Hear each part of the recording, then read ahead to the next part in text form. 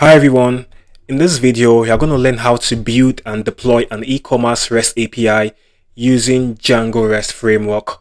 Not just that, you also learn how to integrate a live Postgres database to your application, and you also learn how to integrate Stripe as a payments gateway.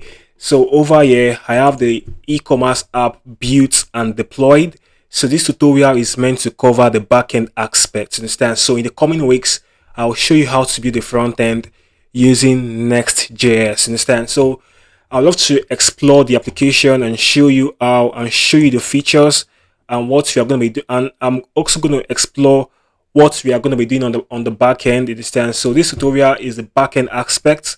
So the next one is going to be the front end part with Next.js, understand? So right now it's time for us to explore this e-commerce web app built with Django and Next.js. You can also find a link in this video's description. So right now I'm going to click on the products, click on this, the Gucci shoe. So right now you can see we can add to carts. If you scroll down, you can see the reviews. You can also, okay, right now I already have my review added. You can see my name is here. If you see, I'm logged in. So I can add my review. I can update the review. I can also delete the review. So right now I already have a review added. So I can simply update it and say 5-star, right? And say, I can also just say great, right? Great, right? So all this will be handled, all these features will be handled on the back end in this video. So click on submit. So right now you can see now it is now 5-star and it's now saying great. So right now I can add an item to my cart. Click on this add to cart. So you can see now the cart has been updated. So I can add it to my wish list if I want to add to my wish list. Now I can see sales remove from wish list.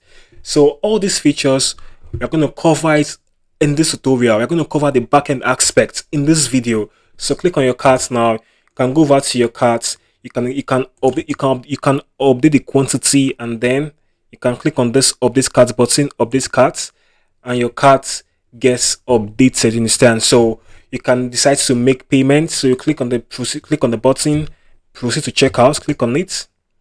You can decide to make payment, right? So over here we are gonna integrate Stripe for payment, and I'm going to show you how to integrate Stripe for payments in your Django REST API projects, understand? So this tutorial is going to be an exciting one, so you don't want to miss any of it, right?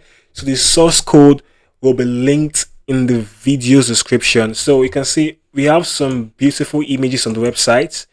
We have all this beautiful gorgeous images. So I'm going to drop a link that contains all the images I use in building this application, so you can use it for yourself. So mind you, this video is covering the backend parts. So in the next video we are going to build the front end with Next.js and then consume the API we are about to build today. So it's going to be an exciting time here. So the link to this site is in the video's description, so you can check it out and you can explore it by yourself and see all the features it has, right? So that's it, and without further ado, let's get started. Okay guys, so right now it's time for us to get started. So I'm going to head over to our command prompt. So go down to the search bar and search for CMD. So I'll look up CMD, right? So here it is. So we're going to create our Django project, and then we proceed with writing our APIs, right? So CMD is up here. So once we are here now, so I'm going to go into my favorite directory for creating my Django project. As for you, you should have a place you want to create your Django project, right? So right now I'm going to go into my document folder. I'm going to cd document. So once I'm here now, I can then say cd Django underscore project. So I have a folder called Django underscore project in my documents directory.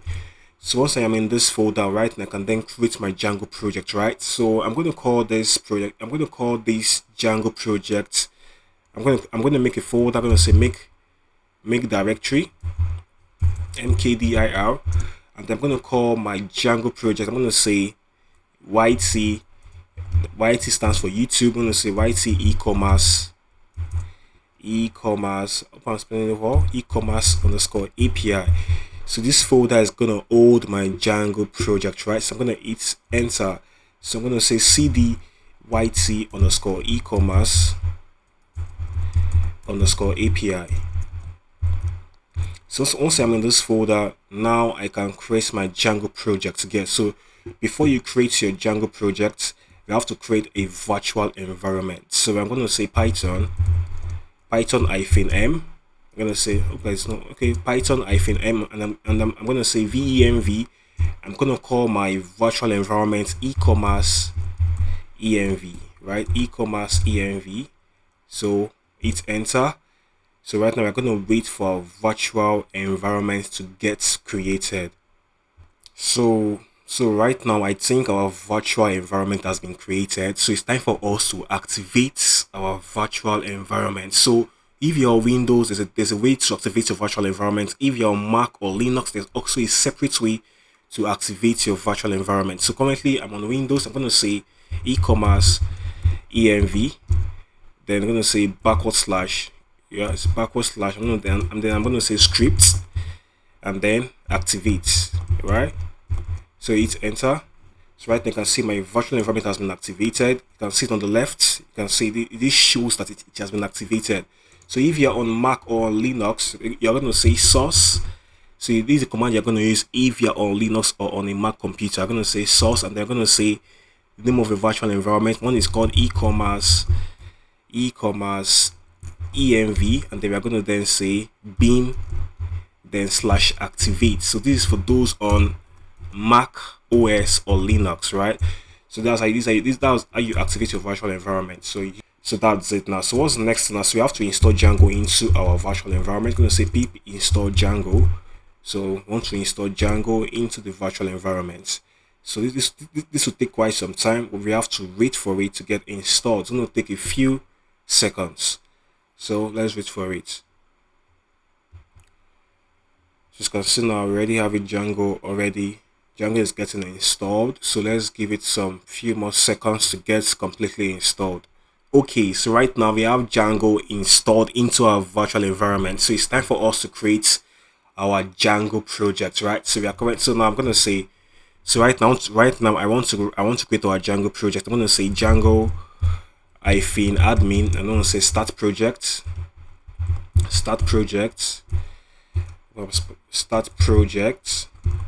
I'm going to call our Django project. I'm going to call it API project.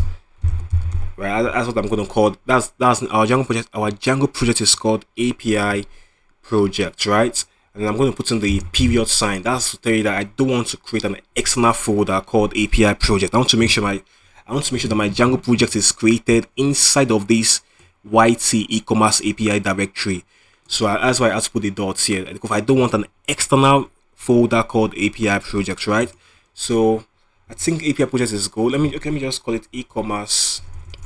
Let me just say e-commerce API. Let's say e-commerce API. I love to give it a more project.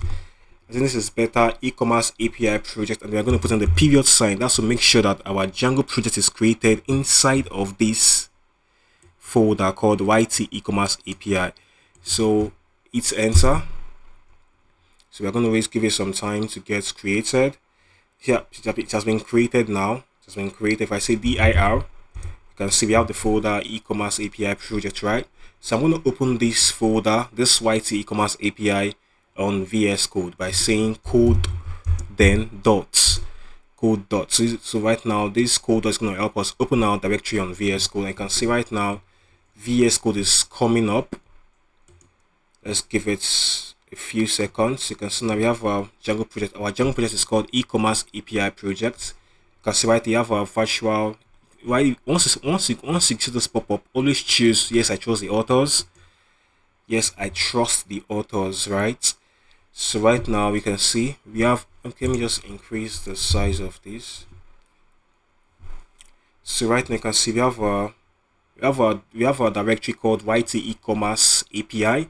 Then we have our Django project called e-commerce API project, and then here's our virtual environment. Yes, and then here is our manage.py file. Okay, so we are making huge progress. I'm going to create a file now called .gitignore. So hit enter. So I'm going to simply pass in our virtual environment into that file. That's because we don't want to push our virtual environment to GitHub whenever it's time for us to push. So there's a file called .gitignore. So I'm going to add my e-commerce env, e-commerce env. So that's it now. So perfect. Now once we are here now, I think we are good to go. Can close the file. So now I'm going to open this 3 ellipses. I can't remember. Is it this? No. I think let me just reduce the size of this. Okay, yeah. So right now I want to open our command prompt on VS Code. I don't have to be switching from this command prompt to my VS Code. I want to use the command prompt on VS Code. So I'm going to use this. Click on those 3 ellipses. Click on it. So before I was so zoomed in, so I couldn't see this. So right now you can click on this hamburger, then choose terminal. But if you can see right now, if you have your 3 ellipses up, you can click on it and then pick terminal. So right now I think I'm going to go back to being zoomed in. So I'm going to click on this hamburger sign, the hamburger menu, and then click terminal, then choose new terminal. So yeah, so here's my new terminal. Okay, so over here, click on those click on the drop down arrow, click on it, and then choose command prompt. So yeah, we are here already now. So yeah, you can see our virtual environment is activated. Perfect.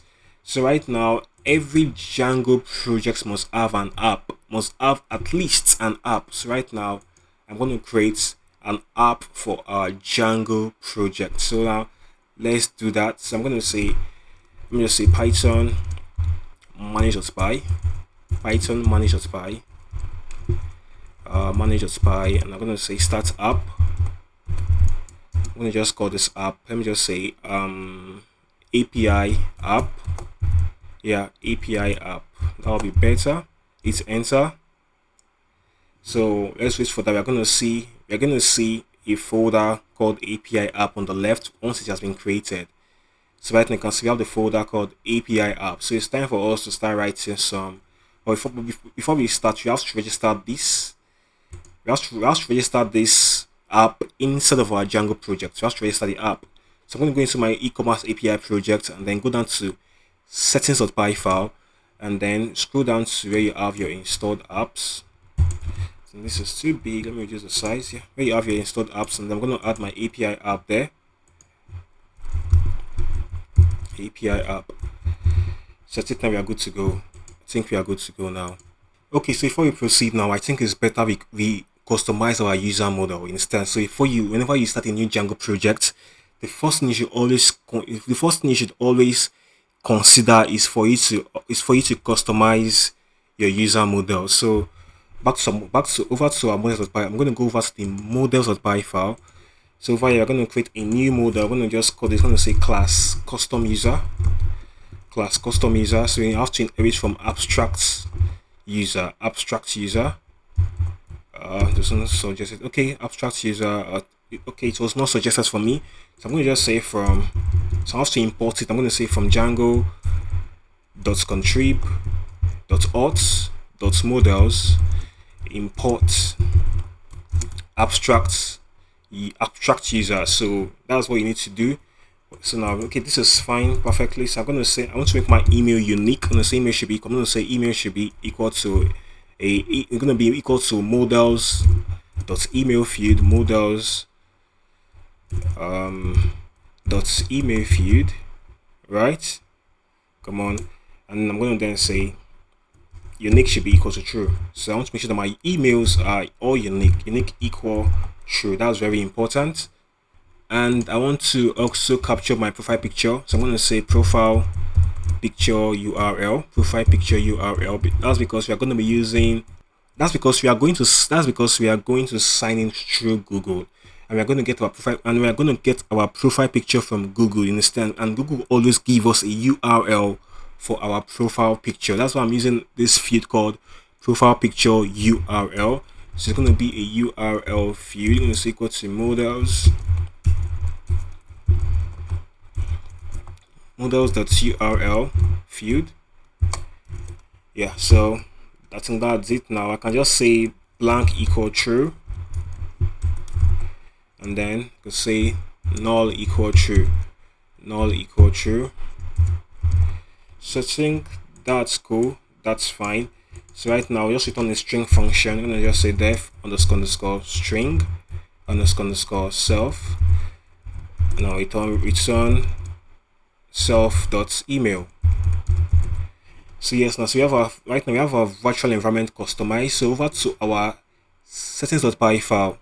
So you have to add this line. Just scroll down. Then I'm gonna come over here and say auth underscore user underscore model. I'm gonna call. So right now we're trying to let Django know that we customized our user model. So we're gonna then point down to our app called API app. Okay, so right now we are gonna say, so it's called auth user model. I spelled model wrongly. So we are gonna point down to the custom user model, which is this, and it's called, and the model is called custom user. So I'll just copy this and then I'll paste it here. So yeah, so it's called auth user model. So then we are going to point out, to the app that holds that model. So the app is called API app, and the model's name is called custom user. So okay guys, so right now I think we are done customizing our user model. So right now I think we are making progress, right? So we are gonna continue. So right now it's time for us to install the package called Django Rest Framework. So go down to your terminal. Let's install the package called Django Rest Framework. So we're gonna say pip install. I'm gonna say Django. It's gonna be a single word, Django, then rest, then framework, a single word, framework, right? Pip install Django Rest Framework. So I spelled the rest wrongly. So Django Rest Framework. So hit enter. So while this is installing, go over to your settings.py file, and then just in where we have the what was it called, the installed apps, yeah, this region. So we're going to add a new package here. We're going to call it rest underscore framework.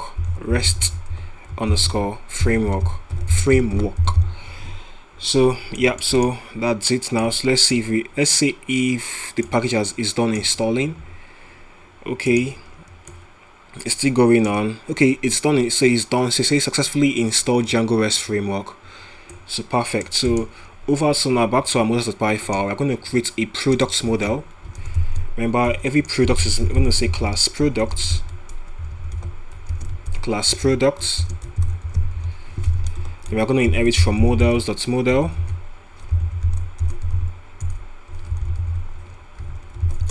Yep. So once we're here now, so every product is meant to have a name, is meant to have a description, is meant to have a slug. You understand? So we're going to start. Going to say from the name of the product. We're going to say the name of the product. We're going to start with the name of the product. We're going to start with the name of the product, right? I'm going to say name should be equal to a models.character field, right? So I'm going to just give it a max length of, let's say 100. That's a lot, but let's just say 100 equal to 100, right? So last, we're going to then say the description. I'm going to say description. So every product must have a description, right? They're going to say models.text field, right? The text field. So right now we're going to also add the price. Every product is meant to have a price, you understand? So I'm going to say price. I'm going to say, yeah, that should be equal to, so models.decimal field. So we're going to say max digits should be equal to 10. That should be equal to 10. We're going to then say decimal place should be equal to 2. So we're going to also add the slug. It should be equal. We're going to say models.slug field. And then what else are we adding? And then we're going to also add the image. Every product is meant to have an image, you understand? It's meant to have a picture that represents this product. I'm going to say image. Okay, image should be equal to, let me just say models.image field. And I'm going to just simply pass in, I'm going to say upload to should be equal to, let me just say products underscore img, and I'm going to say blank should be true and null should be equal to true. So I think we are good to go now. We are good to go. And also every product must belong to a category. So I'm going to create a model up here called category. I'm going to say class category, and I'll say models.model. Our category is going to have 2 fields. The name is going to have 3 fields. The name, models.character field, right? And then I'm going to say max length. Let me just say max length 100. Max underscore length should be equal to 100, and I'm going to give it a slug, models.slug field, and yep. And I'm going to give it the profile. I'm going to also give it the image. Let me just copy this line. This is going to be called category image. Let me just call this category image, and then yeah, I'm going to say I'm going to return the string function.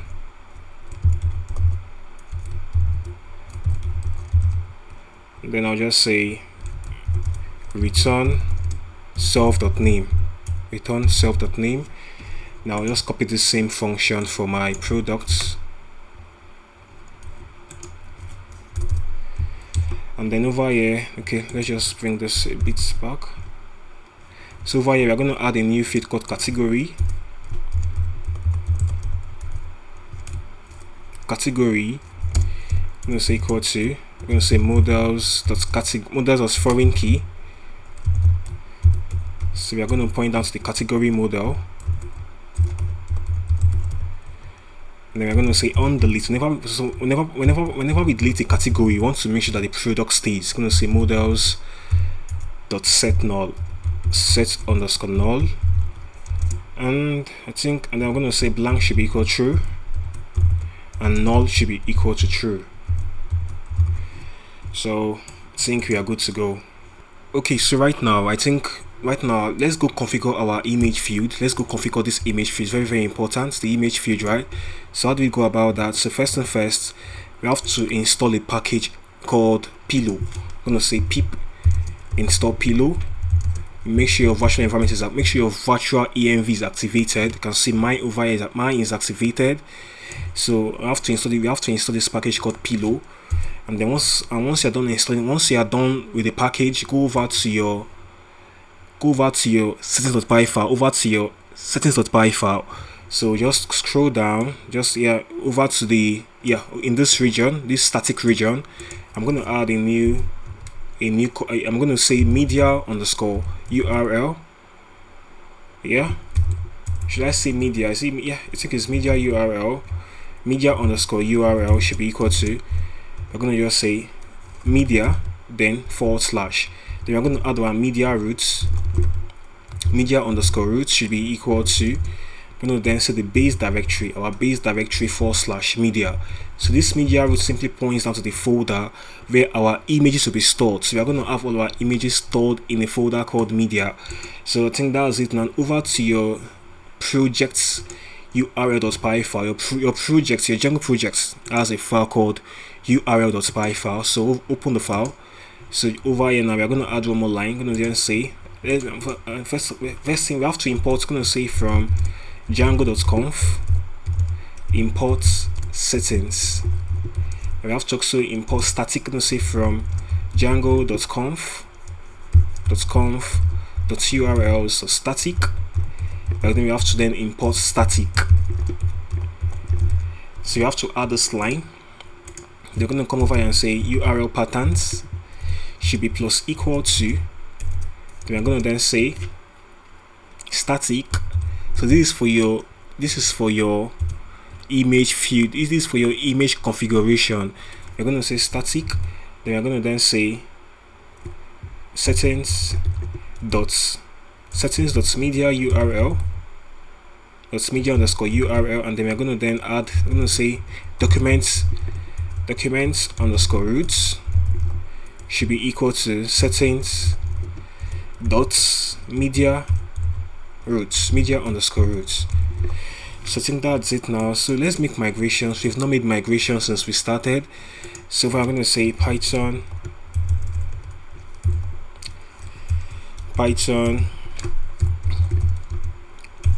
I'm going to say Python manager.py make migrations. So cool. So now we got our 3 models migrated. So right now we got our 3 models. So now let's migrate. Going to say Python manager.py. They're going to say migrate. So hit enter. Cool. So okay, yes, we're making progress. Yeah. So now, so you can run our server. So I'm going to run my server on a different port. I'm going to say 8008. So I'm going to run my server on port 8008. That's because I have other projects. So that's because I have my default port number in use. The default number is 8000, right? So I have that already in use.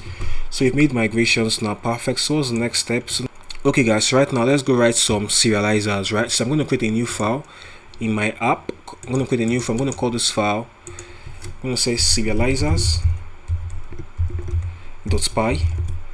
So I'm going to say from rest underscore framework import serializers. Yeah, so now I'm going to say class product serializer. Product serializer should be equal to, first thing, we have to inherit from serializers.model serializer.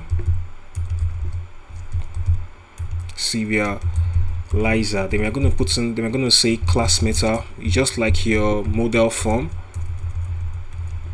We're going to say class meta. Then we're going to say, yeah, model should be equal to products.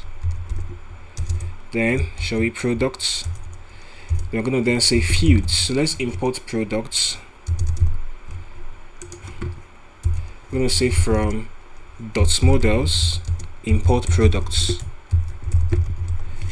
So we're going to add the fields. So we need the ID, we need the name, we need the slug, we need the description, we need the image, we need the price. So these are I think these 3 are good enough. These fields are good enough. So I'm going to add one more field. Let's add the category serializer. The category, going to say class category serializer. I'm going to say I'm going to inherit from this serializers.model serializer. Model serializer. And I'm going to just pass in I'm going to say class meta. And then the model should be equal to category. So let's import category from up here. So remember that this, it's called category. So remember these dots refers to the current folder. We are currently in the API app. So instead of saying API app.models, since we are in the same folder, since these 2 files are in the same folder, we can simply refer to the current folder using these dots. So now we have our category imported now. So I'm going to add the fields. Field should be equal to, then I'm going to just say the ID, the name, and the name and the image. Remember from what we hear on the image. Okay, right now I want to list out all the products for a particular category. Remember, every product is going to have a category, right? So we have to add an extra field here called products, and that product is going to list out all the products for a particular category. You understand? So back to the models.py file. So over here in this category field, we have to add a related name. Instead, we have to add a connection between the product and the category model, right? So now we're going to add a field. We're going to add one more property here. I'm going to call it, it's called related name. It should be equal to, so right now our related name is called products. It's called product, right? So I think we have to make migrations. Let's make migrations now. Make migrations. So whenever you update your models.py file, you have to most times make migrations. Whenever you update a field, understand? So you have to always make migrations. So right now let's migrate. Migrate, where are you? Okay, here it is. It's enter.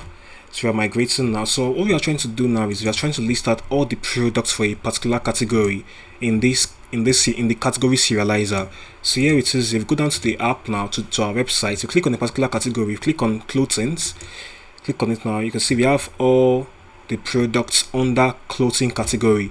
If you click on food, right now you can see we have all the products under the food category, right? So that's what we are trying to achieve over here. So right now just add, so right now you can see now we have added this field now, we have added this related name. This serves as a link between the two models. So automatically we have a field called products in the category model. We have a field, this is now a field in the category model, in the category model you get. So back to our serializer.py file, we're going to add a field here. It's called products. So right now we're going to say product should be equal to product serializer.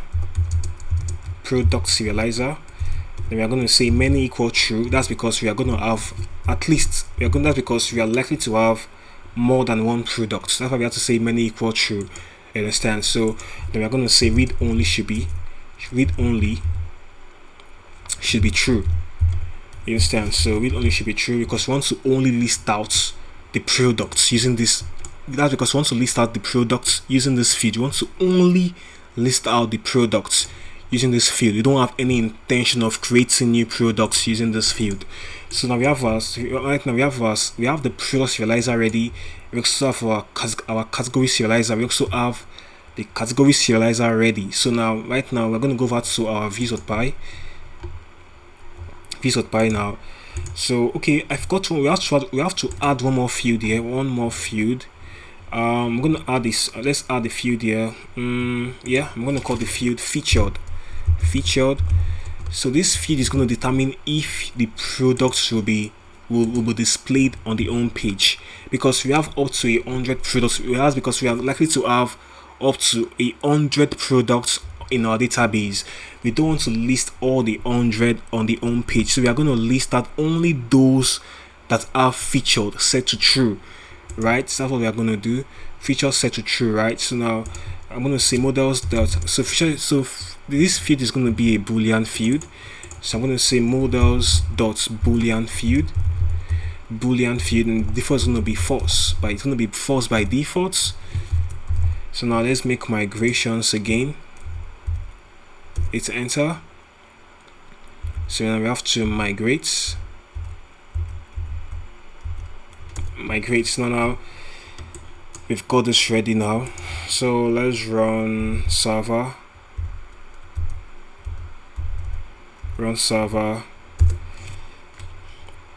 So we have our server coming up again. So now over to our views.py now. So I'm going to just say, so we are going to use the function based view. You get, so I'm going to just come over here and say def. Okay, now so back to our views.py now. So we're going to say product list. So we want to have our list of product list now.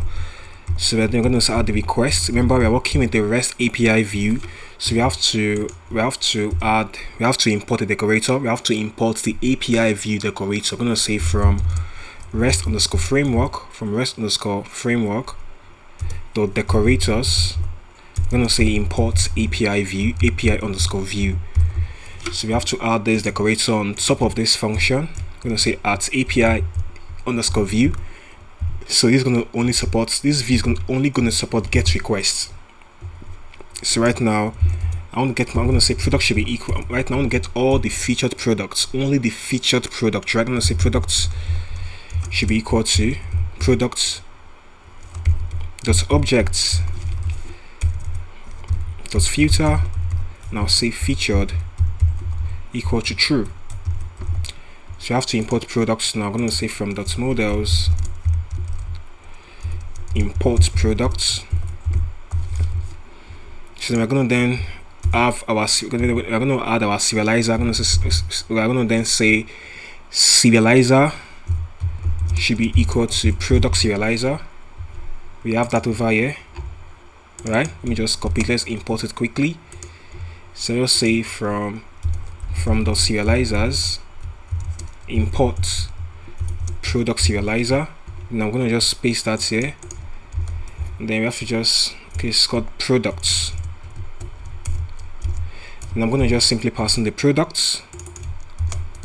Now say many equal true. That's because we are going to have at least, that's because we are likely to have more than one product. Many equal true, and then I'm going to return a response. We have to import the response. I'm going to just say from rest underscore framework dot response, we have to import response. So we've got response. Then I'm going to say return response, and then we're going to say serializer.data. I find it sometimes hard to pronounce the word serializer. So we have our response there. Perfect. So this is for our product list. Remember, here's the product list here, the home page where we have all our product listed out. You can see it's called featured products.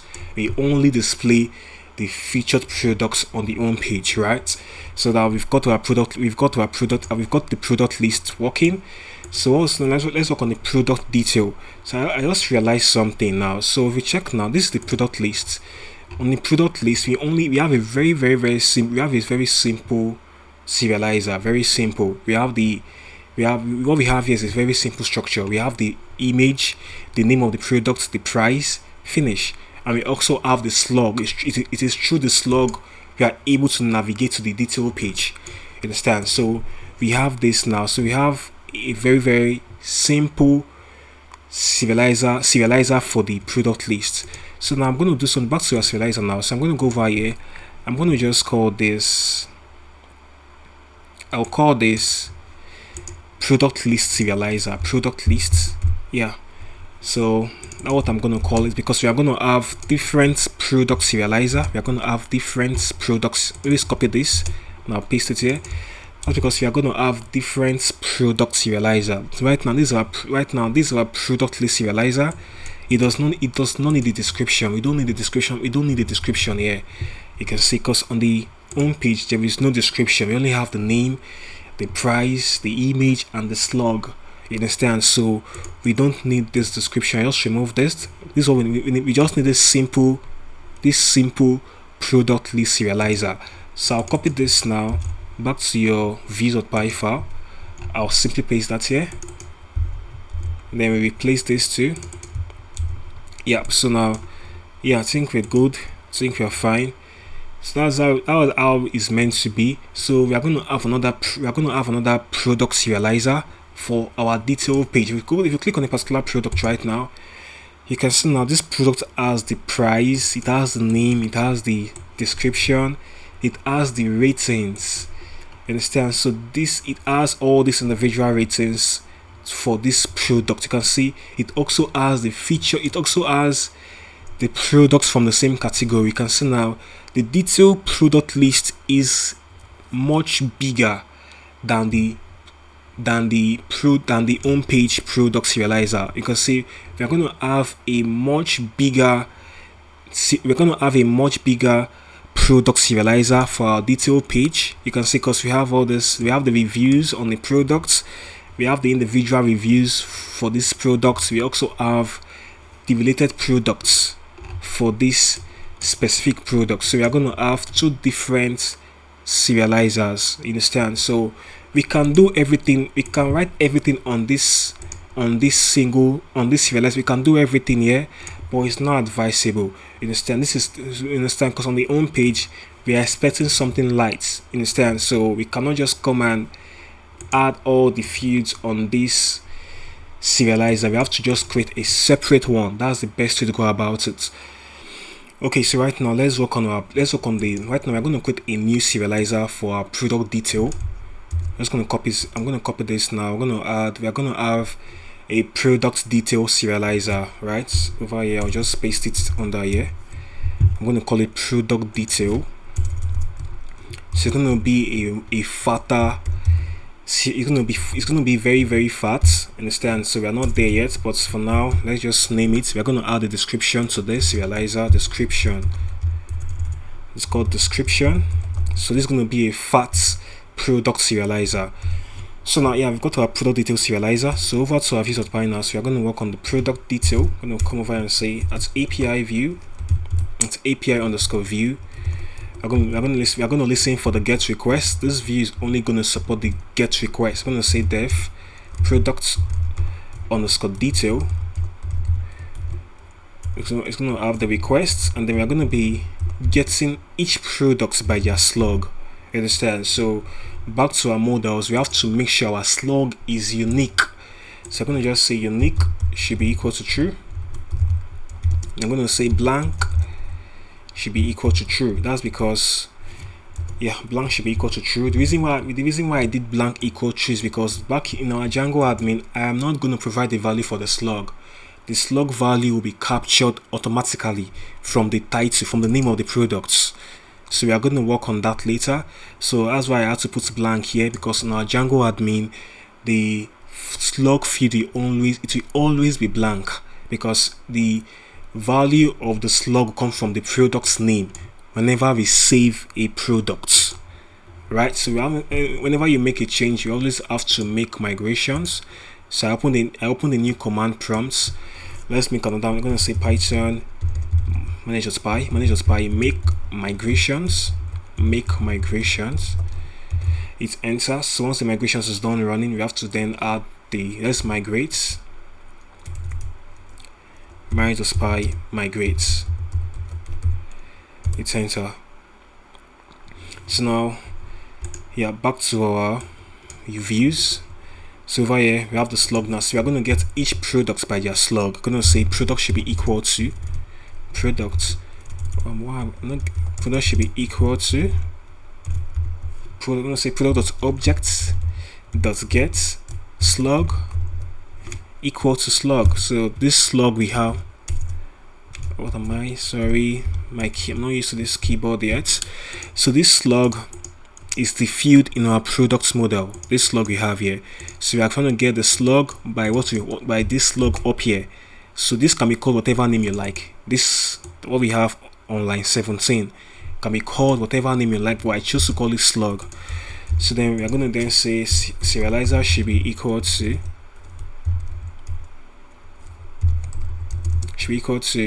product detail serializer. It's going to be product detail this time. Just copy this. We have to then let's just import it. And then over here I'm going to say products, and then we are going to then return. So remember, this time we are expecting just one product. That's why I did not add many equal true here. But in the product list we are expecting at least we are expecting more than one product. That's why I had to add many equal true. So now I'm going to just say return response, and I'll say serializer.data. So we've got to our product view, we've got to our product list, we've got to our product detail. So what's the next? Let's add our category. I'm going to say let's just add this API view. I'm going to add, let's call it def category list, category underscore lists, and then we're going to just have the requests. We're going to say categories should be equal to category that's objects, that's all, and they're going to have a serializer should be equal to category serializer.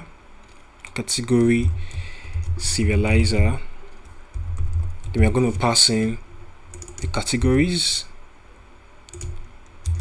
Then we're going to say many equal true. That's because we're expecting more than one category. We're going to return response. Now let me just say return the serializer.data. Return response. we're going to say serializer.data, serializer.data. So now let's import category. So we're going to just hold down control and the period sign, hold that too, so you can see the suggestion add from dot. If we are going to add from this, so do the same thing for your category serializer, hold down the control key and then period on your keyboard. Then you can see we have the suggestion here, add from the serializer. As you scroll up now, you can see we've got this updated. Perfect. So now, yeah, so we are done with our views now. Let's go work on the URLs for these views. Okay, so before we had the URLs for our views, I noticed something. So on our home page, here's the website. So we have the categories on the home page, and the categories it only lists out the image, the name, and the slug. That's what we have listed on the home page, right? So on the detail page, that's where we have the products under a specific category, you understand? So back to our serializer, and I want to just separate things. So this is going to be our category detail serializer. So I'll copy this. So we're going to have our category list serializer. So I'm going to, in the category list, we don't need the products. I'm going to remove this product. We don't need it because on the home page we only need the name of the category, the image, and the slug. Did I have the slug? The slug is also important. I don't think the model has the slug. Back to our category. Okay, it has the slug. Perfect. So the name, the image, the slug. Yeah, we've got this already. So back to our models.py file. Go back to your views.py file rather. So I replace this with category. I'm going to replace this with category list serializer, and up here has to be replaced. Alright, now let's work on the category detail. The category detail serializer. I'm going to say def category detail, category underscore detail. So we are going to have the requests and the slug. So yeah, on the slug, so I'm going to pass in this decorator on top of the view. So we're going to get the category by the slug. I'm going to say category should be equal to category dot objects dot get slug equal to slug. So we're going to return our serializer. Serializer should be equal to category. Let me just copy this to be faster. Category detail serializer. Copy it. And then we're going to pass in our category. And they're going to return a response. Return response. I'm going to say serializer.data. I'm going to say serializer.data. Yeah, so let's import this. Hold down control and period, control and dot. Understand your control and the period sign on your keyboard, or the full stop, the dot sign, whatever it's called in your place. So now we've got our views ready for the product and the category. So right now let's go create the URL patterns for this view. Over to your app, our API app. We're going to create a new file. We're going to call this file urls.py. So in this file, I'm going to say from django.urls, we're going to simply import paths. And then I'm going to say over here from dot import views. So over here, I'm going to just come over here.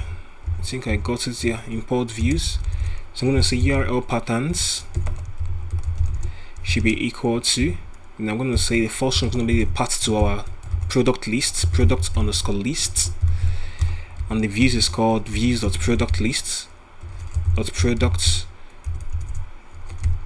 underscore lists underscore list, and the name is equal to products underscore lists. So something for our product detail, going to be product underscore detail products.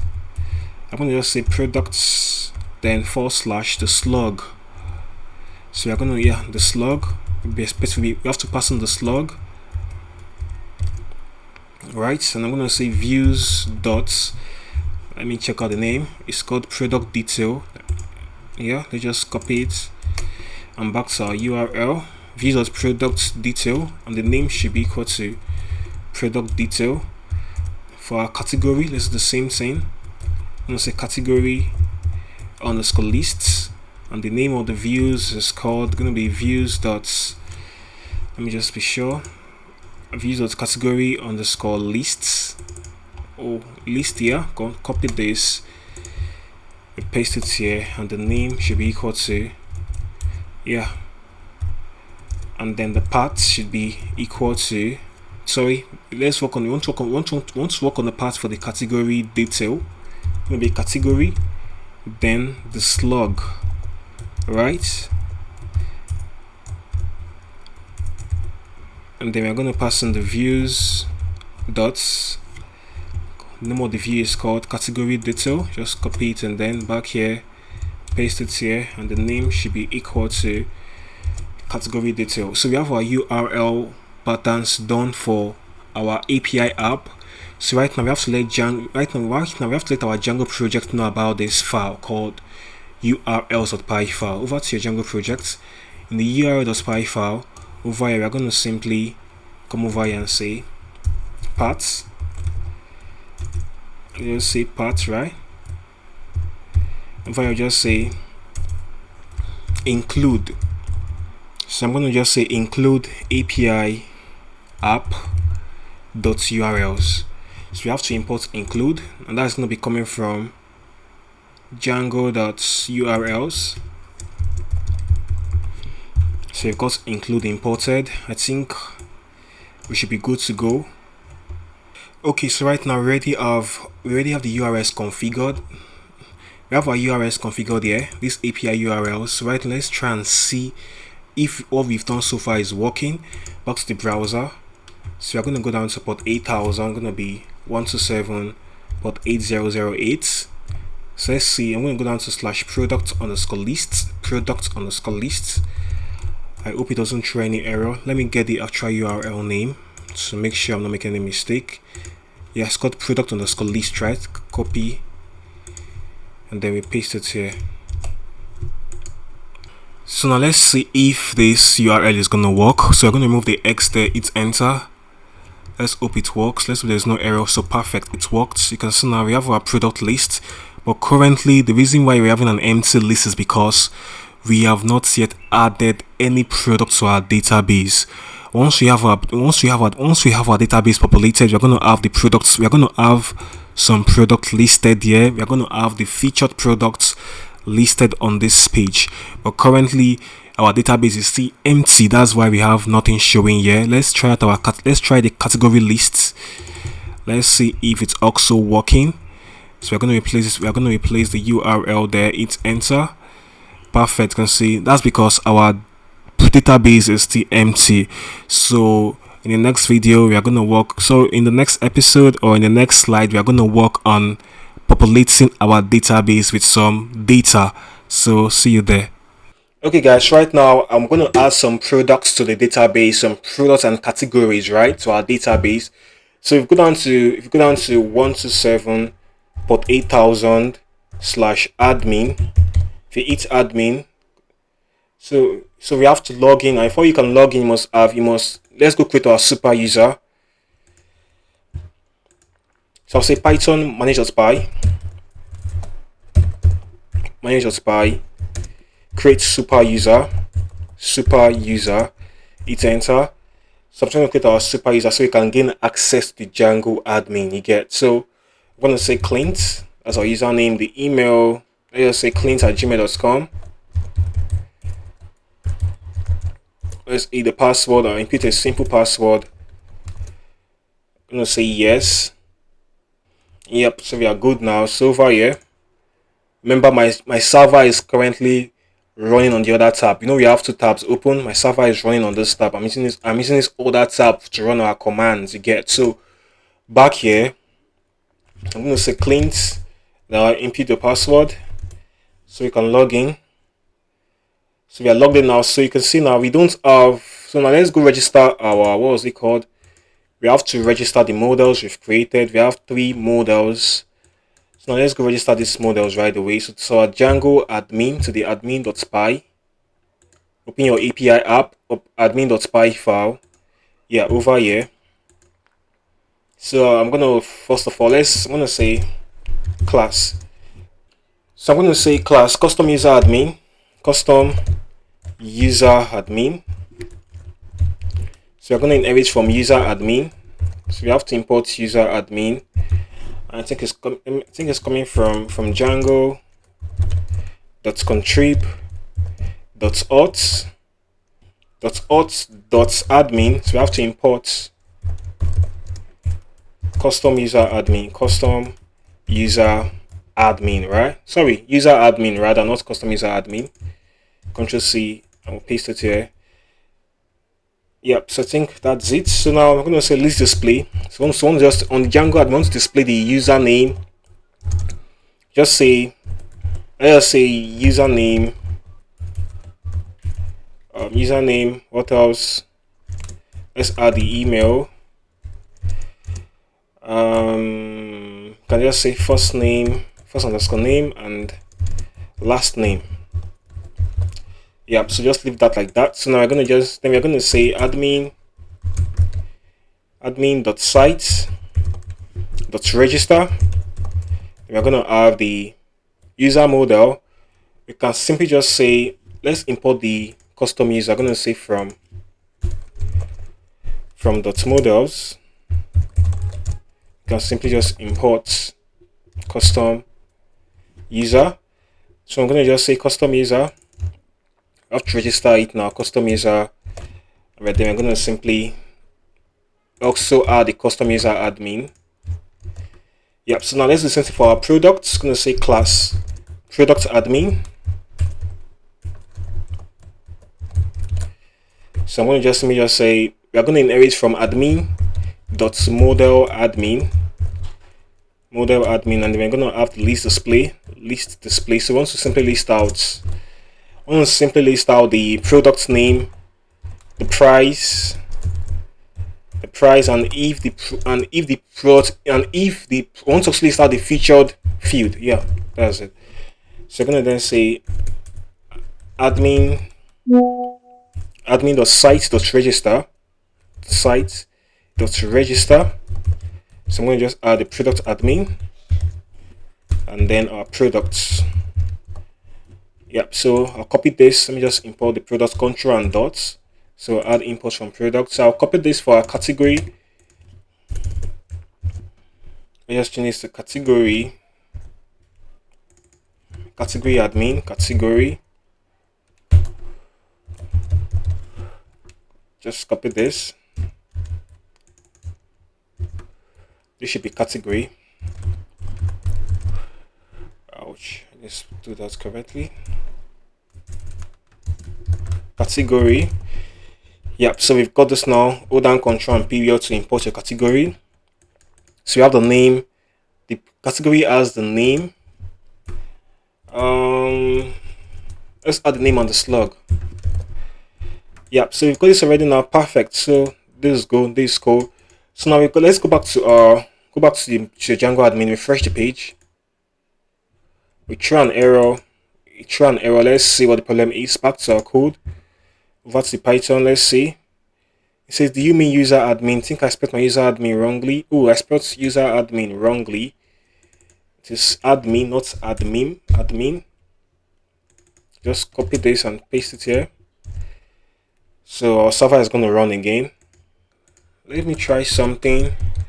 I think product has to come first. Let's see. Yeah, I think the model has to come first, then the admin comes next. So now let's switch that again. Control X. That should be the problem. I see where it's pointing out. The error was coming from line 110. So okay, don't worry. Let's just follow what I'm doing now. The model comes first. So now let's run the server again.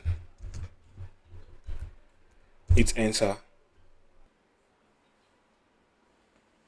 So our server is up again. So now run the server, refresh the page.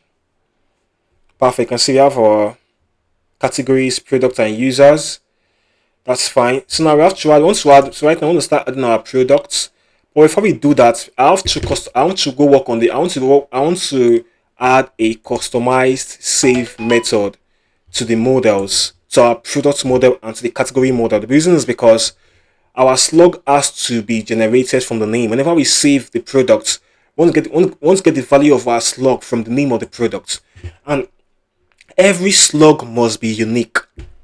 Every slug must be unique. So right now let's work on that. So right now I'm going to work on a customized save method that's going to help us generate a value for our slug, not just a value but a unique value for the slug. Instead, so over here I'll paste in the line, I'll paste in the code. I'm trying to make things faster, so we have to import slugify. So I'm going to explain what the code is doing. So I'm going to say from django.utils.text, I think. I'm going to say from django.utils.text import slugify. Yep. So now we've got slugify imported now. So what's happening is this now. So first of all, we check if the slug field is empty. We are going to give the slug a value by slugifying the value of the name of the products. Then we have a new variable called unique slug, and then we set the slug to unique slug. Right, that's it now. So from this part downwards, what happens here is this now. This part helps to make sure that every slug is unique. If a slug already exists, this part of the code is going to simply help us add add a number to the slug to make it unique. If a slug already exists, you understand? So this part of the code will just help add a number to make the slug unique, because every slug has to be unique. You understand? So this is already, and back to our category, back to the category model. We have to also make this unique. I'm gonna say unique equal true, and should be equal to true. And I'm gonna say blank should be equal to true. So I'll do the same thing I did for the product. I'll paste the same code here just to help us make the slug unique. Is super important. So now I know, now I tampered with our models. I have to make migrations again. So let's make migrations. Then we are going to migrate again. So we're almost done. We're almost done with this part. So let's migrate. So let me just say Python -py migrate. Hit enter. Let's migrate. Yeah, so now I think I can run server. Run server. Okay, don't need to run server. Server is up already. So yep, so now let's add a new product. So click on add. Add now description. I'm going to get our description. We're going to use lorem ipsum for our description for now. Lorem ipsum. And okay guys, so as for all the pictures I used on this website, I'm going to drop the Google Drive link in this video's description. So you're going to have access to all the pictures I used to build up this web application. Understand? So you're going to have access to high quality photos for your e-commerce website. Understand? So you will find the link to the Google Drive in the video's description. Understand? So yeah, so that's it now. So I'm going to get some lorem ipsum text for our description. I'll just copy, just get this, Ctrl C, back to here. I'm going to paste this here, and I'm going to pick an image for. I'm going to pick an image. So I'm going to pick an image. So through the image now, I could pick a MacBook. So I have a folder where I saved my images. For now, I have some images. Let me pick the folder. So let's start with this. Okay, I have this ones here. Don't worry, I'm going to give you a complete list of about 30 pictures you can use for your project. So I'm going to pick this Samsung gaming pad. So yeah, I'm going to call this, I'm going to say Samsung gaming pad. I'm going to get the price of $120, and then don't worry about the slug. The slug will handle itself. So we also need a category. I forgot. So I'm going to add a category now. Click on this plus icon. I'll just say gaming. Don't worry about the slug. So I'm going to give it an image. Should I say game? No. Okay. I'll pick this as its icon. So this is going to be called electronics, not gaming. Electronics. As the name of the category, electronics, right? So click on save. So now we have electronics there now. So yeah, so the slug is blank. So click on save. Perfect. Now you can see we have Samsung Gaming Park. Click on it again. You can see we have got the slug over here. Perfect. And so this is a slug. That's cool. So now we're gonna add. So you're gonna add as much product as you want to add. Don't worry. You're gonna find the link. You're gonna find the Google Drive link that contains all the images for this e-commerce project in this video's description. So I'll add this now, and I'm gonna add another product. Let me pick another. I'm gonna pick this. Let me pick this Apple robot. This camera. I'm gonna call it Apple robotic digital camera. The price, let's just say $500. Electronics, and then save. So now we have this two. Now we have these two products added. So you can add as much as you want to. You can remember you have to add up your categories. Electronics. We have electronics. I'm gonna go for, we have food. Right, so let me just pick an image for food. So I'm going to pause the video and add up this category so I don't waste time. Okay, so I already have my categories added. I have 5 of them, so you can go ahead and add yours. So right now, so I have 2 products added now, so I think we are good to go. I think it's time for us to implement. So if you go down to your category list, if you refresh this page, you can see now you have your categories. Perfect. Go down to product list. We're going to have 2 products. I'm going to say products underscore list. Hit enter. Yeah, we have 2 products there. That's fine. So now, yeah, so what's next now? So next step, I want to show you how to add items to carts. Let's work on that next. Okay, so right now let's go work on adding products to our carts. So go over to your models now. We have to add the carts model and the cart item model. So I'm going to say class cart, right? And then I'm going to say models dot model. Right now we're going to simply add. We're going to say we're going to get the cart code is going to be the first field. You're going to say cart code should be equal to models as character field, and I'm going to say max length should be equal to, let's say 11, and it's going to be unique equal true. Right, so now we're going to add the created ads underscore ads. That should be going to be equal to models dot date time field, and we're going to say auto underscore now underscore ad should be equal to true. We're going to capture the time, the date the cart was first created. We're going to also add the updated ads, updated underscore ads. That's going to be equal to models dot datetime field. It's going to be auto underscore now equal true. So I'm going to return the string function. It's going to be def underscore xtr underscore self. We're going to return self dot start code. Alright, let's work on the cart item. Remember, the cart item are simply the products in a cart. That's what the cart item mean. So I'm going to say class cart item.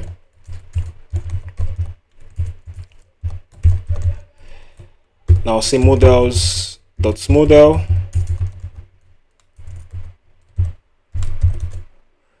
Yep. So once you've done this now, so we're going to link up to the carts. Remember, a cart is meant to have cart items, so the cart is the parent right now. We're going to use a foreign key to link up these 2 models. I'm going to say models as foreign key. Going to link up to the carts model, and then we're going to say on delete. Whenever I delete the cart, I want to make sure the cart items are also deleted. And if I delete the cart, I want to make sure the items in the cart are deleted. I'm going to say models.cascade. I'm going to say, yeah, that's it. Model.cascade, that's fine. And we're going to have the product. So I have to add the related name here. Let me add the related name. I knew I was forgetting something. Related name should be equal to cart items.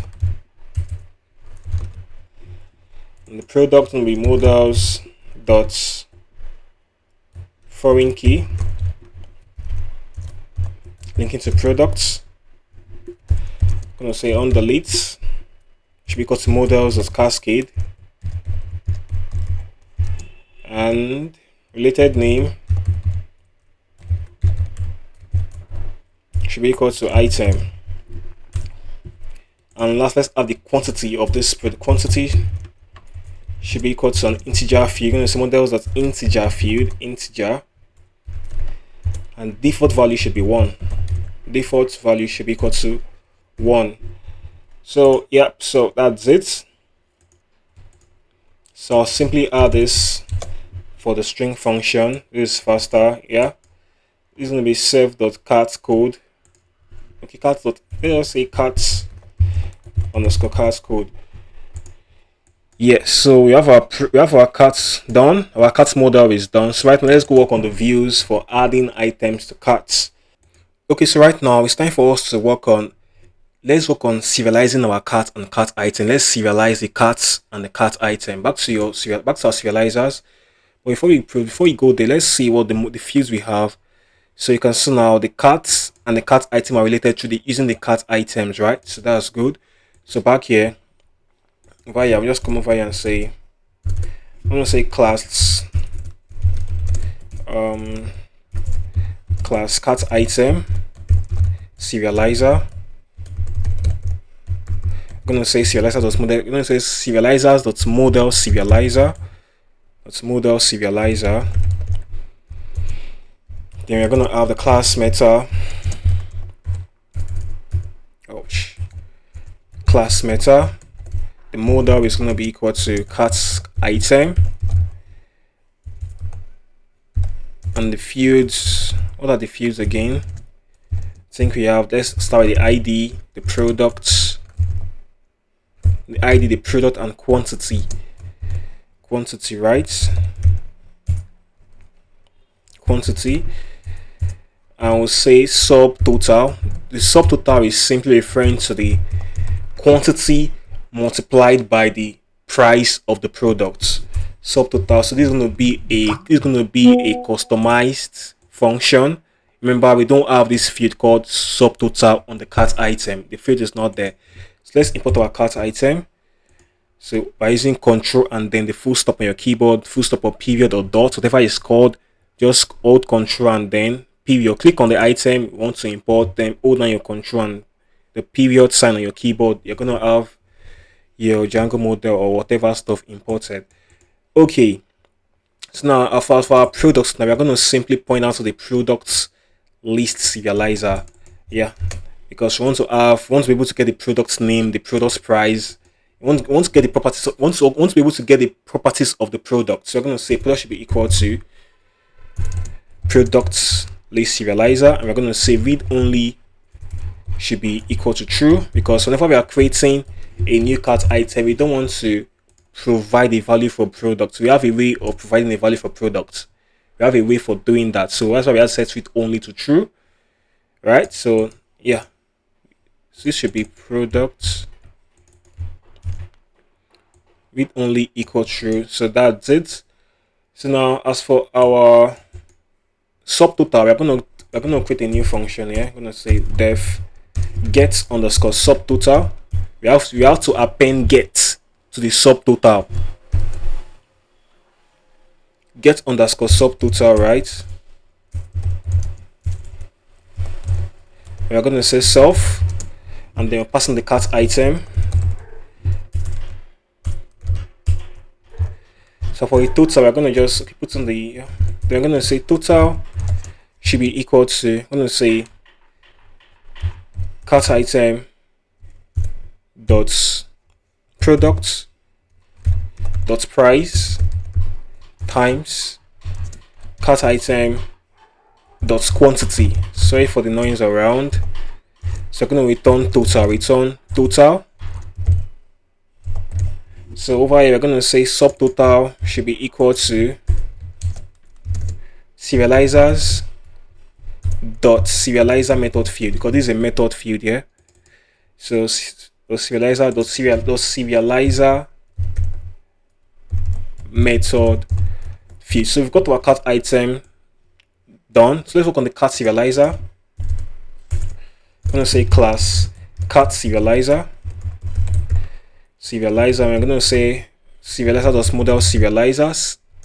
.model serializer. Don't worry, the source code is going to be in the video's description. So if you can't write along with me, you can always go and copy the code from the source code. But make sure you understand what is going on. Make sure you understand what I am doing. It's super important. So now I'm going to say class method. I'm going to say model should be equal to carts. And the fields for the carts should be equal to, I'm going to say we need the ID. I think we need the cart ID. We need the cart code. We need the cart items. Remember, we have the cart item. The cart items is not on the cart model. It is a link between the cart and the cart item, and this is a field. This is a field. This cart item is automatically a property under the cart model. So I'm going to add this cart item over to my over to the serializers cart items, right? And it's going to simply point over to cart item serializer. Yeah, let me just paste it here. It's going to point to cart item serializer. I'm going to say read only should be true, and many should be true. That's because a cart can have several cart items. That's why we have to have many equal true. Yeah, so we've got our cart serializer. So let's import the cart. So now we want to get the cart total price, the cart total. Let's say cart total. So I'm going to use, so right now I'm going to just say def get underscore cart total. And I'll say self and then the cart, the current cart itself, right? So this refers to the current cart item. This refers to the current carts we are working with. So how do we get the cart total price? It's simple. So we're going to first say items. We're going to get all the items in our cart first. We're going to say carts dot cart items dot all. That will give us all the items in our carts. No, Ctrl Z. Copy this. Dot all. So right now we're going to use list comprehension. I'm going to say total should be equal to, I'm going to say for item in items for item in items. Then we're going to say item dot quantity times item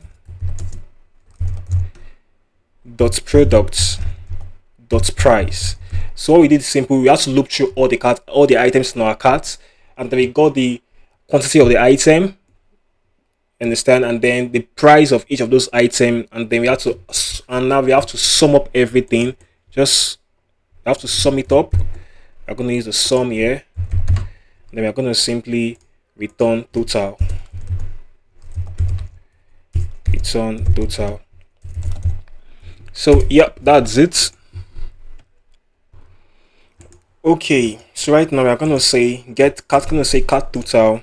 I'm going to say cart underscore total should be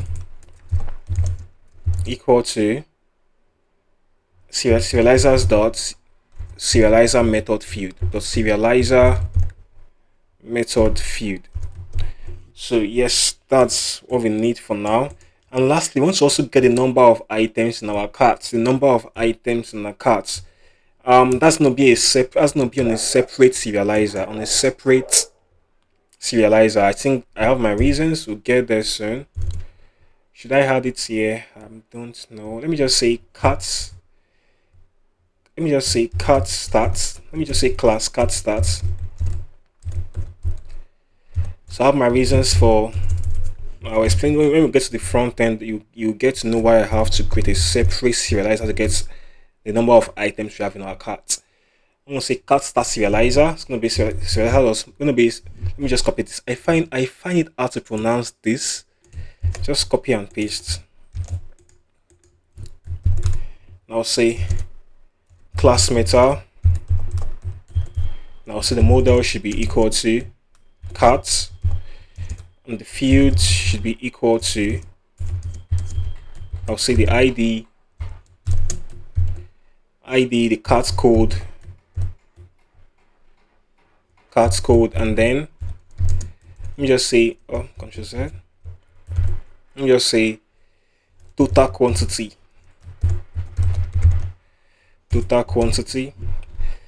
So I can copy this, Ctrl C. Now paste it here. This is going to be called total quantity. Instead of cart total, it's going to be called total quantity.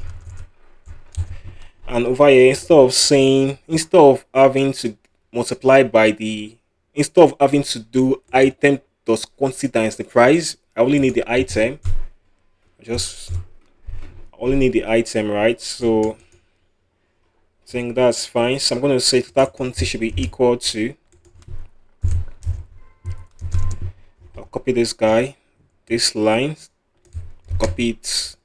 That is our serializers methods. That's our serializer method field. I don't know why I find us pronounce it, but I'll get it. I'm getting it. Total quantity, yeah. So we've got our cart start serializer. That's separate. Now, perfect. Now, so right now it's time for us to work on adding items to our cart. So let's work on that next. Okay, right now it's time for us to start adding items to cart. So I noticed some mistakes and there was some typo. This is meant to be item.quantity, not items. And this is meant to be item.quantity, not items, right? That was the typo. So back to our views.py now. It's time for us to start adding items to cart, right? So over here, we're going to start at API view, at API underscore view. Then I'm going to put in the post request. I'm going to say add to cart, def add to cart, add underscore to cart. We're going to add the request, right? So you're going to be expecting our cart code from the front end. I'm going to say request. We're going to be getting our cart code from the front end. I'm going to say request.data.get cart code. So you might be wondering, how are we going to get the cart code from the front end? Our cart code is going to come from the front end. So that's it now. Also, we're going to get, we're also expecting our product ID. I'm going to say product underscore ID should be equal to request.data.get product underscore ID, right?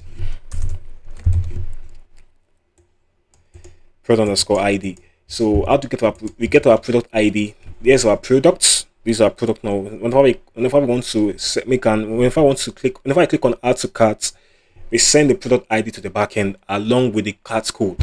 So that's what we do. And then I'm going to say cart created should be equal to cart.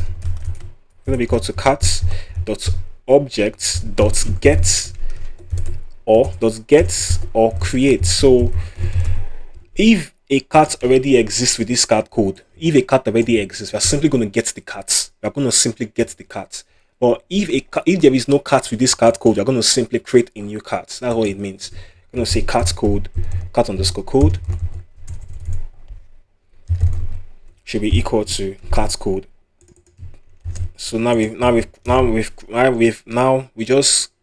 just created our cart with this line. We created our cart to get. So I'm going to import the cart. So I want to get our product. Now I'm going to say product should be equal to product dot objects dot get ID equal to product ID.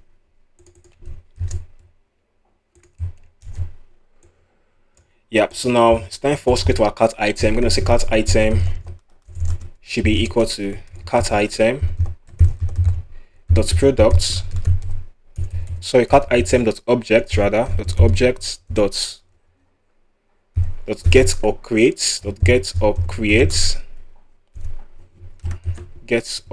So we have to pass created here. And by using cart item, then I'm going to pass in created. If you have to import cart item, control and dot, then I'm going to say get or create product equal to product and then cart. equal to cart. Then we're going to then update the quantity. You're going to say cart item dot quantity should be equal to 1, and then we're going to say cart item dot save. Then we're going to return a response. I'm going to say serializer should be equal to, I'm going to say cart serializer. I'm going to just pass in the cart. Yep, so let's import, let's say import cart serializer. I'm going to return a response. Return response. Say serializer.data. Serializer.data. So that's it. That's it now. So we just added an item to our cart. Quick and simple. So before you can add an item to cart, you must always send the cart code, the product ID. Yep. So we've done this now. So let's go create a URL for this view. URL. Let me close some of these guys that we don't need. So this function is called add to cart. Over here, I'm gonna say path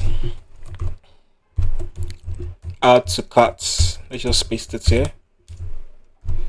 Now say views dot add to cart, and the name is going to be equal to add to cart.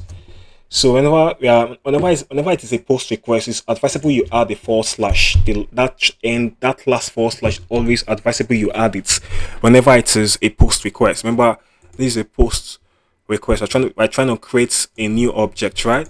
And let's hope it works. So I'm going to go down to my admin and let's register the. I'm going to register the. Let's say admin.site. Admin.site.register. I could just say cart. So we have to import cart. Cool. Now, so it's time for us to test what we've done, and let's see if it's working. Okay, so right now let's make migrations. I don't think we've run migration for our cart and cart item. Let's try making migrations for these two. So make migrations. Python say Python manage.py. Make migrations. Let's say your pattern has no paths. Let me see. Let me get a mistake. Oh, this should be a comma, not a full stop. So now let's make migrations. Hit enter. Now let's migrate.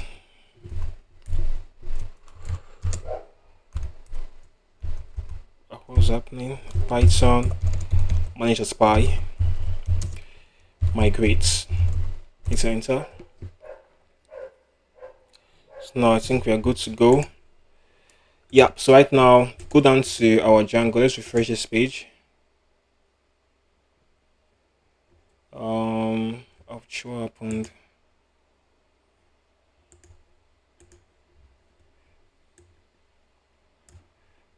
Oh, train trunk. Carts on delete. Okay, I think we made a mistake on the carts. This line. Let's check out the carts model. And this was cascade. Let's run the server again here. Run server. I think we are back. So now let's register our cart item. I didn't register the cart item. Let's register it. Cart item. Yeah, hold down control and period. Add. Yep, and I hope we have our cart item imported. Cool. And back here. Refresh. Yeah, I've got our carts and cart items. That's perfect. So right now, what do we need? Let's try and see if we can add items to cart successfully. Let's see if we can do that. So go down to your Visual Studio Code. I'm gonna go down to my VS Code. I have if you don't have, there is an extension called what was it called again? Got Postman. If you don't have this, look up Postman. Search for Postman and make sure you have this extension installed on your VS Code. As for me, I already have Postman installed. It stands for you go install Postman on VS Code. So once you've done that, so I think I have my Postman is hidden in these three ellipses. Click on it. You can see I have my Postman here. I have my Postman. It's coming up. Okay, guys. Right now it's time for us to add items to our cart, right? So our Postman is open. So click on this button, this orange button. Click on New HTTP request. Click on the button. So you can see a new request is coming up here. So I'm going to close this left panel. I need some space. So now, yeah, so you can see now I'm going to impute let's enter our URL. Because 127.0.0.1 and port 8008. And our endpoint is called add underscore to is add to cart, right? That's the endpoint. You remember from the urls.py file. It's called add to carts, right? And don't forget to add a /. Here's what put on the / there. Remember, it's a post request, post, and then click on body. Click on body over here. Click on form data.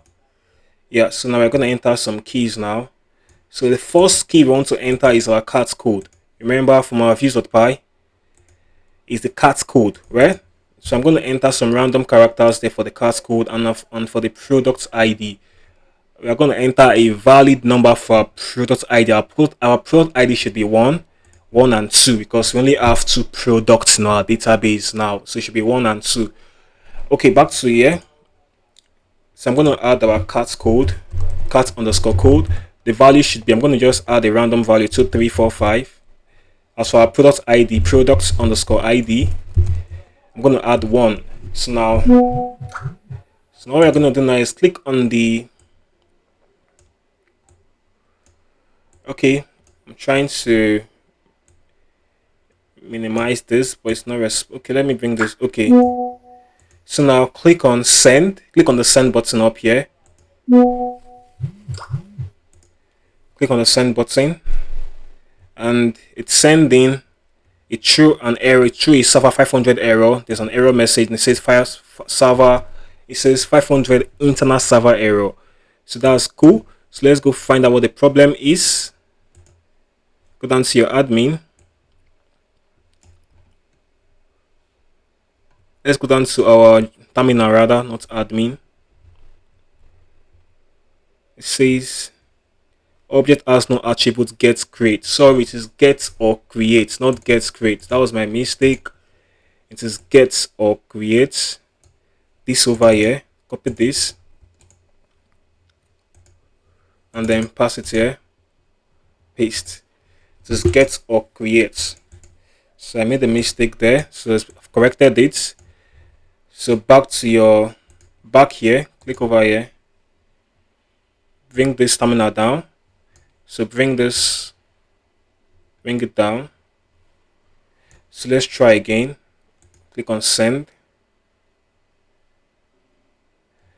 Oh, the same error message again. I don't know. Let's see.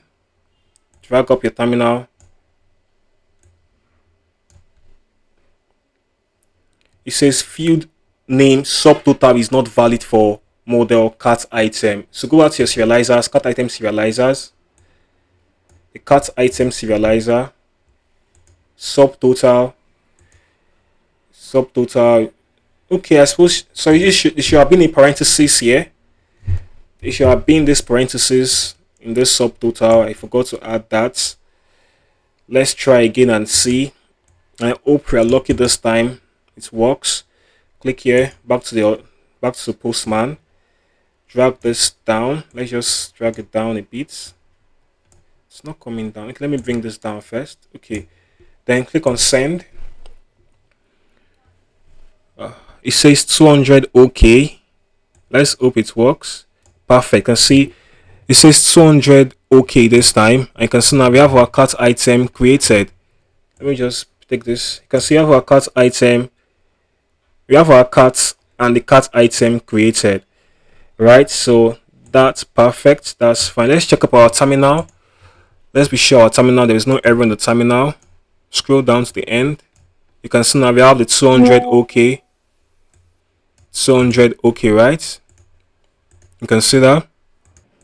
Okay, now, so we have successfully been able to add items to our carts, right? So if we back here again, if you try sending again, if you click on this again, you can't add an item to your cart more than once. No, you only add an item to your cart once, and then you go over to your cart and update the quantity.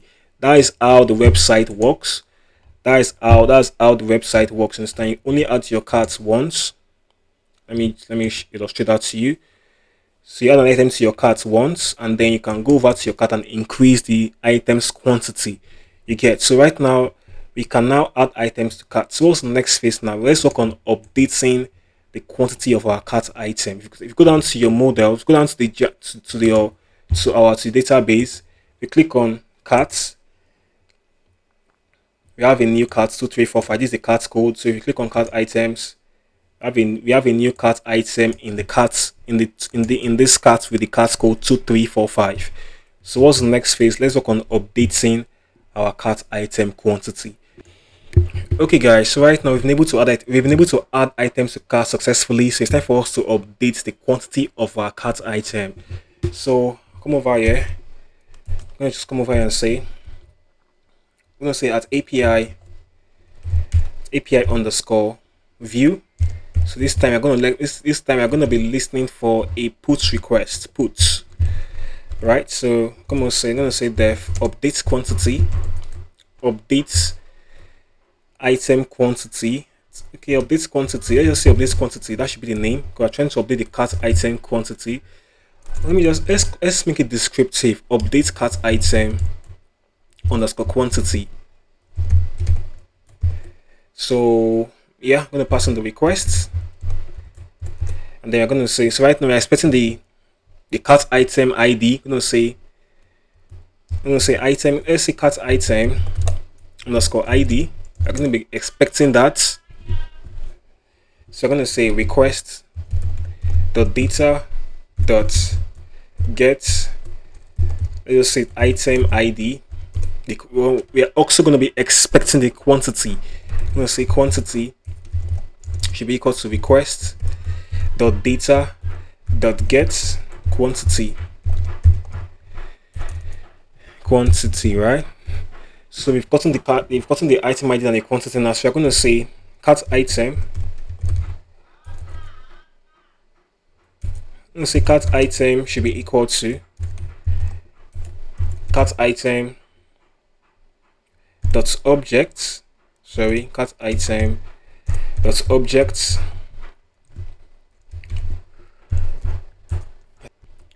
So we're going to say cart item dot object dot get ID should be equal to cart item ID. Copy this. Now paste that here. And then we're going to say cart item dot quantity. Cart item dot quantity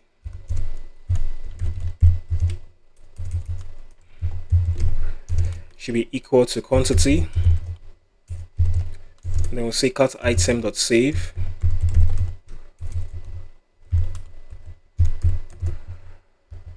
And then what's next? We're going to say serializer should be equal to cart item serializer.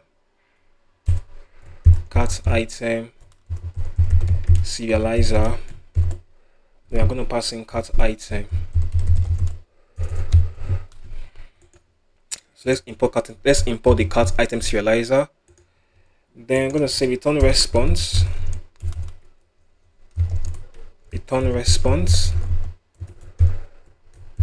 And I'll say data should be equal to serializer the data, and the message should be equal to, let's say, cart item updated successfully. Cart item updated successfully.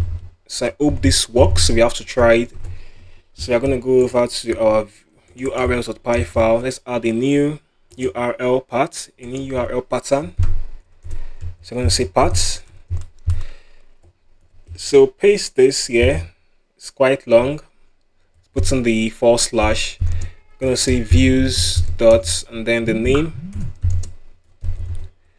should be equal to this here. Okay, so we've got that already. Update cart item quantity. So it's time for us to try this on Postman. I hope this works quickly.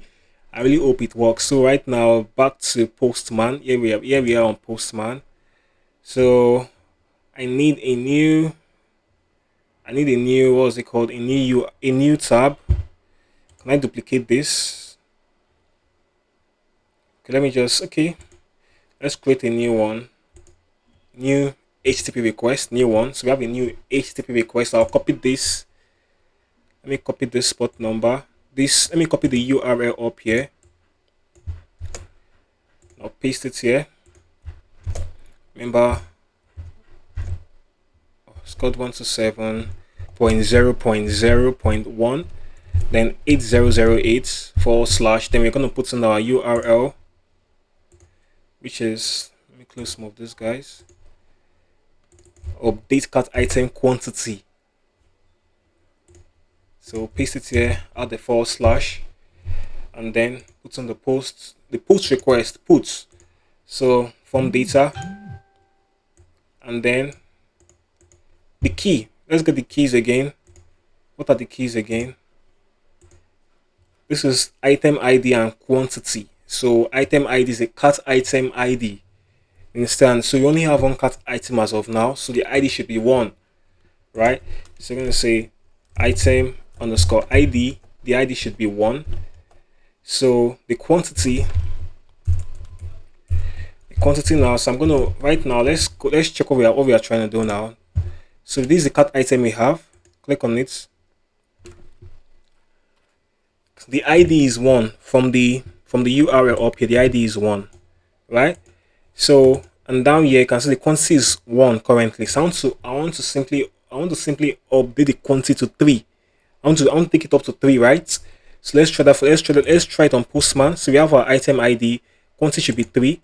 Add 3 there, and then click on send. Let's hope it works. Send. A trace server 500 error. Scroll down. Okay, I know what to do. So come over here. It says can't multiply sequence of non-int of type. Okay, so I think I know what the problem is. Remember, we are trying to multiply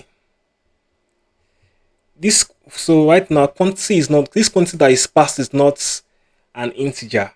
It is a string. So you cannot multiply a string and a decimal value. You can't multiply them together. You can't. So what's happening here is that we are going to simply convert this. We have to convert this quantity to an integer. So I'll say quantity should be. I'm going to say quantity should be equal to int quantity. It's int quantity, right? So now I just converted quantity to an integer, and I hope it works now. I hope it works. So let's make sure our server is done reloading. So back to Postman. Bring this down to, and then we have 3 as a quantity.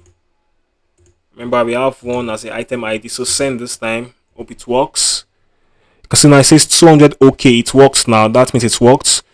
And you can see we have our cart item now. Let's see the quantity. The quantity is now 3, from 1 to 3. If you scroll down, you can see it says cart item updated successfully. Right. So if you go back to your if you refresh this page, so our quantity is now 3. So we've been able to successfully update our cart item. So we are making huge progress. Okay, right now it's time for us to add our reviews. You understand? So we just finished adding items to carts and also updating the cart items quantity.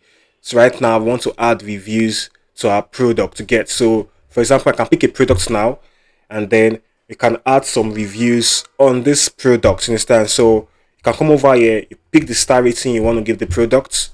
You can pick the star rating, and then you drop your review, and then you submit. So right now let's work on this feature on the back end. So back to our code now. So we are going to add the review model. We are going to add the review model right away. So I'm going to just say class, and I'll say, so I'm going to say class, and I'm going to call the review. I'm going to say review, and then we're going to inherit from models.model,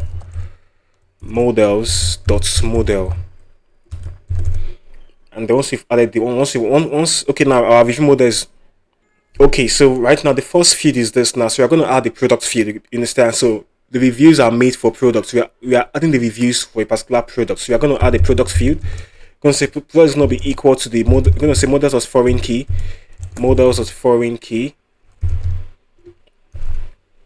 Then we're going to link up to the products model. We're going to say products, and we're going to say on delete should be equal to we're going to say on delete should be equal to models as cascade. So whenever I delete the products, I want to make sure that all the reviews for that product also gets deleted. I'm going to say models as cascade, you get.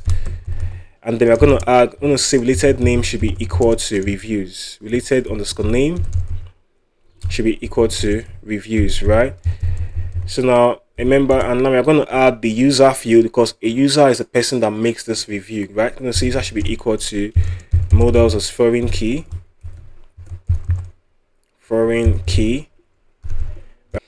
So right now we're going to link up to our customized user model, and we are going to do it this way. We're going to say settings.auth user model. Remember, in our settings.py file, there is a field called auth_user_model in the settings.py file. That's the customized user model.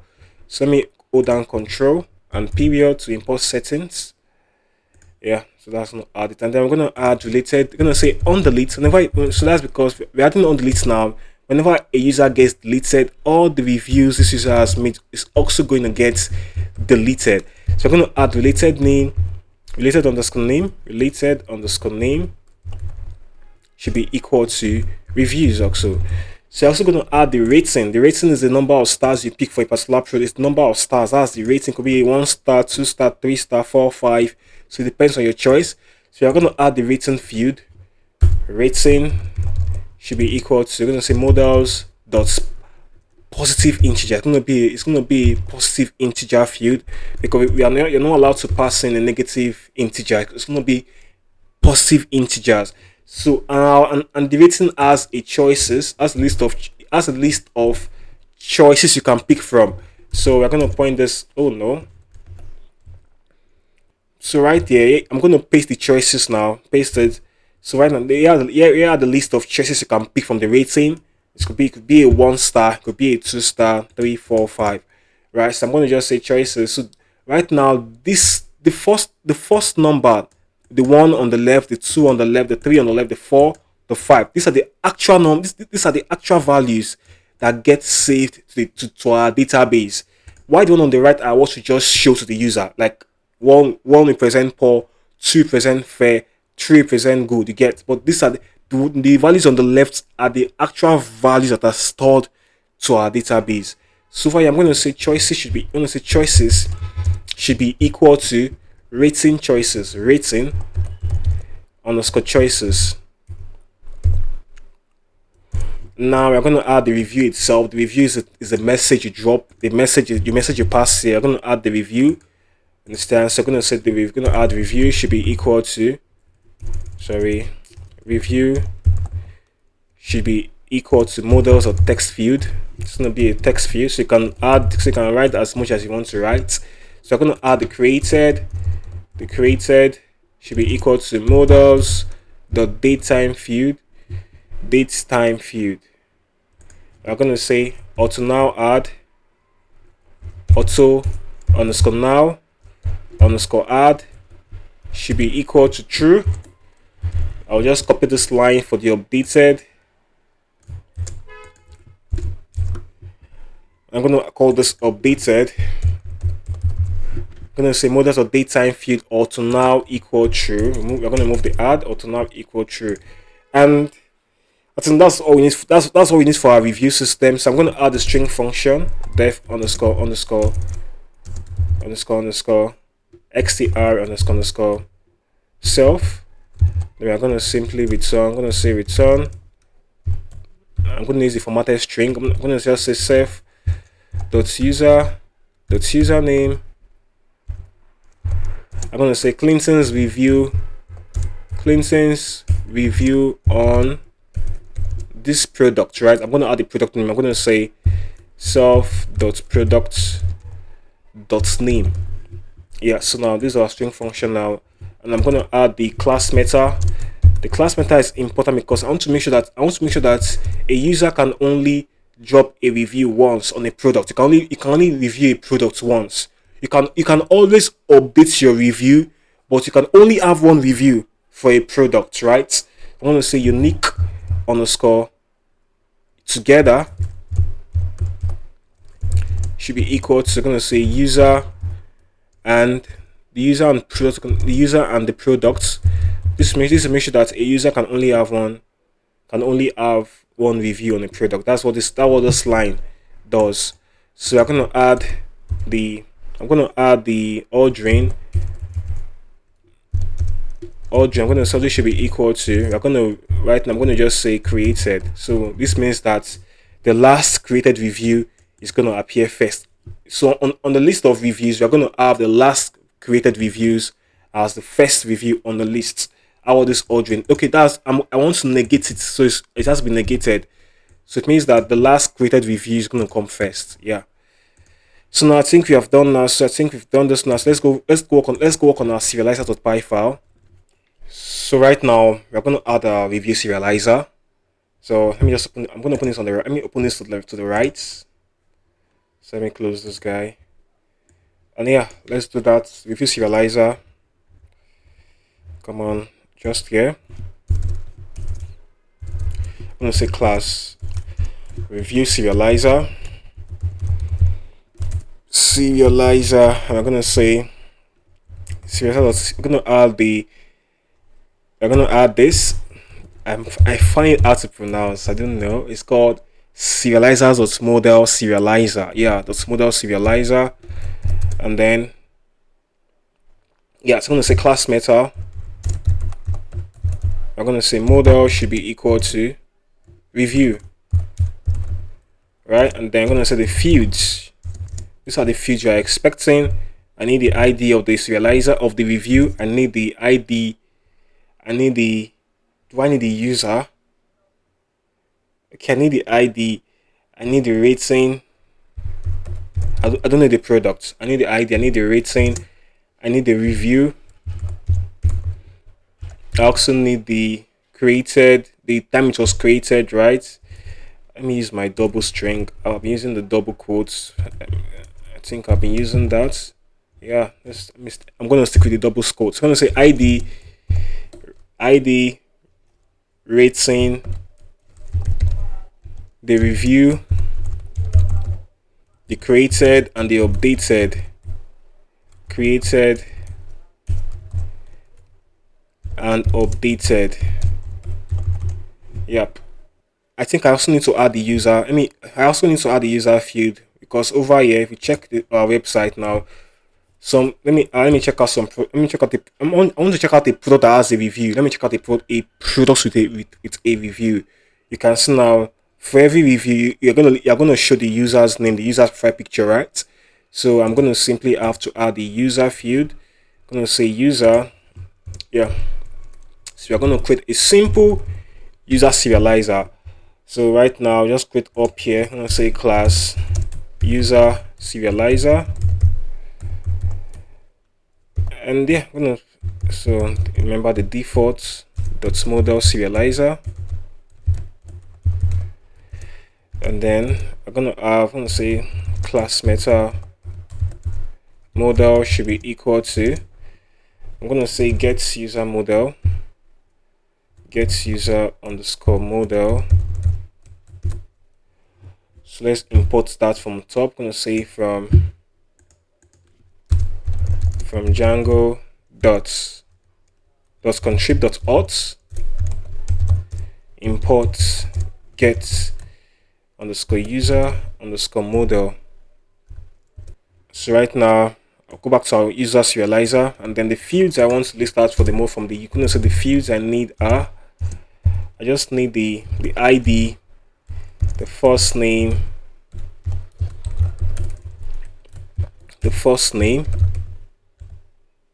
last name is also needed, the profile picture. I think let me be sure of the fields I have for my user model. Yeah, profile picture URL is needed. Remember, you might be seeing this is our user model. You can see we only have two fields. We only have two fields visible. The truth is that currently we are using the current user model, but we had to make some change. We had to add a new field called profile picture URL to our existing user model. We already have an existing user model. We just customized it to add some more fields. And also on the default user model, emails are not unique. So I had to make it unique here. So we already have the first name, the last name on the actual user model. We just had to just add these two fields. We had to just add a new field and then customize the email. So that's it. So I'm going to add the profile picture URL there. I think that's fine for now. So I'm going to import review. Go down control and period. Yeah, to import review, right? And then over here, I'm going to say for this user, I'm going to say user should be equal to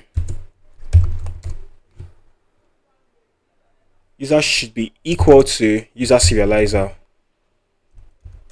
And I'll say read only should be true.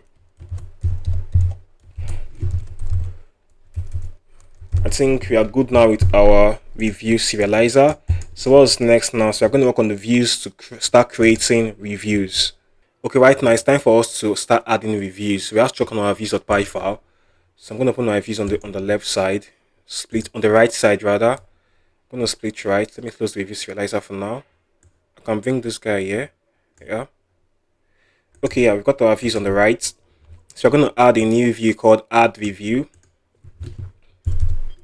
I'm going to say add API view. It's going to be a post view, right? So it's going to support the post view now. So we're going to just call this function. We're going to say def add underscore review. Add review. We're going to have the request, and then over here, yep. So now to add the review, what do we need? We need to get the product ID that we're adding the review for. We need the product ID. We're going to say product underscore ID should be equal to request.data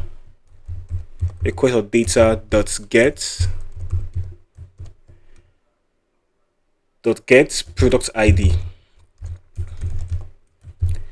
We also need the user, right? So right now we're going to get the user by their email. So say email should be equal to request.data. I've just copied this to make things faster. I'm going to change this to email. We also need the rating. Change this to rating.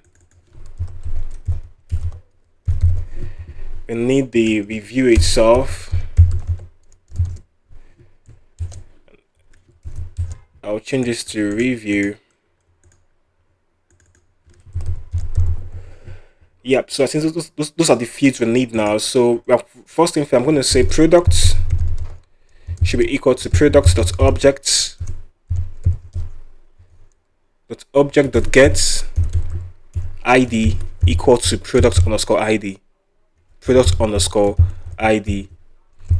I'm going to get my user. So I'm going to say user should be equal to get underscore user underscore model.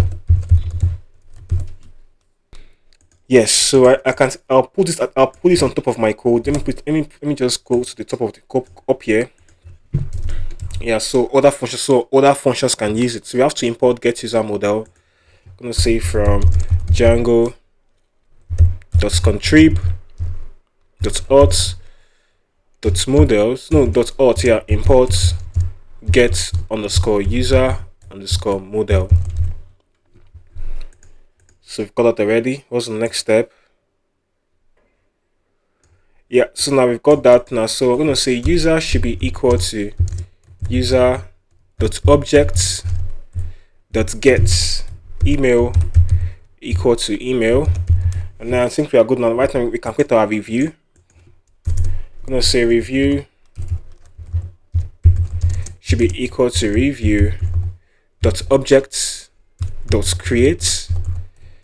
The first one is the product equal to product. The user should be equal to user. The rating should be equal to rating. and the review should be equal to, sorry, let me just put this as review text, and the review should be equal to review text, review equal to review underscore text. Yep, so I have to import review at the top, hold control and period on your keyboard, and you can see the suggestion. And then we're going to have our serializer. I'm going to say serializer should be equal to review serializer. Review serializer. And we're going to pass a review. Then we're going to return a response. Return response. I will say. We're going to say serializer.data. Data. So then we have to import review serializer at the top. Hold down control and period on your keyboard, and then yeah, should be imported. So now we've got this done. As right now, what's the next? Let's go add the URLs. It's called add review. Control C. This should be the file. So now I'm gonna come over and say paths. I will say views. This should be add the /. I'm gonna say views dot add review, and the name should be equal to add review. Perfect. So we've got this now. We've got it. So right now it's time for us to start adding our reviews. Right now we're going to test it. We are going to try with Postman. But before we do that, there is something important we have to do. Okay, guys. So before we start adding reviews, there's something I want to show you instead. So we're going to add a new model. This model is going to help us calculate the average rating of each product. It's going to help us calculate the average rating on each product. There's going to be a separate model. So I'm going to add it right now. So I'm going to show you something, an example here. I'm going to click on, I'm going to open this HPLite book. Let's open the product. So if you scroll down now, you can see now this product has some reviews. You can see it has about 3 reviews. It's done 3 reviews, right? So the model I am about to add is going to help us calculate the average rating. You can see now 4.3 is the average rating for this product we have here, right? It's the average rating, and it shows that this product already has 3 reviews and the average rating is 4.3, right? So there's a model that's going to be responsible for calculating this average rating. You understand? So I'm going to add the model right now. Back to your code, over to the models.py file. So over here, I'm going to just simply paste it, and I already copied the code. I'll paste it so you guys see. Here's the code, simple. Because this is a product rating, it has a product field linked to it, and it is a 1-to-1 field. That's to mean that has to say that a product can only have one product rating. You understand? It can only have one, like a product can only have one product rating. That's what it means. And we have the average score and the total reviews. So this model is responsible for calculating the average rating on each product. That's what this model does. You can see it has the average rating field, the total reviews. Understand? So right now, whenever a new review gets added, we want to simply create a product rating for the product. Instead, this will be done whenever a new review gets added. It's going to be done automatically. We are going to use the signals to trigger the creation of a product rating. Whenever a review gets added, a product rating gets created or updated. And mind you, a product has a single product. It has a single product rating, but the value of the rating is likely to change based on if the user updates a review or deletes a review. Hope you understand. So that's it. So right now, add this string function. I'm trying to make things faster now. So it's simple now. Let me just, what is going on here is very simple. So first of all, we got the product name, we got the average rating on the product, we got the average rating of the product, and then right here we get the total reviews this product has received. The total reviews the product has received. So right now we have our product rating. Fine. Now, so I told you that whenever a new review gets added, want to simply automatically create a product rating for the review. right? So right now we're going to create a new file called signals.py. Go down to your API app in your app now. Create a new file where you have your models.py file. We are going to go into your app folder. It's called API app. So I'm going to say new file. I'll say signals.py. So we are here now. So we are here now in the signals.py file. We are here. So right now the function of this file is not up. So what is also this file now? Okay. So what we are going to do here is simple. So whenever we create a new review, we want to create a new product rating. You understand what you want to do, and the product rating is responsible for calculating the average review score on a particular product. That's what the product rating does. So now we have to do some importing. We have to do some importing. I'm going to say from Django.db.models or db.models.signals import post underscore save, import post underscore save, and post delete, and post underscore delete. So now we also need to import a decorator. I'm gonna say from Django.dispatch. I think yeah, it's dispatch. Does dispatch import is called dispatch. Import receiver. Now we have to right now. I'm gonna say at receiver. We're gonna then say post save. So whenever there is a save, whenever a review gets saved, we are going to listen. We're going to say the sender is the review. So I'm trying to let you know that the review, we are talking about the review model. Whenever a review gets saved, right? So whenever a review gets saved, we are going to simply trigger a function. We are going to trigger a function. We're going to say def.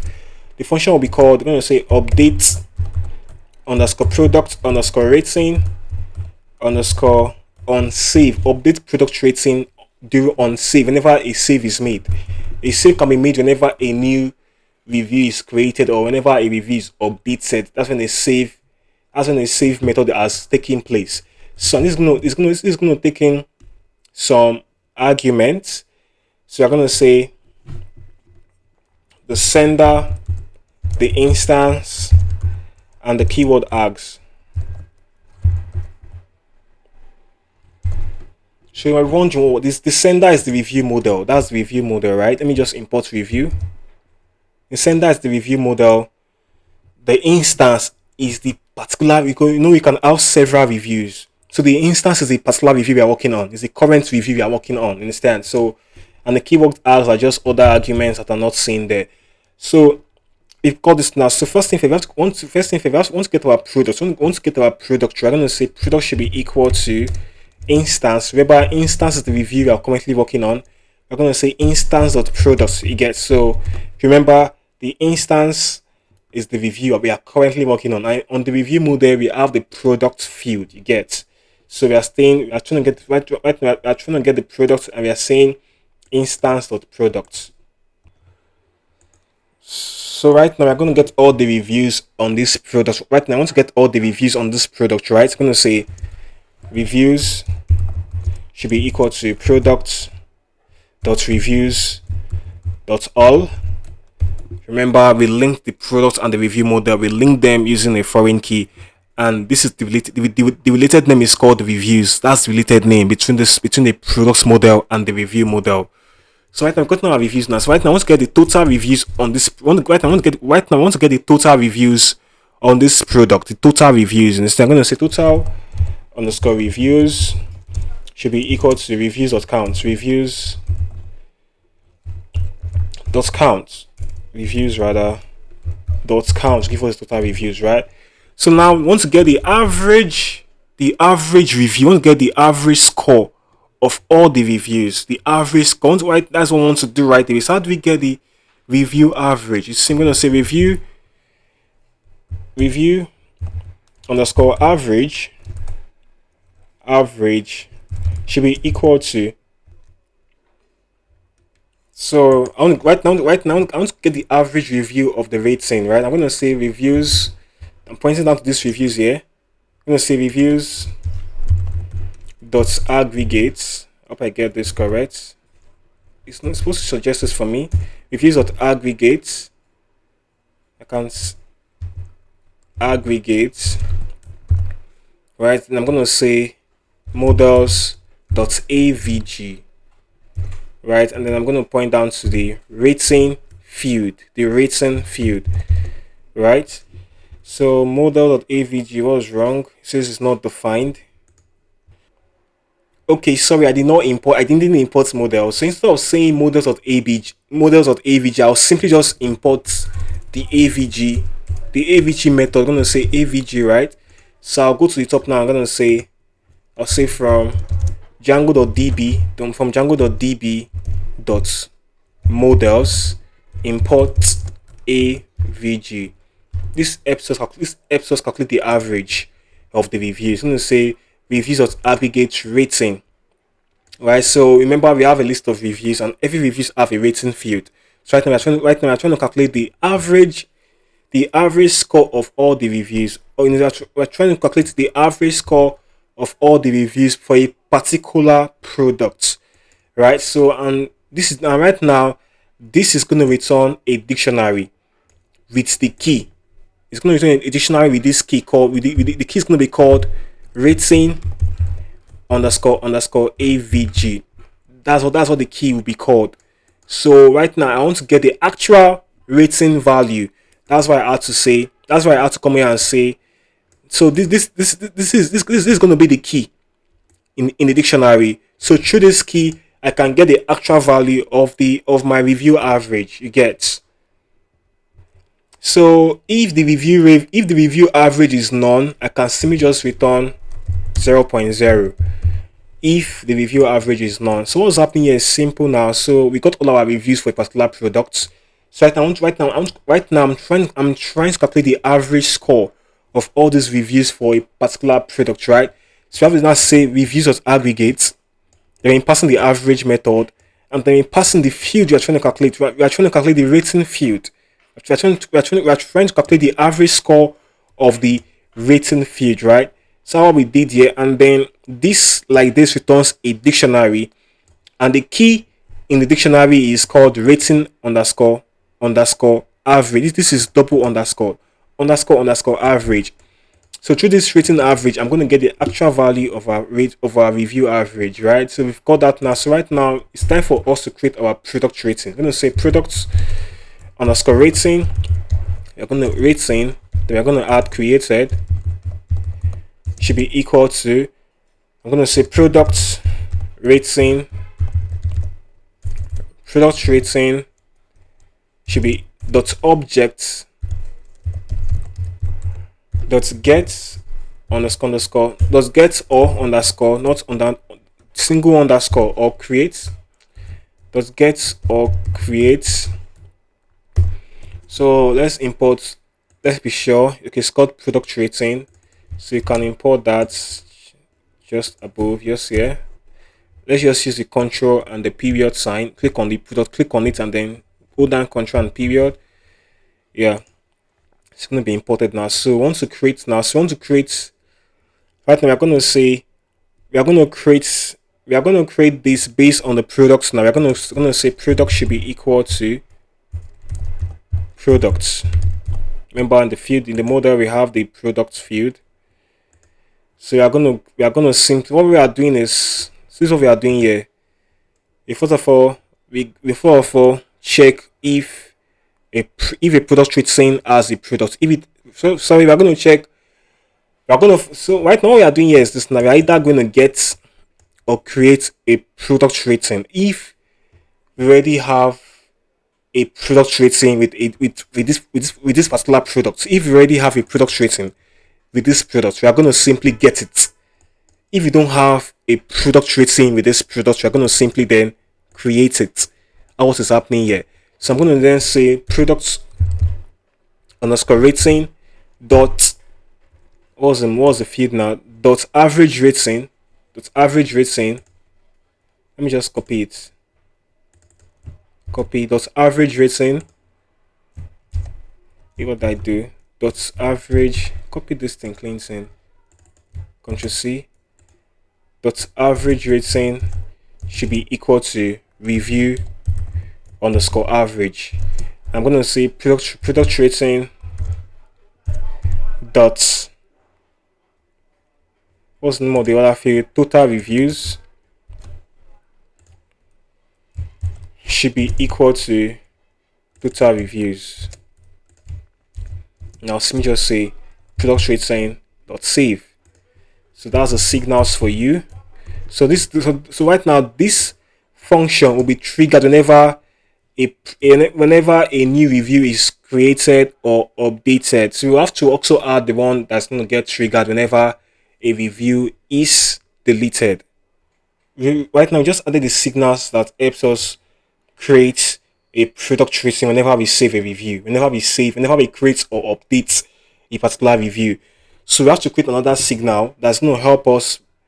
That's going to also help us update the product rating whenever a review is deleted. You understand? So I'm going to copy this now. It's going to be the same function, but there'll be a slight difference. Paste it down here. So this is going to be post delete. So we're going to change this to post delete. So yeah, here is a function. Change this to post delete. So whenever a review is deleted, we want to also calculate the average. It's called post delete, not post delete here. Once also calculate the average rating of the product. So I'm going to call this update product rating on delete. Let's say on delete. So yes, we've got this now. So right now we need to let our Django project know about this file called signals.py file. We need to let Django know about the file. So I'm going to go over to your app now. In your app folder there is a file called apps.py. Open the file. So over here we're going to say def underscore ready. They're going to say self. Oh, what happened? We're going to say def ready, and then we're going to say over here we're going to say import API app. That's the name of the app, or that's the name of our Django app. I'm going to say import API app.signals, the file called signals. So this is what we need to do. Okay, I think we are making some progress now. So it's time for us to make migration. So let's say Python manage.py make migrations. Hit enter. So let's migrate. Show an error. It says that we need to install this command called pillow. I thought we already installed pillow. Okay, now let's run the command pip install pillow. Let's do that. Pip install pillow. Hit enter. So right now we are successfully installed pillow. So right now let's make migrations. Right now let's migrate. Hit enter. Now let's run server. Let's run server 8008. I'm currently on port 8008. You can decide to be on port 8000. If you're on port 8000, there is no need for you to add the port number. Just run your command python manage.py run server. You're good. So now it's time for us to test what we've done. It's time for us to test what we have done. But before we test it, go down to your admin.py file. We have to add. Let's add review. And let's also add product rating. Yeah. So I have to import this to control and period. Over here, control and period. Cool. So we have them imported. So that's perfect. So just run the server again. Let's run the server again. Control and error.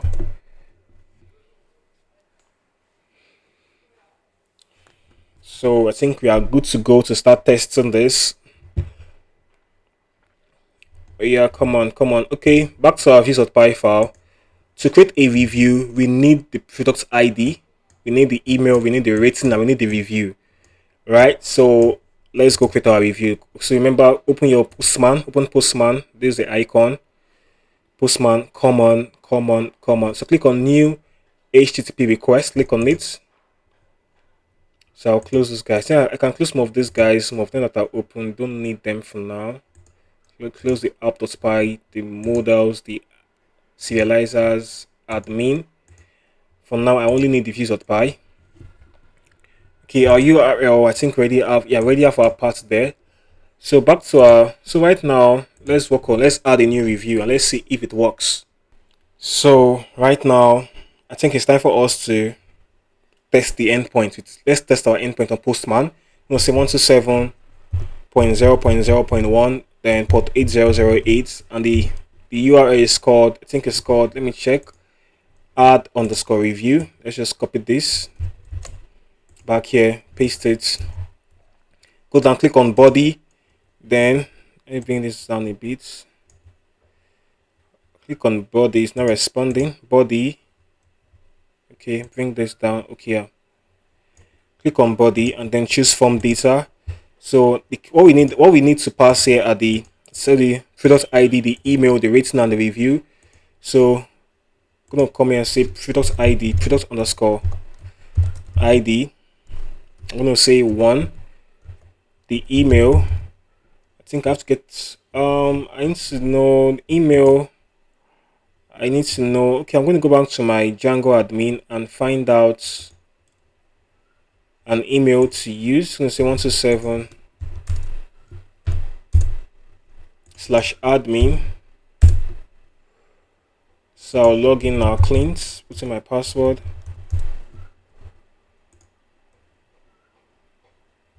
Users, click on users. Yes, here we have, okay, we have this email. We only have a user here, cleans@gmail.com. Yes, I'm going to use this email. So back to VS Code. The email, I'm going to pass this here.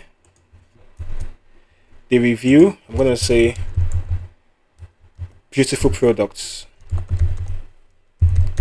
Beautiful products. As for the rating, I'll give it a 5. Rating 5. So this should be a post request, and then I hope everything works as we planned.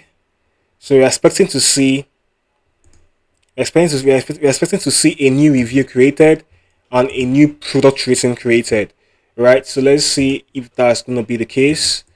Now click on send, click on the send button, click on it. It says 200. Okay, that means it's worked. You can see we have a new review created. Here's the response that was returned. The rating is 5. This is the review. You got the time created and the time updated. We got our user. Perfect. Go down to the Django admin. Refresh the page. Ouch. It says custom user object has no attributes user. Custom user object has no attributes user. I can't tell where this is coming from. Since line 104 models.py file. Line 104 models.py file. Let's see our models.py. Line 104. Because this is called self.user.username, not user, username. That was a mistake there. Back here, refresh. Perfect. Now you can see we have a new review. It says cleans review on Samsung gaming pad. We have a new review. Click on product rating. We also have a new product rating. We got a 5. Remember, the user gave it a 5, right? So it's working, right?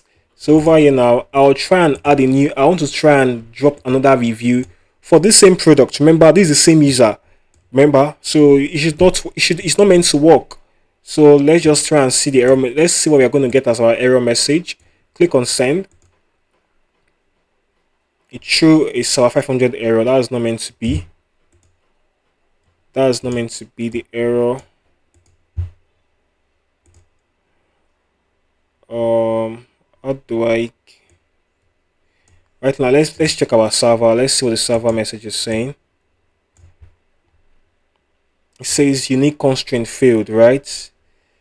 That's because of what we added here. That's because of what we added here, right? This unique together. but it's meant to throw an actual error message. It's meant to throw. It's not meant to. The server crashed, but it's not meant to. It's not meant to crash the server. So I'll just simply just say. So I can just simply add. I can just simply do this. I'm going to say if. I'll simply just say if review dot object dot filter object dot filter. I want to filter by these two. If it exists dot exists.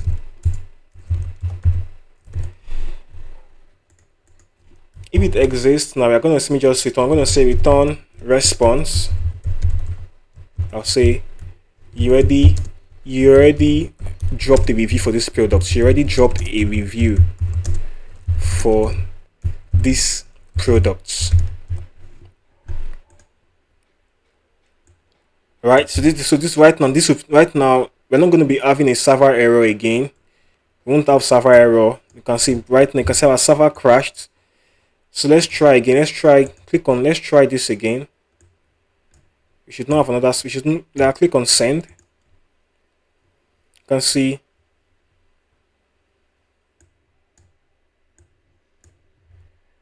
the server still looks as though it crashed.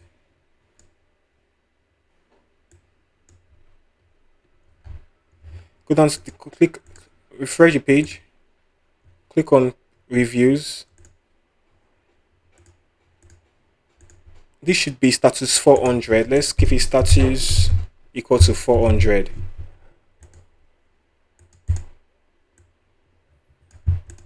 I'm expecting a proper error message.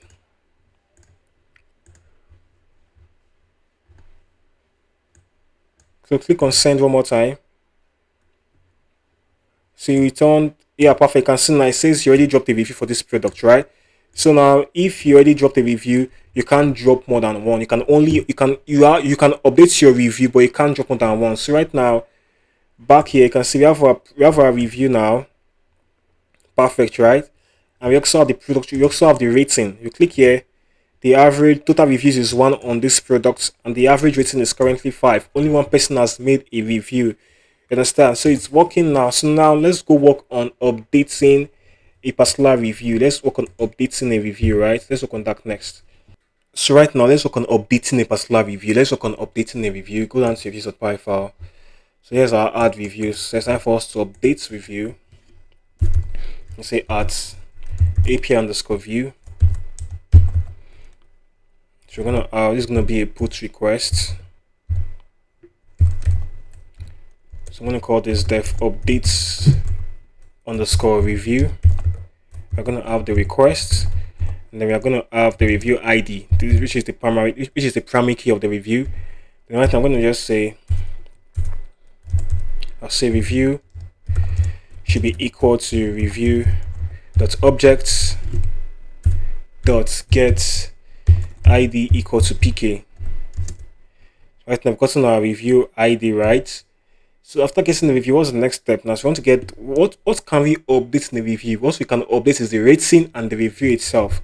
Those are the two items you can update in the review. You can update the review rating and the review instead. So currently, I'm going to drop a review, right? Let me just say clean and then lovely. Let me just say lovely. Submit. So you can see I just added my own review instead. So I can update if I want to update the review. If I want to update, click on the pen icon. You can see I can only update the review. I can only update the rating and the what's it called, and the review text. I'm gonna say lovely product and the review text. Click on submit. Just watch and I can see that it's having updated, right? You can see lovely product and it's now a 4 rating review. So to update the review, you have to just provide the rating value and the review text. So back to our code now. Over here, I will just say rating should be equal to. It should be called, okay. Here's our rating should be equal to. You want to say request dot data dot get rating. So I'll copy this for the review text. Let's name this to review. So now I'm gonna just say review dot rating should be equal to rating, and I'll say review dot review should be equal to review, and then we're gonna say review dot save, then we're gonna just simply turn a serializer. I'm gonna say serializer should be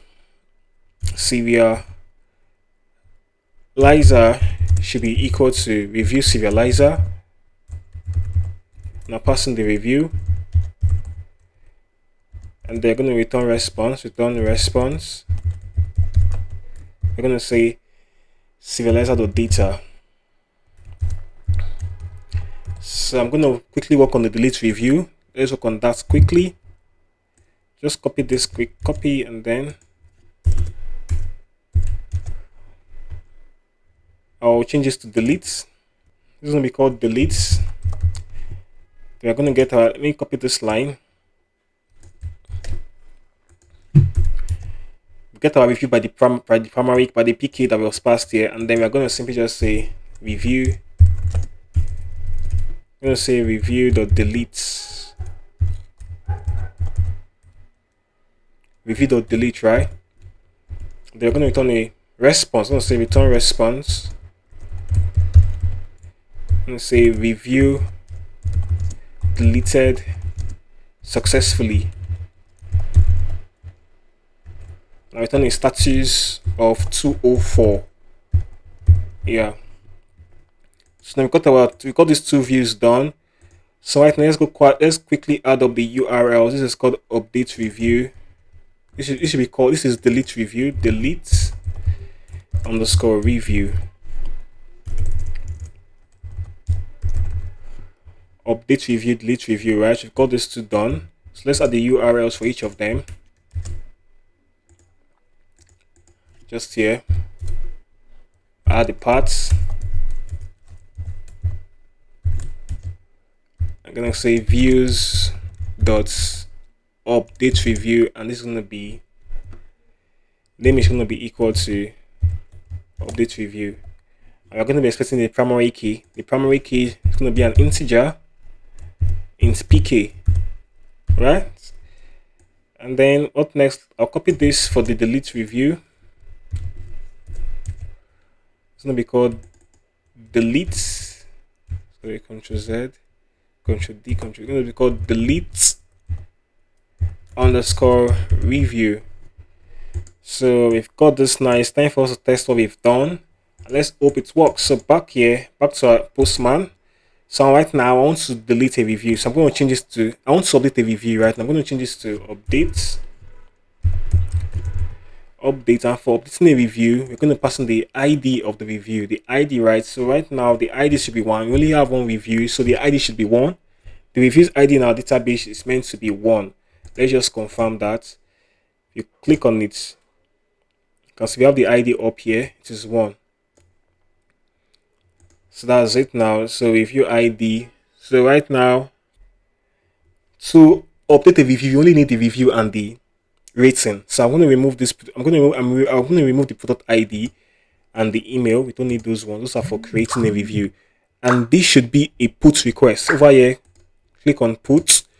So I hope this works now. So I'm going to change this to review of 3. I'll just say nice products, nice. Let's give it 4. Okay, 3 is enough. So says nice product. Now the review. Right now we check what we have here. Okay, now let's send. Click on send. I hope it works. Oh, it threw an error. 500 server. Let's see. It threw a server 500 error. Cannot access local variable review. Where is the place? Oh, so this is meant to be called review, as in the capital R, the modal. That was my mistake. The same thing applies to the deletes.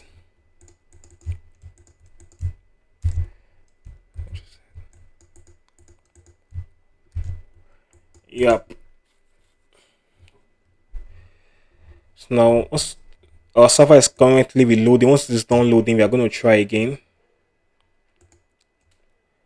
So back here, let's bring this down. Bring this down. So click on send. Wow, another error again.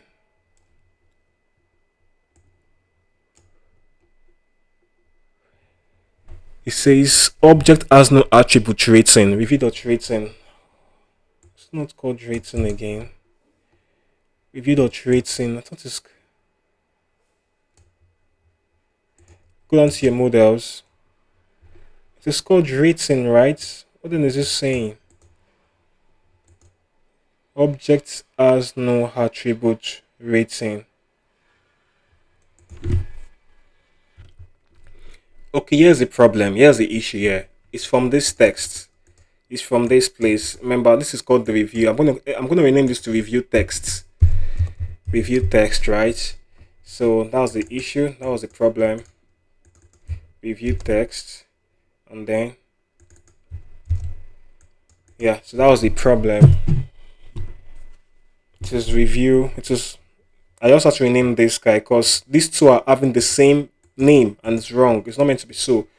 I call this review text, right? And then I hope it works now. So right now, let's go update our review. Let's try again.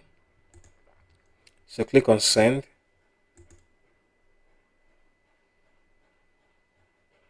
I don't even understand why it keeps showing the error. Okay, let's run our server again, and then I think run your server. There's no problem. Just run your server again and let's try again. Right? Okay, back to our Postman. So click on send. Well, it says 200. Okay, that's fine. Okay, so our review has been updated. You can see now the rating is now 3. The review is now nice products. Right? So down to our, if you refresh this page now, we're going to have 3 and nice products. Sorry for the sound. Some dogs are barking outside, if you can hear it. So refresh.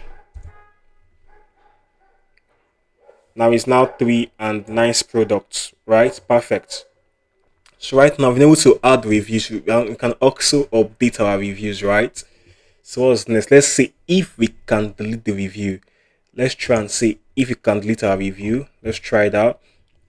So yeah, back here. We're gonna change this to, we're gonna change the endpoint to delete.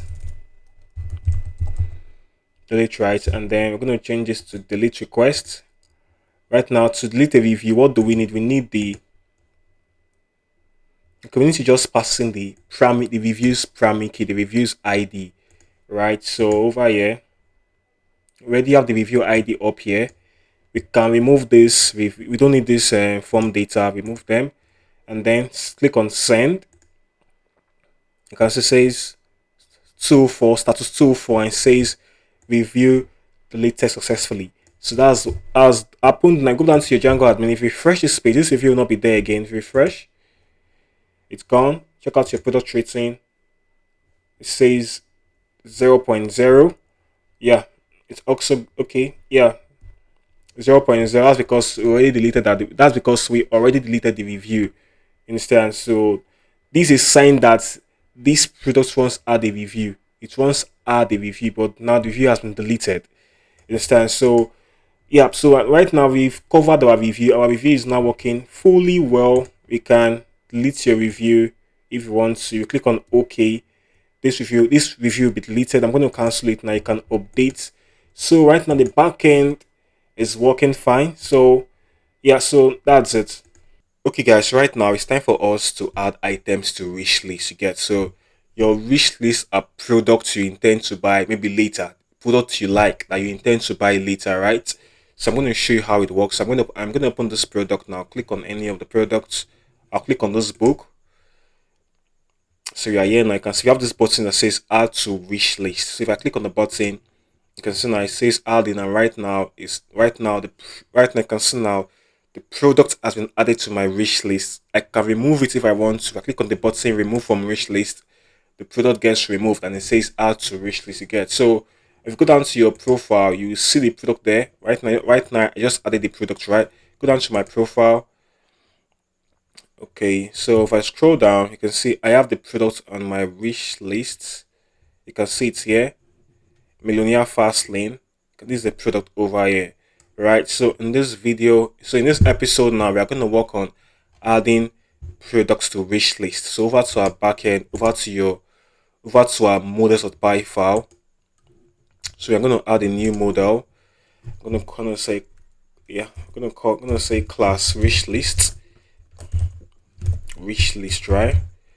So I know you guys know the drill already. Right now we're going to say models.model, and then a wish list is going to have a user. I'm going to say user should be equal to, I'm going to say models.foreign key. Models as foreign key. Let me spell it well. We're going to link that to the user model. We're going to settings dot user model underscore user underscore model. We're going to have on delete should be equal to, you're going to say models dot cascade, and we're going to then say, we're going to then add related name, related underscore name should be equal to, let's just say wish lists. So yeah, that's that. And right now I'm going to have the products we're trying to add to wish list. I'm going to say product should be equal to models as foreign key. Is this too small? Let's leave it like this for now. I'm going to say models as foreign key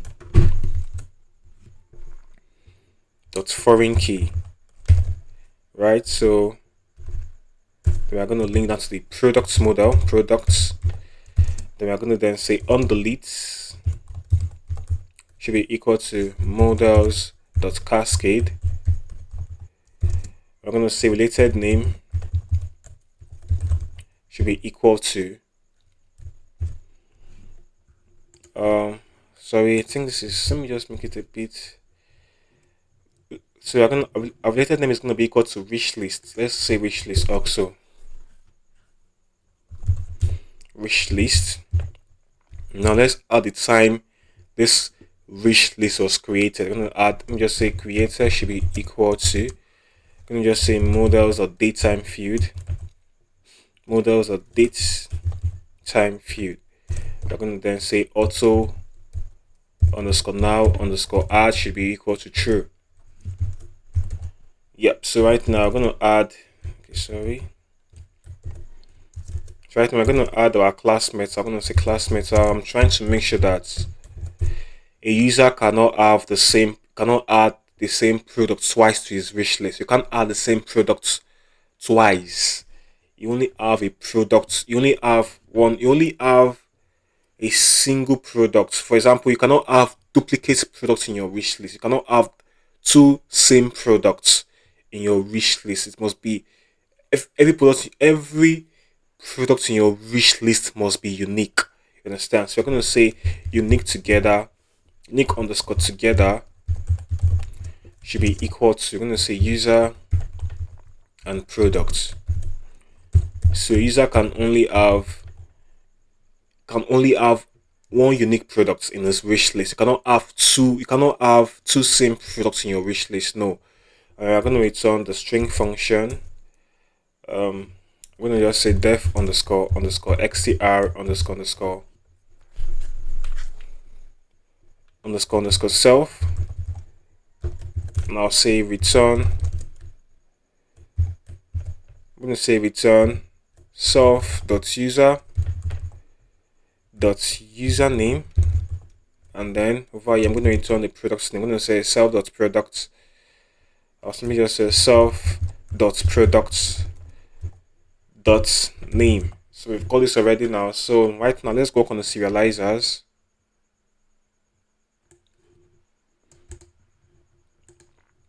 So let's scroll down.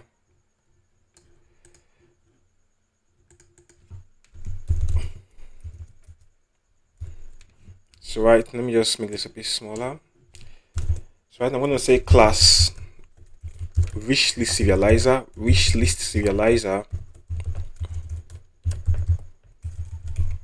Sorry, wishlist serializer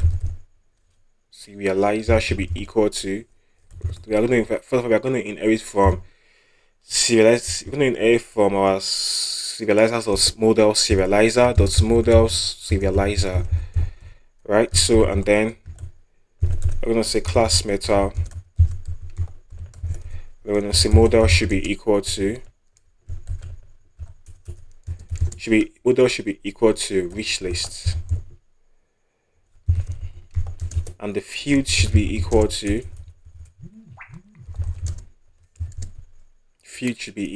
let's put in the ID, the user, the product, and what else? Let's add the created, right? So you've got this already. Now let's import wish list. Just hold down control and period, and we have the import suggestion here. So right now we have our wish list serializer added. We have the wish list serializer added. So far to our views.py now. So back here, come over here and I'll say I'm gonna say def add. We are gonna have the API decorator first. Okay, so right now it's time for us to add and remove our products from wish list in instance. So a single function will handle the adding and removing of products from the wish list you get. So now let's go. So I'm gonna add the decorator. Let me just copy this line. It's gonna be a post request. Then we're gonna say add to wish list. Right, and then we're gonna set the request. We're gonna add the request there, and then first thing first, we're gonna get the email of this user, which should be equal to. I'm gonna say request.data .get. Now say email, and then we're gonna add the product ID, product underscore ID, gonna be equal to request.data.get. I'm gonna say product underscore ID, and then over here we're gonna say user should be equal to user. Remember on top we declared a variable called user. It points to the user model, you understand? So right now I'm gonna come over here and say user should be equal to user.object.get email equal to email, and then we're gonna then do for the products. We're gonna say product should be equal to. Oh my, I just realized something now. I just realized I was recording and my mic went off and I didn't know. I already made all this part downwards.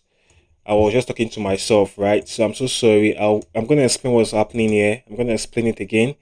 I was recording and my mic was off. I didn't know. So I also just check again. I saw it was off. Now it's back on.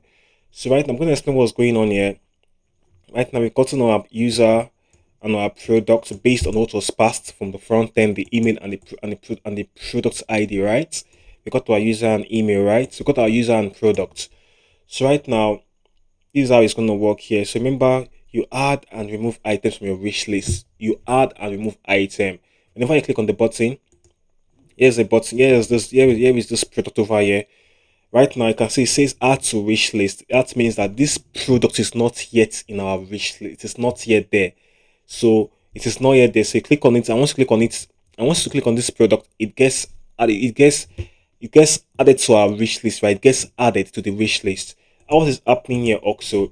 First thing first, we're checking to see if we have a wish list that consists of the current logged in user, of this user up here, and this product. So we tried we did a filter. So if we have a wish list, we are going and you click on this and you click on the button. If there is a wish list and you click on the button, that means you are trying to remove the products from your wish list. That's what we had to do. That's why we had to say wish list or delete, and then we return the response, right? But if this is not, if there is no wish list, we are going to come over here We're going to create the wish list between the user and the product, and then we're going to return a serializer. You understand? And then we return our response. It's as simple as that. It's not complicated. You get. So this part handles this part handles the removal. It handles the deleting of the wish list from our it handles the deleting of the wish list, right?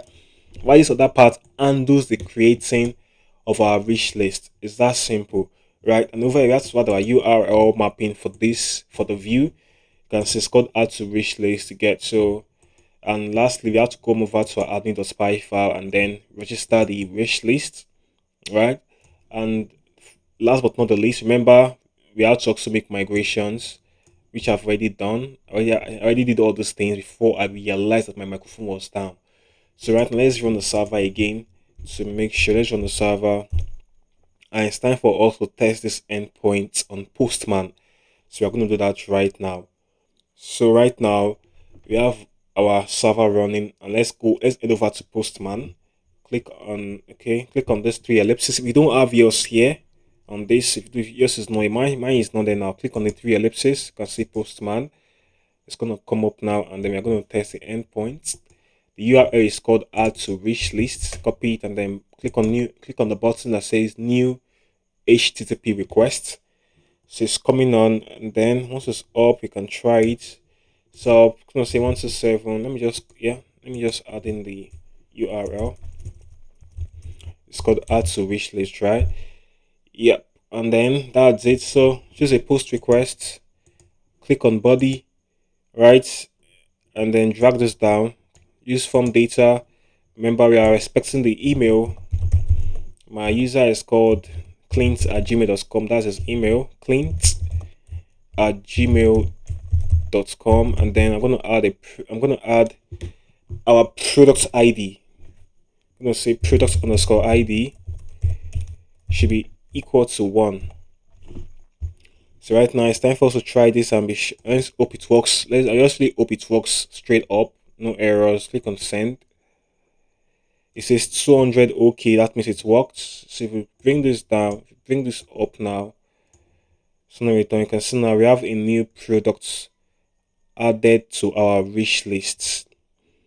Or you can see we have the user, the product. So I forgot to do something here. Back to our serializer, I want to make this user return an object also with the product. It's not just an integer.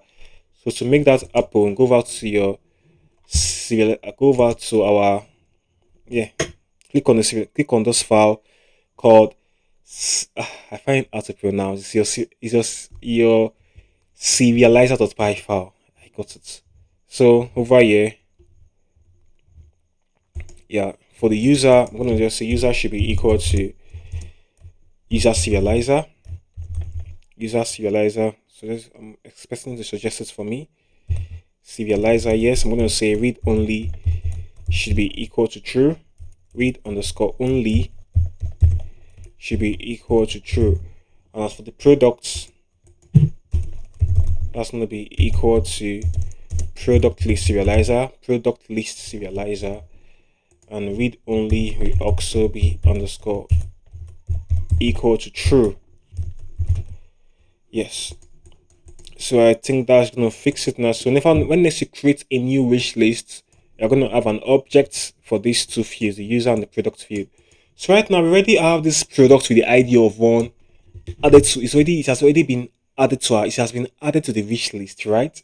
So if I click on if I send another request again, this time it's going to simply remove this product from the wish list. It's as simple as that. So click on the send.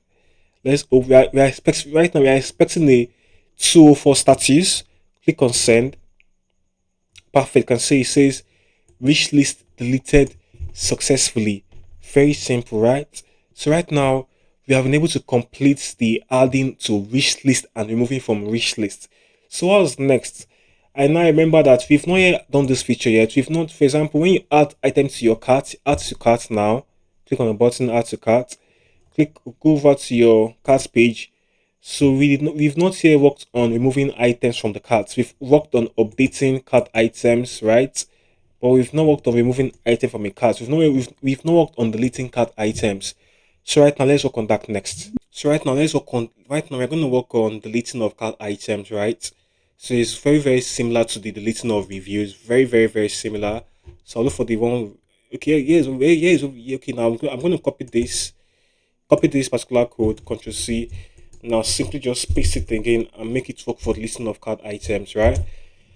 So I'm going to call this delete cart item, cart item, and then we're going to say cart. Just let's say cart item. Sorry, cart item. I'm going to say cart item dot object dot get cart item dot object dot get ID is the primary key. We are getting the ID by the PK. We are getting the cart item by its ID, and then just copy this here, replace this with this, and we are going to say cart item deleted, cart item deleted successfully. So it's that simple now. So we're going to add the URLs. Just Control C here. Back to UI.py file. I'm going to add the paths. I'll put in this list cart item, put in the primary key int. I'm going to say int pk. And then I'm going to pass in the views dot the list cart item, and the name is going to be equal to the list cart item. So we've got it already. Simple as that. It's just simple now. So we're going to try it and make sure it is working. Make sure it is working before we proceed to something else. So back to Postman. The endpoint is called delete underscore cart item. I'm gonna come over here. Let me just copy. Can you just come here and say delete underscore cart item. I'm passing the ID. The ID should be 1.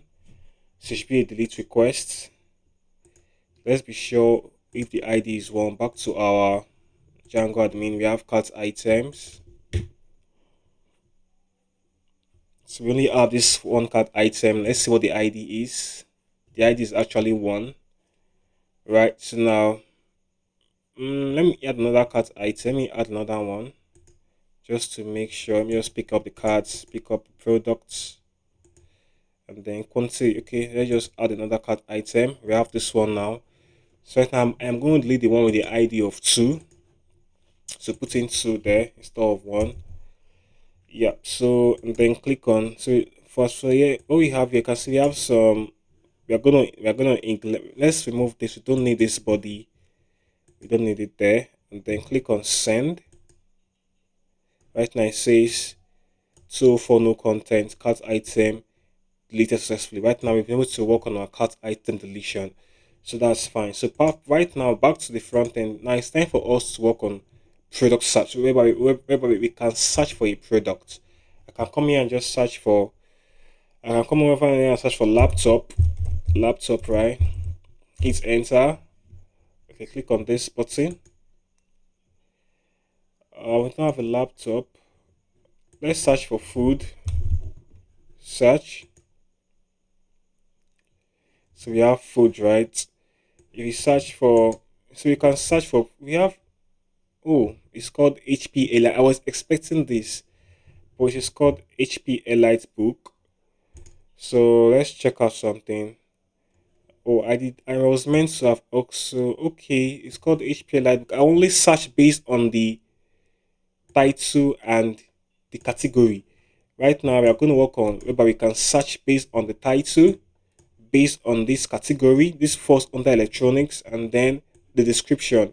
We're going to work on these 3 right now. We're going to work on the search next. So let's move on. Let's move on to that now. So right now, let's work on searching of products. Let's work on that right now. It's not difficult. So over here, add a new. I'm gonna say dev product underscore search, and it's gonna be add a request. So you have to add the API view decorator. I'm gonna say API underscore view There's going to be a get request. It's going to be a get request. So back here, I'm going to say, yeah, first thing first, what I'm going to do now. So we're going to expecting a query. I'm going to say, we're going to say request dot query underscore params dot get. Then we're going to say query.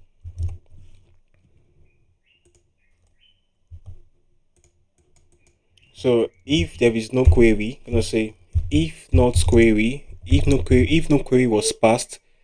Query simply means what you are trying to search for. It means query now. Whenever you come over here and search, put in a word here.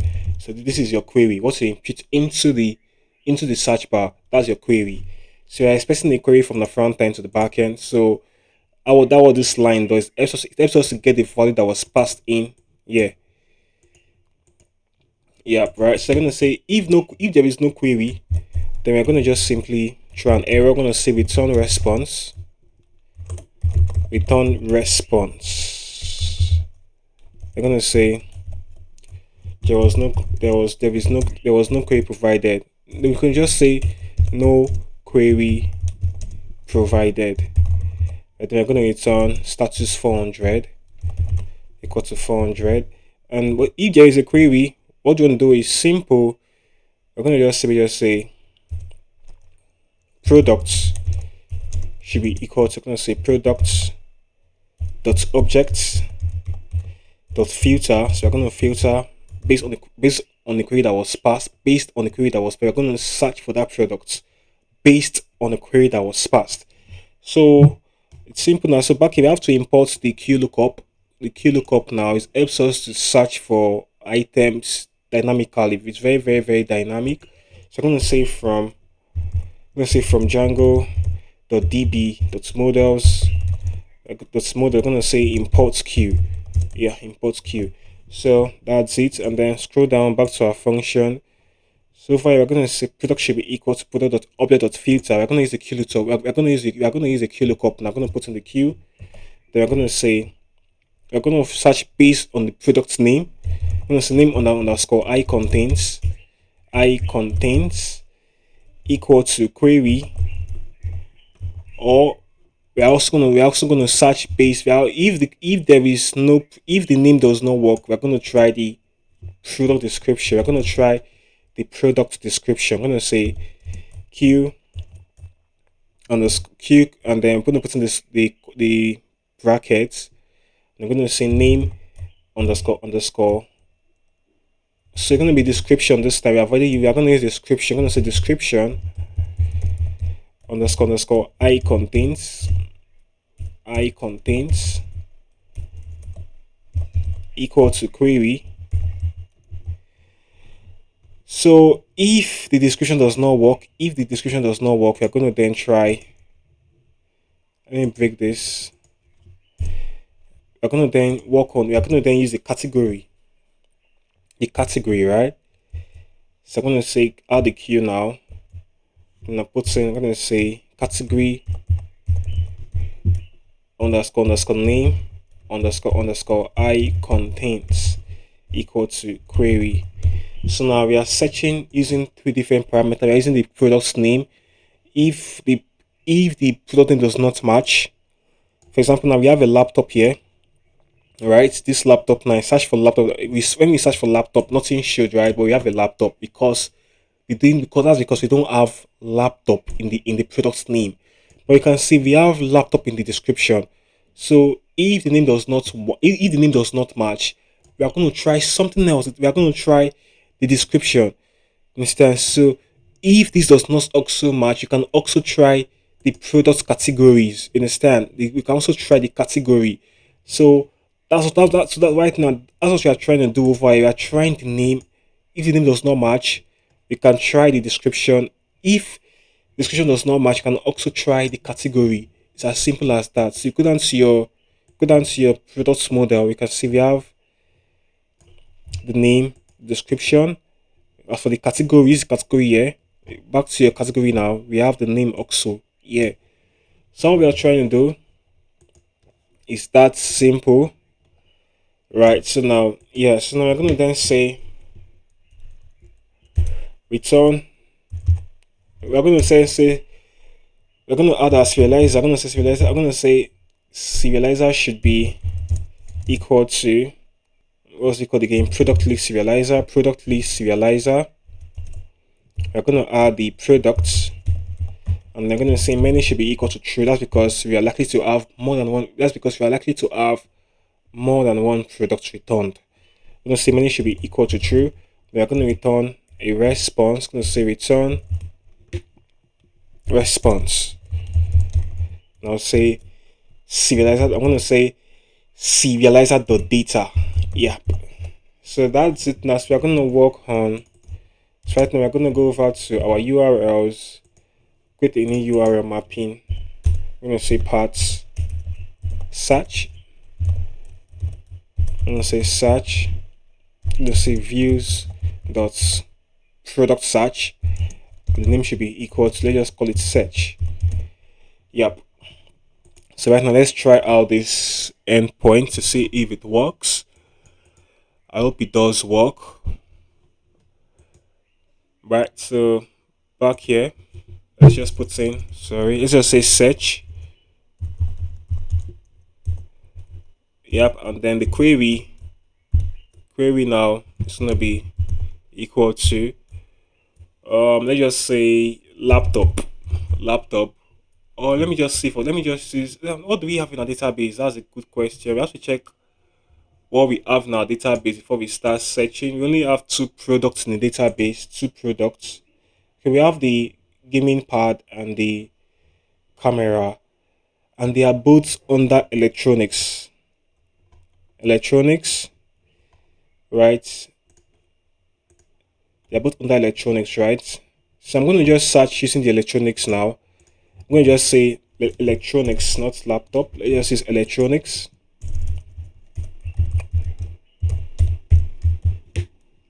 Electronics.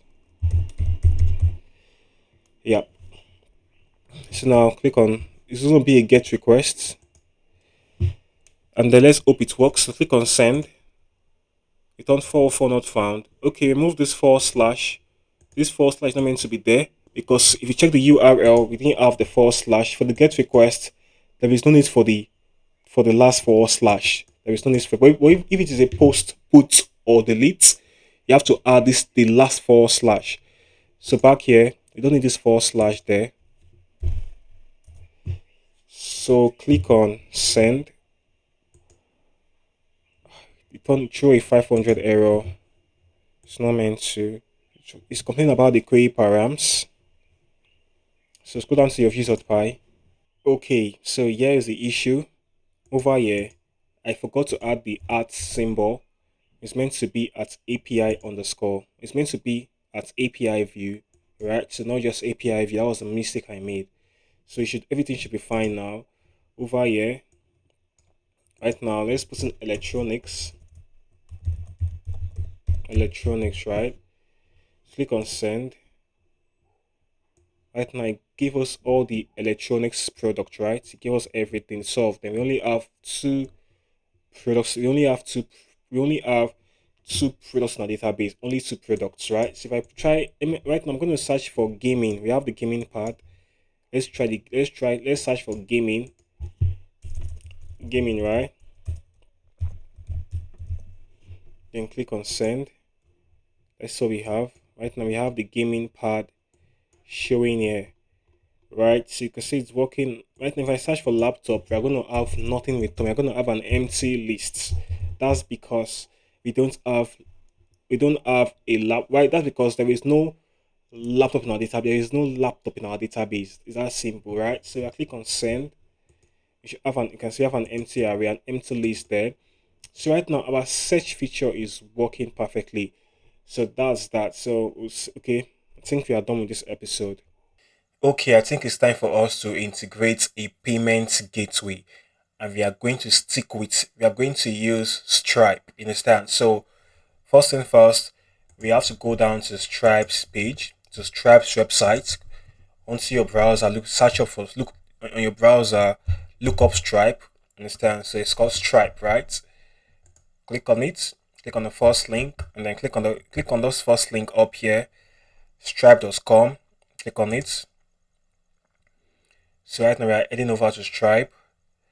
So we have to get our API keys, get our secret keys, then we configure our payment gateway using Stripe. Understand? So right now I want to start collecting payments. You get? So I think we've done enough of the back end. We've done enough on the back end. We've been able to add to carts. Users can drop reviews. They can add to their wish list. They can search for products. I think that's enough. So now let's integrate our payment gateway. So on this website, the first thing you have to do now, click on sign in on the top right. Click on sign in, right? So you have to create an account. Very important. So right now, I already signed in before, so I'm going to log out. You can see it's taking me to my dashboard. So I'm going to log out and then create a new account. I want to take you guys. I want to start afresh so I can guide you on how to go about all these things. So right now, here's my dashboard. Very simple. So I'm going to log out. Click on this. I think yeah. Click on it. Settings.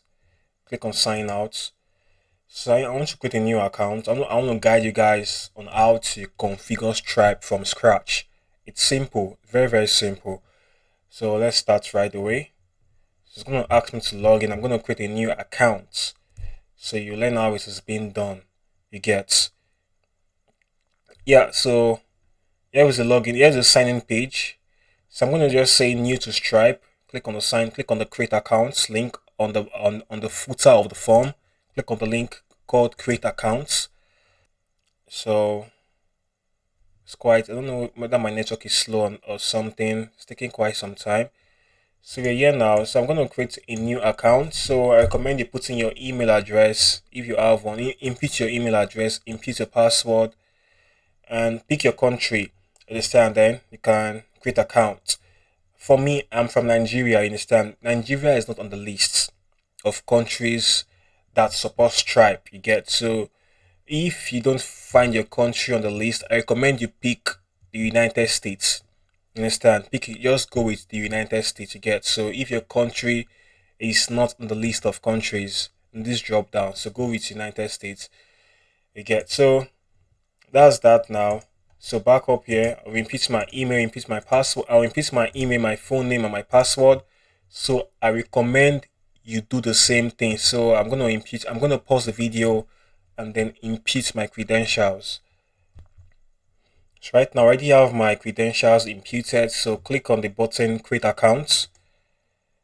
Create account, click on the button. I don't know why. I don't know whether it's my Firefox is not, it's kind of misbehaving. I can't really say why. So we're gonna wait for it now. It's going to create account. It's trying to create our account. So just be patient. So once you create an account, you're gonna be sent a verification email. You'll be sent a verification email. Go down to your email. Go down to your email address. You find the link. You find the link to verify your email. You can see I have it here. So don't worry, I'm going to verify this later. So for you now, go down to your email and then verify your email. Very important. So right now I'm in my inbox. So you can see the button. Click on this button, verify email. Click on it and be redirected back to Stripe. So let's see what's going to happen on this page. I want to check if they're going to be the same result. Okay, it's going to be the same result, the same URL. Okay, let's see. This is welcome. This is saying dashboard. Okay, nice. We've been brought onto our dashboard. Right? So I'm going to neglect this page. Neglect it. But you can proceed with this. Add business information. You can just add some dummy data for now. So you can proceed with it. There's no problem. I was expecting this page, not this page. So now we are on the Stripe. Now we are on our dashboard. I can't really tell what's wrong with Mozilla tonight. Firefox is it's not giving me the best results. So right now I'm on my dashboard. Perfect, right? So what's the first thing? What's the first thing we have to do? So currently we are going to be using test data to accept payments. We are going to be on a test mode to accept payments. You understand? So when it's time to go live, you can complete your profile and then can start collecting payments in real time. But for now, we are going to be working with the test mode. Test mode is as good as the live mode. It's just that you're not getting real money. You're not getting real payments. But once you go live, you can get real payments into your account. So right now we are on this page now. So when you are on your dashboard, we want to configure Stripe as our payment gateway. That's the goal. That's our aim. So now we are here. What is the first thing to do? So before we proceed, now we have to get our public key and our secret key. These two are simple, are super important. Your public key and your secret key. So I'm gonna go down to my code now. I'm gonna create a new file. I'm gonna call it .env.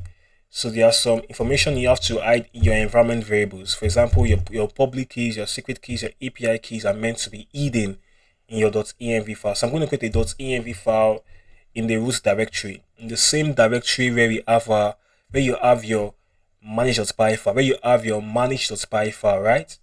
That's it. Now, so the first variable I'm going to create, the first variable I'll create is called stripe secret key, stripe underscore secret underscore key. So that's going to be equal to, we have the value here. So copy the secret key. What's happening? Here is it. Click on it, copied, back here, paste it. So we're gonna get our what was it called? I've forgotten the name. We're gonna get our public key now. Public underscore key should be equal to, back here. Let's copy the public key. The first one. Come on, yeah, click on it, copy it, and then over to your environment variable file, paste it. So we've got our public and our secret key. Perfect, right? So back to your setting.py file, to your settings.py file, go down to your Django project. There's a file called settings.py. But before we proceed, we have to make sure that we don't push this file to GitHub. This .env. So I'm going to go down to my git ignore. I'm going to add the file .env. I want to make sure that this file does not get pushed to GitHub. Understand? We are gonna keep our secret information in the file. So yeah, so back to what was it called? Back to your settings.py file. It's called settings.py file. I'm struggling to pronounce it, but we'll get it. So I'm in my settings.py file now. So what are we gonna do now? So we have to get these keys we set. We have to get them over here, right?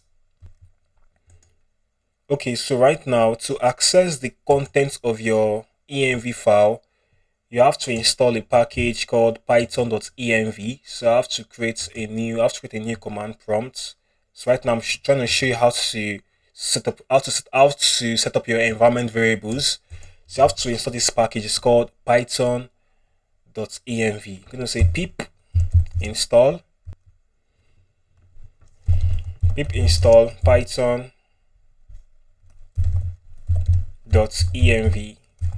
So hit enter.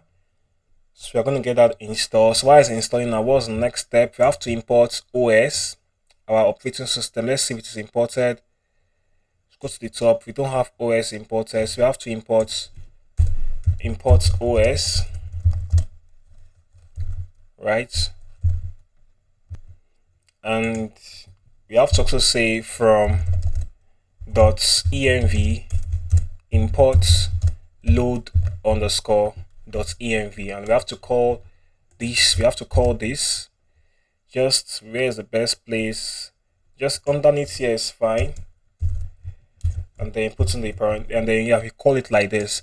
So this way now we can access our what was it called, our environment variables. We can access it now. So I'll go down to the bottom of my, but I'm going to scroll to the bottom. Now I'll come over here and say stripe underscore secret underscore key should be equal to os.getEnv. .getEnv. The name is called Stripe secret key. I'll do the same, copy this, copy, and then so copy this line and do the same thing for your public key. This is going to be called just, I'm going to say Stripe public key, Stripe underscore public underscore key. Yeah, so we got our public and our secret key configured. Perfect, right? So what's the next step? The next thing now, go down to your browser and then we are back here. So click on transactions. Click on transactions. Click on it. Transaction, right? Come on, it's loading. Let's wait for it. Okay, so right now we are on the transactions page, and on this page now you can see we have different methods to integrate Stripe. We have the share a link to a checkout page, manually charge a customer. We have several methods. We have the invoice a customer. Some of them require you to write no code at all. So we also have build a custom payment UI, but the best one for us, the best one we are going to use is this one called use a pre-built payment form. So Stripe will undo the payment form for us. They're going to help us design. They're going to help us design and style the payment form. We don't have to build it. We don't have to build the form by ourselves. We are going to write some code, but few lines of but few code, right? You can see here it says low code, right? So click on this option. Click on this one. So click on it. So we are now on the page where you can learn about the option we selected, right?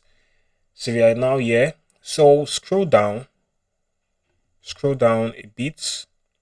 So click on quick starts. So we don't want this. Just say no thanks. So click on quick starts. Understand? Just scroll down. Click on quick starts. Okay, so we're almost okay. Now we're on the page. Now you can see now it says here it has both the front-end integration and the back-end integration. So for this video we are going to focus on the back-end. We are going to focus on the back-end integration. So in the next video, in the next video where we are going to build this full page, this entire website with Next.js, I'm going to show you how to implement the front end. But for now, our focus is on the back end. We are trying to integrate Stripe to accept payment on the back end. That's where it is meant to be integrated mainly, not on the front end. You get? So right now we are on the right now you can see because the front end is using React. You can always switch between either React, Next, or HTML. The backend also has its own. You can switch between Ruby, Node, PHP, Python, and the rest. Right. So right now we are sticking in Python. Right. So there is a guideline for you here, and if you come over here, they've given us the code here. They've given us the code we can use to we can copy this code here and then go over to our VS Code, paste the code, and then with a few tweaks here and there, we are good to go with implementing Stripe on the back end. Understand? But the thing is this now, the code we have here is written in Python but not in Django. It's written in Flask. Remember, Flask is a Python framework. You get? So the code is written in Flask but not in Django. But the good news is this now, I already rewrote the code for you guys in Django. So I'm going to copy my own code and give to you guys and show you. And instead, I'm going to use my own code. I already rewrote the code in Django. You get? So right now, before we proceed, we have to make sure we install Stripe instance. So go down to your VS Code now. We're going to say pip install Stripe. Make sure you have Stripe installed. That's the first step. So back here now. So I recommend you read just read this text, read it, and so you can get to know what is happening. Read the text. It's not super important, because right now I'm going to give you guys the working code. But to gain more clarity, to gain more understanding, I recommend you read the text here, just to give you an idea on what is happening. You get? So just read it.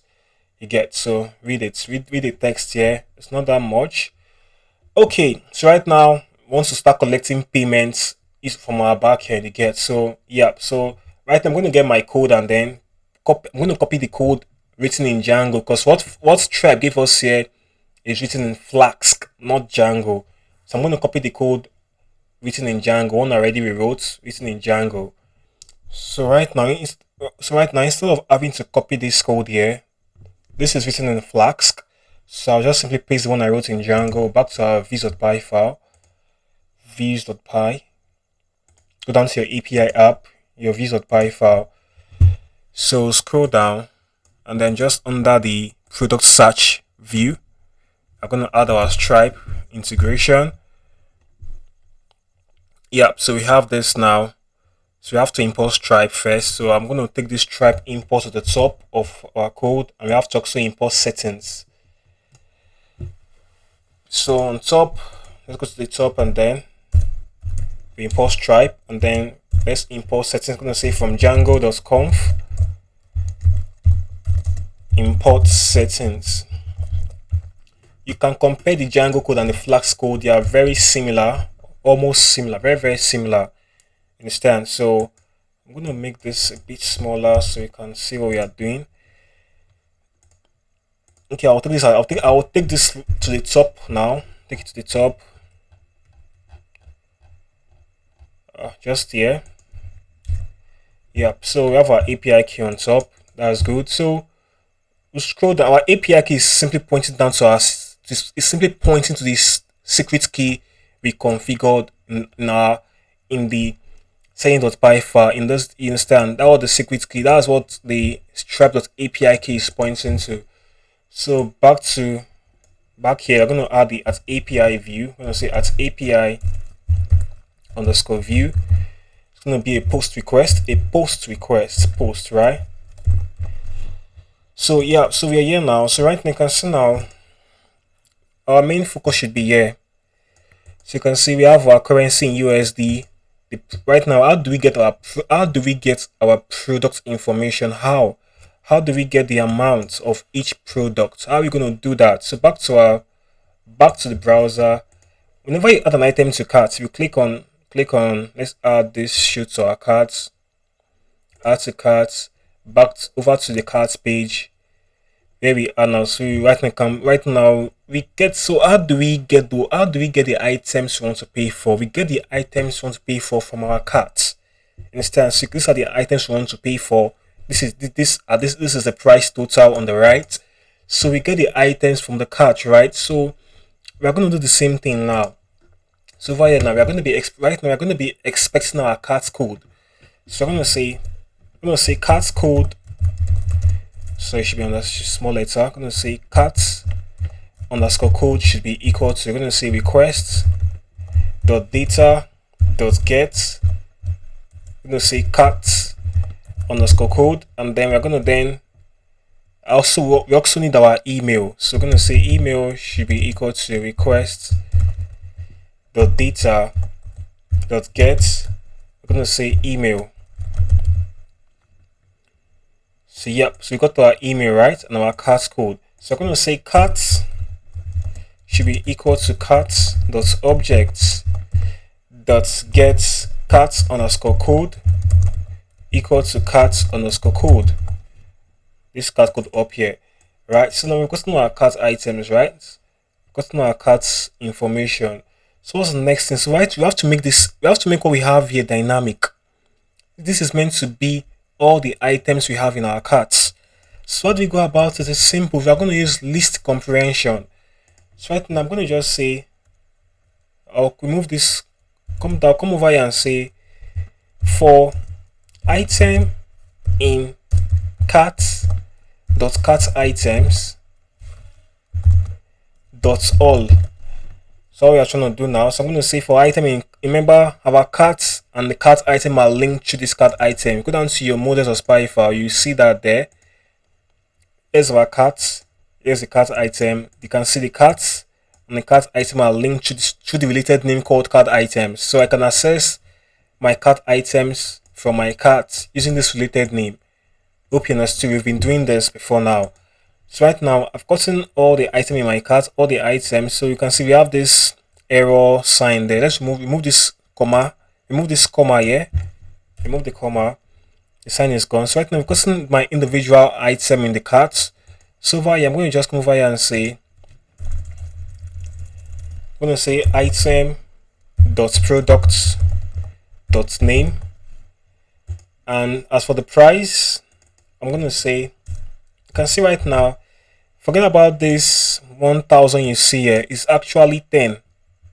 Actually 10, right? Because the amounts are always in cents. That means the amounts are always, if they are always divided by, 100. I was trying to tell you that the amounts are always divided, they are always divided by 100. So how do you fix this? How do you fix this problem? The way to fix it is just by multiplying your product price by 100. That is how you fix it. So right now I'm going to come over here and say, I'm going to say int. So I'm just going to convert our price to integer. I'm going to say item dot product dot price. Then outside I'm going to say times 100. Remember here, times 100. So this should fix it. And for the quantity, it's going to be item dot quantity. Item dot quantity. That's from our cart. That's from the cart item model. Item dot quantity. Yep. So I think we're making progress. As for this email is quite important. It's quite important. So back to our browser. So the email, we can get the email. We can add the email from here. So just click on this, customize the checkout page. Customize it. So yeah, this email, copy this email line, copy it, and under this checkout section, back to the code, just paste it here, and then we're going to simply replace the dummy email that is there with the email coming from here. So now, that's what we have to do now. So we have to replace this guy with response, not JSON response. Remember, we are in Python, so we're going to use response. Copy this, paste it here. And as for our success URL, your success URL is just a page, just like a success page that tells the user that they have made payment successfully. That's what the success URL is about. The cancel URL is just a page that tells the user that there was an issue with your payment. It can be any page. It can be your own custom page, you understand? So as for this website we have here, we already have our success URL page and the error page. So I'm going to just use the one for this site. It is live. I'm going to use the one for this website, you get. So for this one already built. So right now I'm just going to I'll copy this URL. I'll copy the main domain URL, copy it, and then back here I'm going to use the success page of the one of the live website, and then do the same thing for the error page. Yep. So I think this is fine. I think we are good now. And for the response, want to return I want to return the entire data, not just check out the session ID. I want to return the entire data. So I'm going to remove that dot ID there. So I think we are good now. We are good. So right now I want to try, and right now it's time for us to test this endpoint. So I'm going to just simply copy this back to your url.py file URL. So just here, just see parts.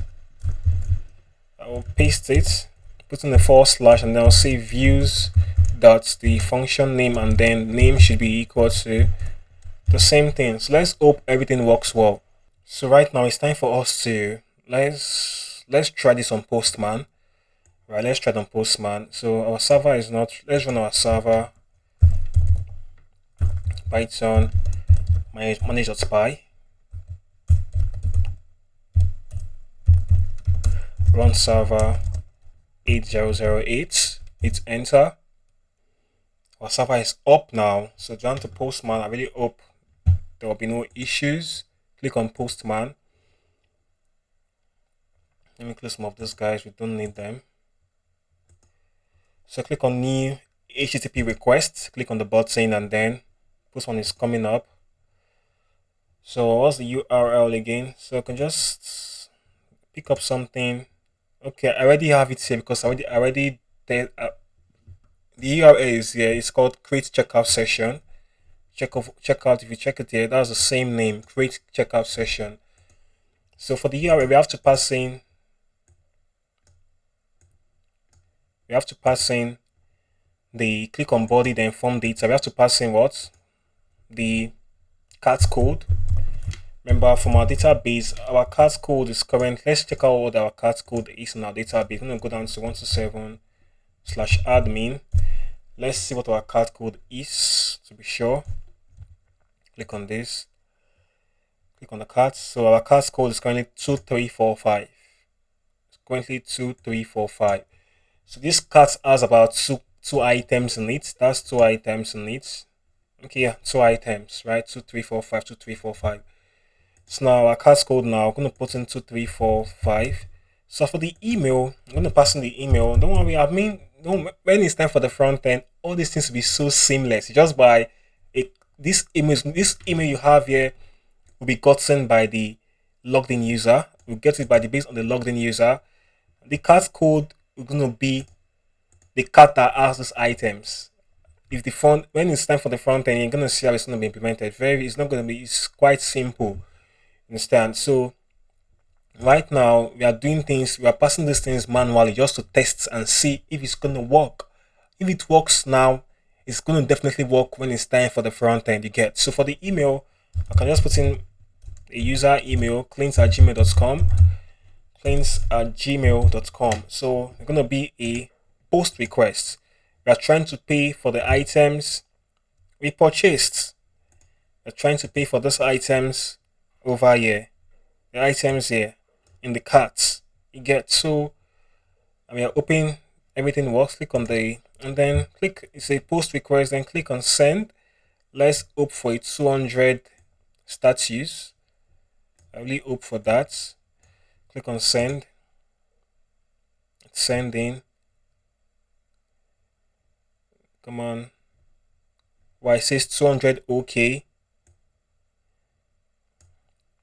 We are waiting for look at right now. Here's our response. Remember, we returned a response. This checkout session, we returned this response here. Checkout session. It has a lot of information, a lot. But what you're looking for is the URL. So you have to scroll down. So you scroll down, scroll to the bottom. You'll find the URL. Here's the URL. You just copy this. Let me make this. I think the page is too big. So I'll copy this URL. Copy it as on the front end. We don't have to copy it. It directs us straight up to this URL. Right now, since we are still on the back, we have to just copy this and try it manually. So over here, I'll paste the URL and then hit enter. So it's bringing us down to the payments page where we can make our payments. You can see now, you can see the two items in the carts. You can see these are two items in our cart. These are their prices: $120 for an item. This is $500 for an item. You get. So it's quite good, right? This is the email I passed. The email, you can see the email came up here. It's been pre-filled, right? So as for the card number, go down to our Stripe page. Up here, you can see they give us a test card. Use the first one. This first one is the perfect one. Click on it, copy it, and then back here, paste in the card number here. So as for your expiry dates, the card's expiry dates puts in a date in the future. That is what they said. So I'm going to say 09/2027 is in the future. And as for the CVZ, puts in any random three numbers. The name on the card, I'm going to just say Clinton John or Clinton Mike, and then click on pay. Click on pay. Not now, it's processing, and let's hope it works. And boom, you can see now we have been brought down to the success page that says thank you for your purchase. This page, what you have here is coming from the success page of the live website. I told you that you can put in any success page, any success URL here. You can put in any success URL there or any error URL. It's going to redirect. It's going to simply redirect you to that page. So that's the same thing I did, and it brought us here, and it showed us that we have successfully we have successfully made payment, but we are not done. Whenever you make payment, something is meant to happen. An order is meant to be created for you that says an order with the tag of paid, an order that says that an order is meant to get created for you, and this order is going to notify, it's going to signify that you've paid for the items you purchased. Yes, but right now nothing is happening. We are right now we only made payments and we are being redirected to a success page. You understand? That what is happening now, but nothing is happening on the back end, and no order is being created for you. Your cart is meant to be cleared out, but you can see our cart is not yet cleared out, right? So right now we have to go and we have to go and configure some webhooks that will help us perform some tasks in the background while when the payment is successful. We have to configure some webhooks that that triggers a function whenever you make payments. It triggers a function. That function is going to carry out some tasks like creating orders for you, clearing out your cart, you understand? So we are going to work on that next. So right now we're making huge progress, right? So back to the Stripe page. So now we made some payment, right? I'm going to show you that you're going to see that payment reflect on your dashboard. So I'm going to duplicate this now, duplicate the tab. So right now I'm going to show you that the payment is going to reflect on your dashboard, and it's going to tell you the user that made the payment. It's going to give you some information about the payment. Click here, click on this top right, then go down to dashboard, click on open dashboard. Open dashboard. So I want to show you some things. Yeah, so now we're on the dashboard, we're on our dashboard now. So click on balances, click on the left panel, click on balances. So right now let's go over to transactions. Click on transactions. Click on it. Perfect. This was what I was expecting. You can see now we have our payment information. The price that we received, $1,360. It says succeeded. It tells you the payment method. It tells you the user that made the payment. You can see it, right? You always have your payment records on this dashboard under the transactions. You can see the user that made payments, and then you can always know what to do next, right? So once you get with this information we have on this transaction page, you can always go and create your order for the user manually. You can go and create the user's order. You can then ship the goods to the user because you already have the user's information here, right? But doing it this way is the manual process. It is manual. So instead of having to come here and once you see that a user has made payments, you then go and create an order. So doing it manually is not the best way. It can be done for very small enterprises, but if you are trying to build an e-commerce site that will be used by hundreds or thousands of people, you have to use the webhook. The webhook is going to make things automatic. You don't have to come here and be creating. You don't have to come here and then check who paid and who did not pay before you create orders for them. No, you can always use the webhook to check out these things. But this transactions page is really nice. It gives you an overview on what is happening and how payment is coming in and going out. You get. So right now, let's configure our webhook now. Go back to our documentation. So where it says over here, it says congratulations, we've been able to make the basic checkout integration, right? But we are not done. So some things are still left. So if you scroll down, it says next step.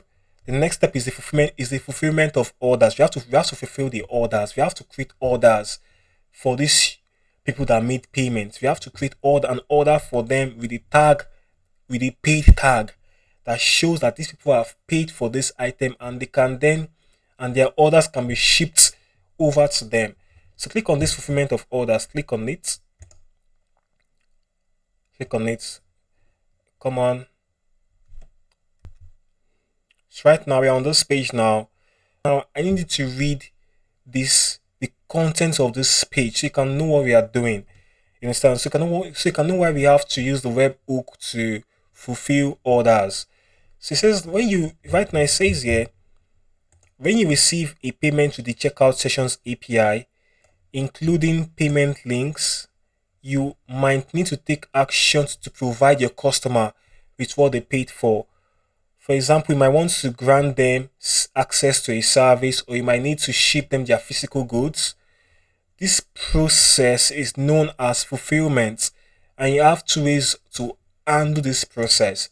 So I'd love you to read this and get what is happening here. So right now, I want to integrate an automatic fulfillment whereby once you make payments, your orders get created for you automatically straight up, and that's where webhooks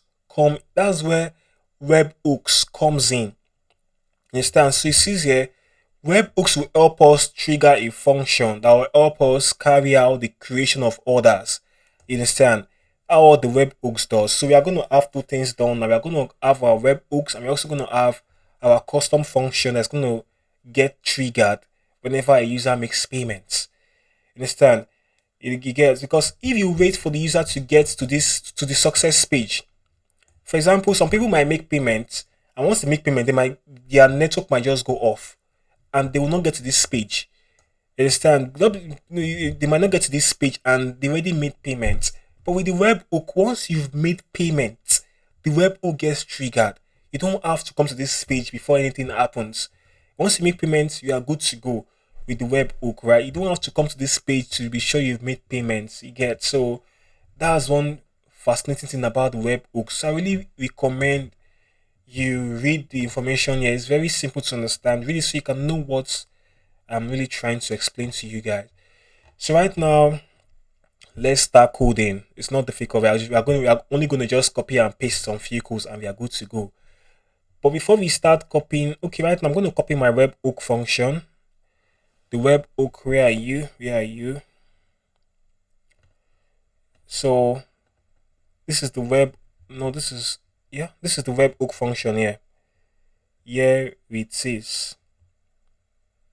Here it is. So I'll copy this. Let me copy this. Yeah, copy from here. Just copy. Control C back to our code. So just under the create checkout function, paste it there. So this endpoint secrets, we are going to come back to just cut it, and then to the top of the code, up here, just somewhere here, paste it here. And as for, we have to also copy we have to also copy this. We have to copy these two lines, Control C, over to the top of the code. So you can paste them. Let's paste them somewhere here. Yep, so we've got them there. So right now we have to this fulfill checkouts. We are going to create, this is going to be a custom function we are going to create. I'm going to just call it here. This function is going to be the one this is going to be the function that's going to help us handle the tax once payment has been made, and the webhook is going to trigger it. You understand? So we're going to come back to this later. So we have our function called fulfill checkout. Perfect. So right now, I think it's time for us now. Go down to the models. We have to create two models, the order model and the order item model. So I already copied the code for the order and the order item to make things faster. I already copied the code, so I'll just simply paste it and I'll explain what is going on in those models. Very simple model. Yeah, so we have our order model. Right now, we're going to be expressing a character field called Stripe checkout ID. So it's a simple character field. Now we have the amount of the order, you understand, the total price of all the items in the cart. It's going to give us the amount. It's going to give us this amount here. Don't worry, we are going to get all these values from Stripe. We are getting the Stripe checkout ID from Stripe. We are getting the amounts from Stripe. Getting the currency from Stripe. We are getting the current email from Stripe. We are also getting the status from Stripe. Everything we are getting from Stripe. You understand? There's no big deal there. Then we have our string function returned. This order model is very, very simple. Just mostly character fields. There is no foreign key, so there is nothing complicated there. It's just similar to your cart model. The order model just has a little more fields than the cart model. over here we have our order item model. It's the same thing as your cart item model, but this time the order item is pointing to the order, not the understand. Just the way the cart item points to the cart. You get. So that's it now. There's no difficulty there. So we are going to create our order and order item based on what we have in our cart and cart item, like that. And the difference now is that whenever you create your order, your cart gets deleted. So we are going to undo all that in this fulfill checkout function. This is the function that gets triggered whenever our webhook is active, right? So that's so let's make migrations for the new models we added. Gonna come over here and say Python manage.py make migrations. So while we're making migrations, I'm going to go down to my admin.py file. Over here, I'm going to add the order and the order item model. Yep. So now we're going to migrate now. Before you migrate, let's import these two. I'm going to control then dots, add order, the same thing for the order item, control and period. Now let's migrate. Hit enter. So right now let's run server.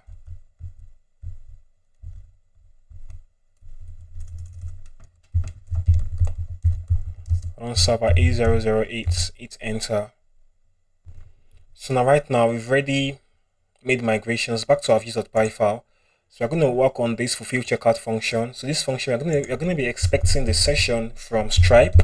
And we're going to be expecting our cart code from the webhook. So I'm going to show you. So right now we're going to create our order. I'm going to say order should be equal to, let me just increase the order should be equal to order dot objects dot create. So right now our order has the following fields: the Stripe session ID. Just copy it. We're trying to create our order, right? It's going to be equal to session. So right now, instead of having to, it's going to be equal to session, then square brackets ID, right? That's for the Stripe checkout ID. Then we have the amount, then the currency. So I'll just paste the line, paste it here, just to save time. So for this, let me import order. Just go down, control and period. We have order imported on top. So now these are the fields: this Stripe session ID. So this line, we're going to move this part. So right now we're creating our order. This session we have here is coming from the webhook. I'm going to show you how we are going to access it. Right now we have our Stripe session ID, right? Then the value is coming from session.id, session square bracket ID. The amount is coming from the session, the currency from the session, the customer email. Check our order model. We have the customer email. It's also coming from the session, and the status is saying paid. Right? You can see everything is going well. You can see right now we've created our order. Perfect. So right now I want to create the order item. So how do we create the order item? So we're going to be getting our carts. We're going to say carts should be equal to cart.objects .get cart code equal to carts underscore code. And the cart code is coming from here, up here. So right now we're going to get the cart item. I'm going to say cart item should be equal to cart items.all. So right now, to get our order items, I'm going to say for item in cart items, I'm going to say order item.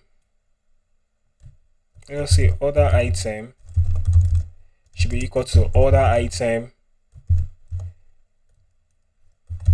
dot objects dot create. The first thing, or the order item has a field called order, right? It has a field called order.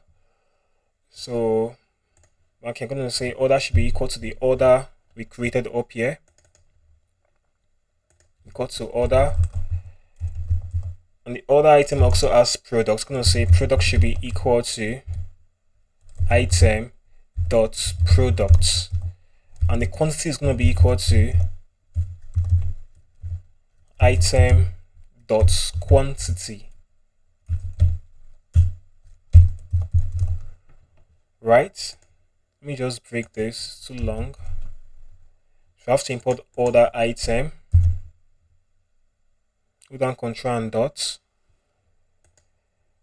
See, there is nothing like that. So what's it called? Order item, control C, back to your views. Control and period. Yeah, here it is. So it should be imported on top now. And once you are done with this, now right now we need to create our order and the order item. So once this is done, we are going to then delete the cart. We don't need the cart anymore. We're going to say cart.delete. Right, so that's it now. So we have our fulfillment checkout called up here, but we are not done yet. It is called here, but we have to pass in the actual necessary information over to this function. So right now we're going to say session. This session we have here, we have to get it from the webhook, right? So we're going to come over here and then we're going to just remove this.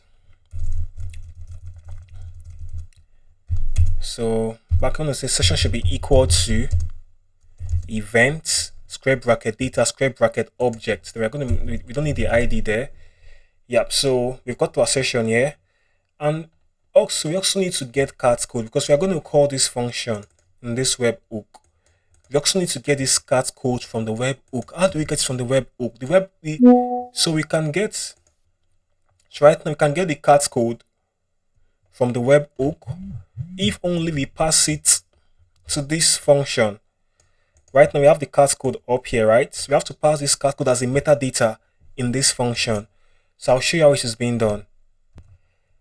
So just scroll down. So I'm going to add the metadata here. I'm going to say metadata should be equal to a dictionary. I'm going to say cart code should be equal to cart code.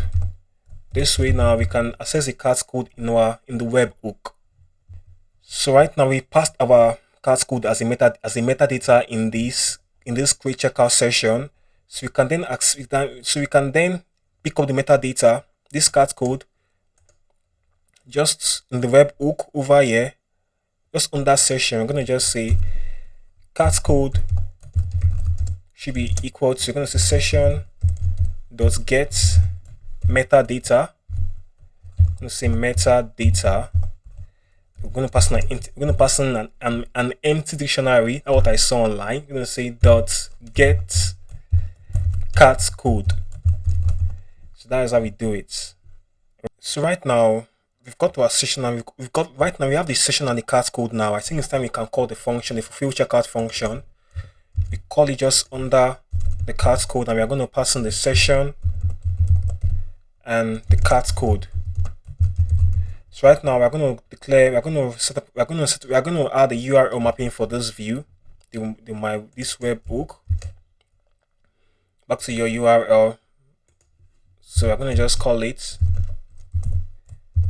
I'm going to call it webhook. It's going to be a post request. It's going to be views dot the function name, and the name should be equal to, so it's views dot the name of the function, then the name should be equal to, let's call it webhook, simply webhook, right? So now we are good to go. So right now it's time to test what we've done so far. Before we test what we've done, there is something we need to do. Understand? So before we can test what we've done, we have to either deploy our backend, or we have to make sure our backend URL, the local host, is active. Like it can be accessed globally. You can either deploy it, or you can either expose your Django localhost using Ngrok. Go down to the browser and search for Ngrok. So let's search for Ngrok. Ngrok, right? So you can use this platform to like expose your Django, your local URL instance if you don't want to deploy. So I'm going to use Ngrok for now before we start deploy. Before we deployment is going to be on a separate. It's not going to be now. So I want to just show you how to expose your Django URL, your local host using Ngrok. So if you don't have an account, I recommend you sign up. At least just create an account. You also have to install Ngrok. So I'm gonna go with the Google option. Sign up with. I'm gonna choose Google. So right now I already created an account for myself. For now, let's keep this. Got it. Create an account for yourself now. Yeah. So we are back here. We have to install this. We have to install it. We have to install it. But I skipped that part. I didn't skip it. It's on the home page. Just pick. Let's just pick students. Let's say we are trying to share our local apps without deploying. That should be why you are using Ngrok. The second option is the best answer. Click development and then continue. Yeah, so we are here now. We are here. I think we have to. So okay, we are on this page now. So click on. Currently, I'm on a Windows computer, so I'm going to click on Windows. I want to get Ngrok installed on my computer. Okay, click on download. Click on this option. For me, currently I'm on a 64-bit computer. So I'm trying to set up Ngrok as quickly as possible. So right now I'm going to just simply open this file, unzip it, and then I'll simply install the Ngrok file. I expect you to follow me. You can, if you're on Mac, if you're on Linux, they all have the guidelines on the website. You can do yours. So right now my Ngrok is opened. It's open, perfect. It's open. So next now I want to simply expose my Django local URL live. So over to your Ngrok now. So go back to the browser, click on auth token, your auth token. I can't find my. Just show auth token. I'll copy this back to my Ngrok. Now I'm going to just come over here and say Ngrok auth token. Now pasting the auth token, then hit enter. Says Ngrok is now recognized as an internal server. Okay, it works now. Sorry, previously I did not extract the file. I had to go over to the downloaded downloaded file, which was zipped. Then I had to extract the content of the file, and then I think it's working now. So the command you are going to run is this now. Back here, first of all, install Ngrok. We've already installed it, so we are going to run. I think I have my. So we're going to run this. So we're going to run this command. The second one, just copy it. Yeah, paste it. Hit enter. I didn't copy everything. Copy the wrong one. Okay, it's just this. Check out your auth token. Let's show our auth. Copy this auth token. Back to your Ngrok terminal. I'm gonna say Ngrok. I'm gonna say auth token. I'm gonna paste the token and then hit enter. Perfect. We've gotten this now. So now we've gotten it now. So currently, let's see where our server is. Currently, our server should be running on port 8008 for me. If you're on a different port, make sure you take note of that port. Make sure your server is currently running. And for me, mine is running on port 8008. I'm going to go back to our Ngrok terminal. I'm going to say Ngrok, and I'll say HTTP. my port number is 8008. If you're on the default port, simply put there 8000, or whatever port you are on, put it there. So I'm currently on port 8008. I'm going to hit enter, and right now here's our live URL. As far as this terminal is open, anybody can access this. Link is accessible to everybody on the web as far as this terminal is open. So I'm going to just click on this, hold down Control and click on the link. It's meant to open on a new. You can just copy it if it's not responding, and then paste it here. Go down to /admin, hit enter. So say visit sites, click on the visit site button. Okay, so here's a common error. It says allowed hosts. Need to add this to allowed hosts. Go down to your allowed hosts. That is in your settings.py file. So allowed hosts, I'm going to make sure my allowed hosts can accept all domains. Put on the asterisk. And this should be fine.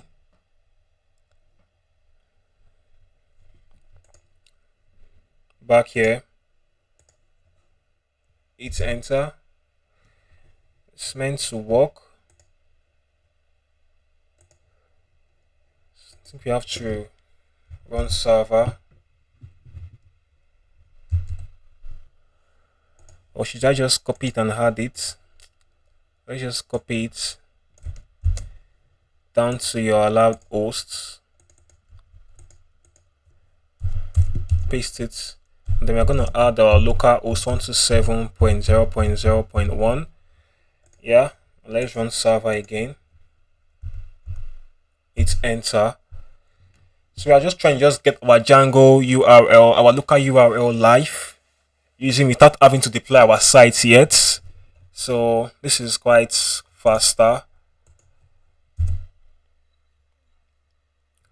Okay, it's opened now. Let's log into our database. So our Django admin. Okay, we're having this error too. So we have to, there's something we have to configure. I'm looking for it. It's called the trusted origin. So back here we have to also add this. It's going to be equal to, just copy this same content here, paste it inside here. We have to add the CSRF trusted origins. We have to also add that. That's what it was complaining up here. Just refresh. So let's log in again.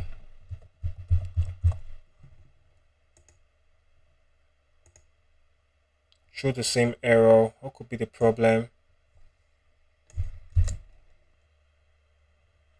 Oh, sorry. I was meant to add the entire URL, including the HTTPS. I did not add that. That was the problem. I think everything should work now. Let's wait for our server to reload. Back here, refresh. Let's log in now. Log in. Still not working. Let's remove this / at the end. It's meant to work. I don't know why it's disturbing. I hope it works now. Else I'll just go and sleep. Sorry. Let's just try again. Cleans.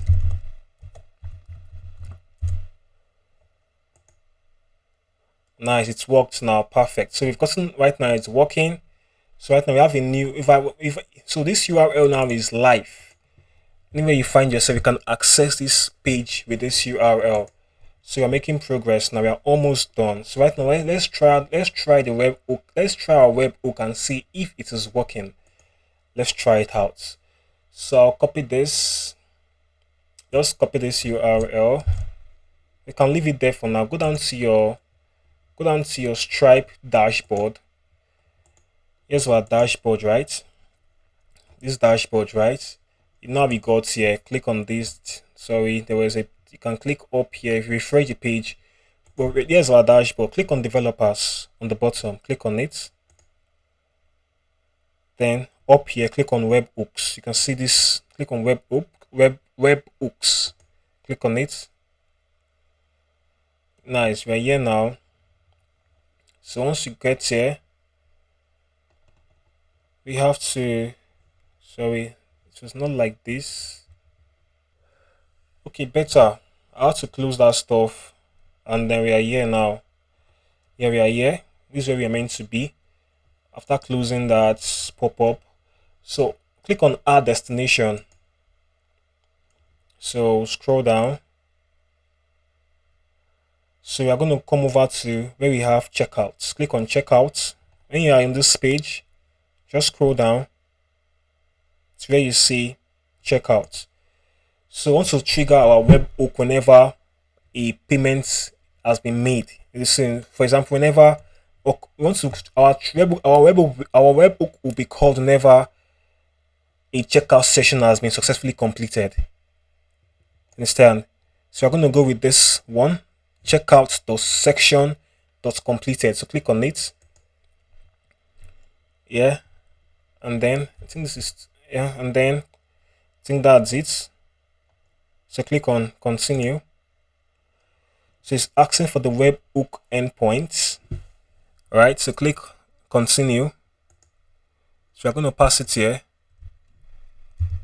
Right, /. Now these are Django URL, and the endpoint itself, go down to your Django code, over to your urls.py file, urls.py file. It's called webhook. Right, webhook, back to the browser. I'm going to add /webhook. So that's it now, and then we can create our destination. Create it. Create destination. It's creating. And we need something important. We need this code here, this webhook secret. We need it, very, very important. Just reveal it. Then you can copy it. This key is very important. Copy. It's meant to copy, but it's not responding. Hope it just copied. Back to our code now. Over to the env file. I'm gonna come here and say webhook_secret should be equal to, yeah, this is what we want. And back to your views.py file. Back to your settings.py file, first. So we're going to just say webhook_secret should be equal to os.get env. I'm going to copy the webhook. Let's be sure. Yeah, webhook secrets. Copy it, and then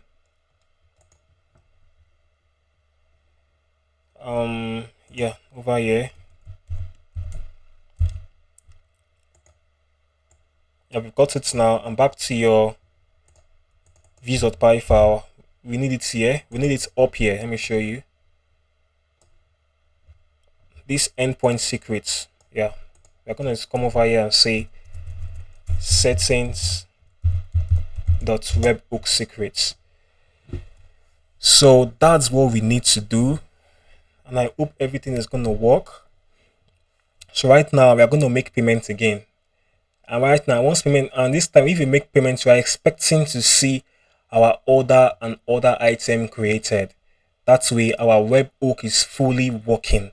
You understand? So back to the endpoints where we came from here. It was here we created.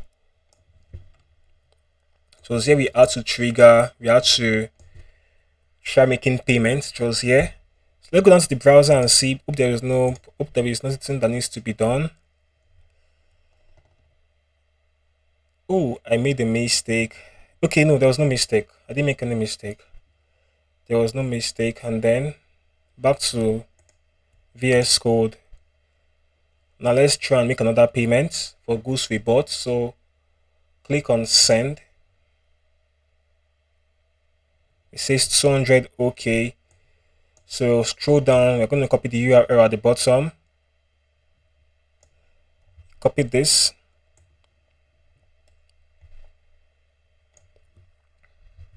copy down to your browser. You just paste it. Yep, so we're here now. The same items that we had in the cart. That's why you can see we're having the same price. Let's go get our card, our card code, the information on our card, the card number. We can get that here. Here is the call number. Just copy it, then paste it here. And put in the date in the future 09. I'm going to say 0926. And I'm going to say CVC should be, let's say 234. Name on the card. I can just put in many of my names and then pay. And let's hope it works. It's processing.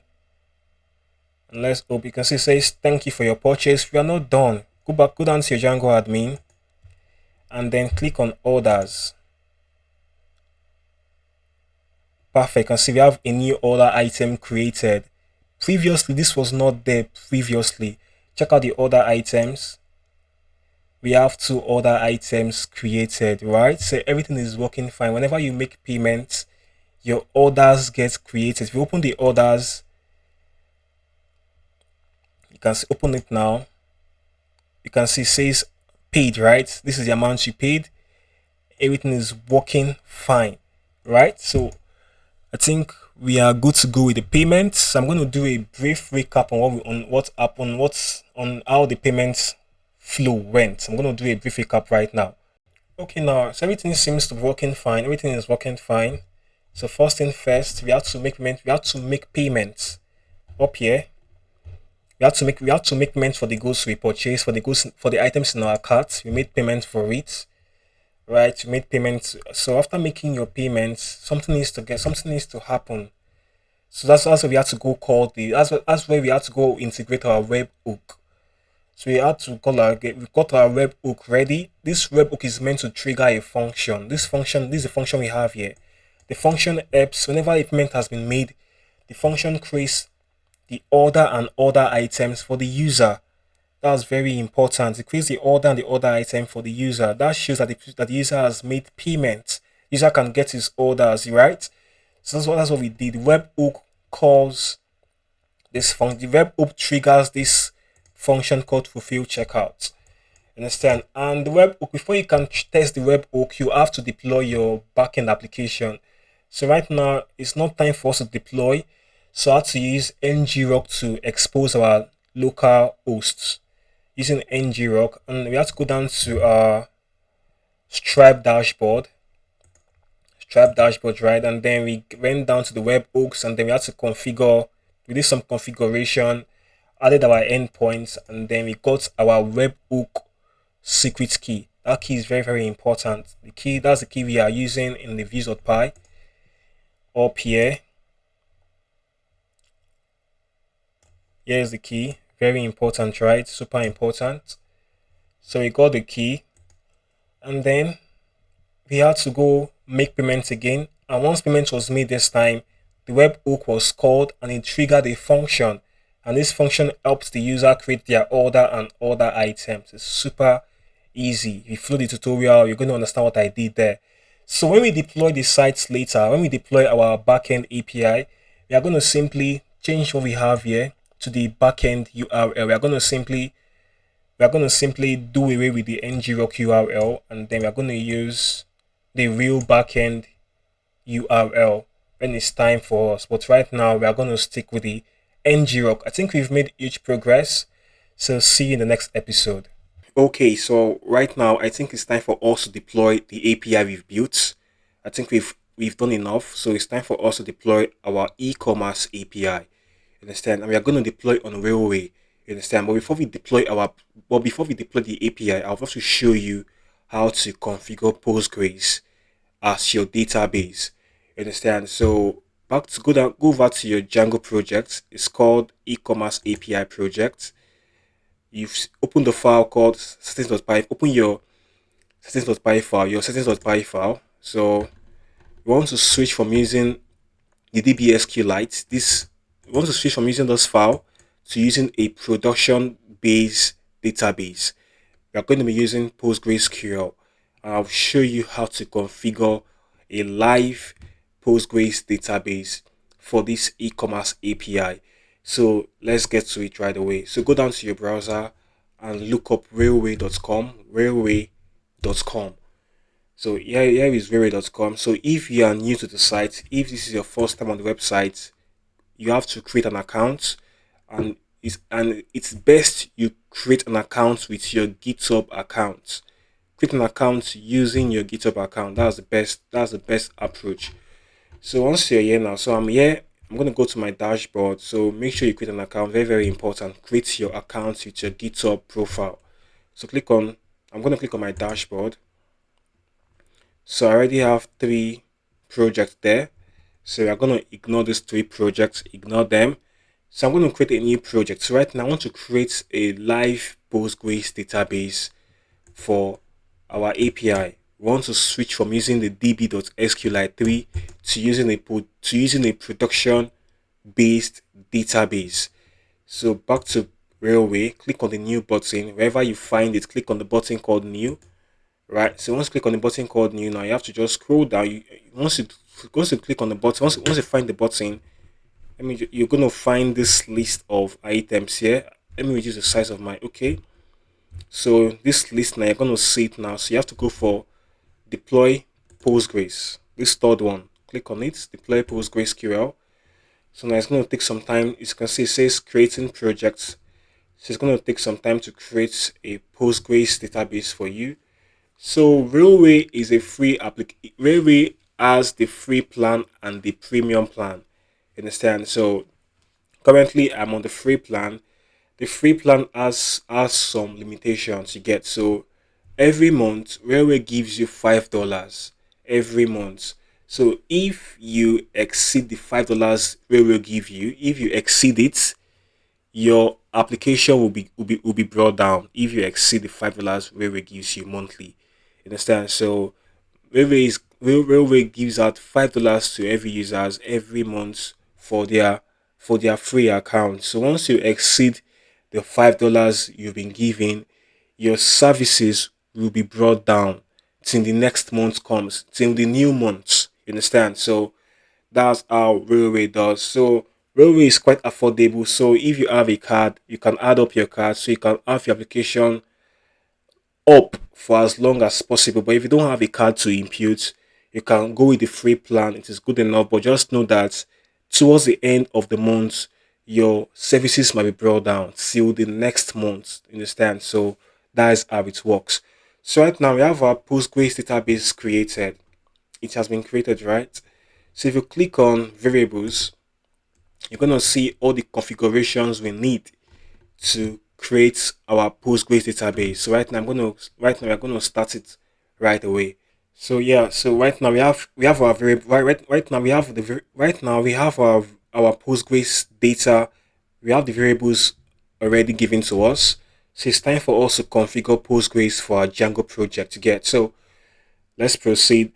Let's go over to but one right now you can see our Postgres is key is called this name. This is right now it's called giving generosity. This name you have on top here. I want to show you something. Click on the I just clicked right now. I'm back on my own page. Previously I had 3 projects, so I added a new one, which is this last one, so I'd love to this is a random name. Railway gives your services a random name, so I'd love to give it my own name. I don't like the random name. I'd love to rename it. So click on it and then click on settings on the top right. Click on settings and then you can change this name. I can just say YT underscore e-commerce API underscore database DB. Perfect. I think this name is better. Update. That's fine. So back to our database. Click on name now. Okay, click on it. So we are back here. Yeah, I'll click on variables now. Yeah, we've got our variables, right? So perfect. So back to your Django project. I'm going to add the Postgres database configuration under this default database. So come over here and I'll add it. Yep, here's our Postgres database configuration. Right now we have some dummy values as the we have some dummy right here we have some dummy values. which is not supposed to be so. We are going to correct that now.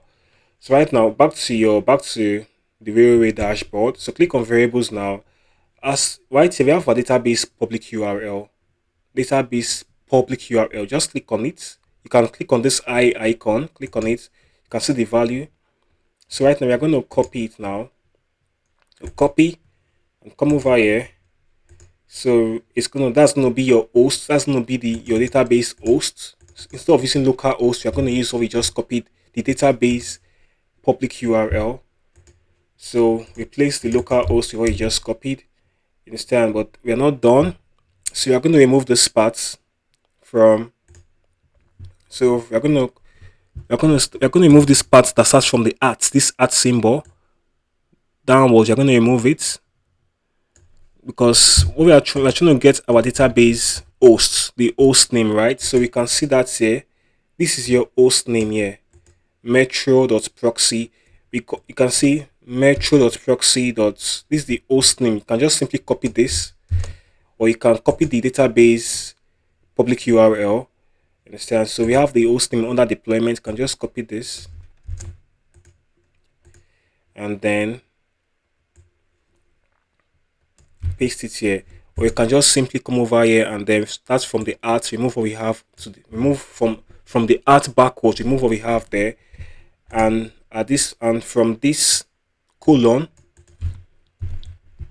let me make it bigger now, and from this colon remove what we have here. So the same thing it is the same thing as what I copied. Understand? That's your host, your database host. Oh, sorry, Ctrl Z. So as for the port number is, I'm going to show what the port number is now. Go back to your variables now, click on the variables tab. So if you open this URL, if you copy this URL, like this database public URL, copy it, and then come over here, let's just paste it now. Here's your port number, this value 22806. 22806 is your port number. Just copy that and replace this port you have here with the port number you copied. As for your password is okay. Right now, I think we are done with this now. As for the password, back to railway, scroll down, you're gonna see PG password. You can just copy it.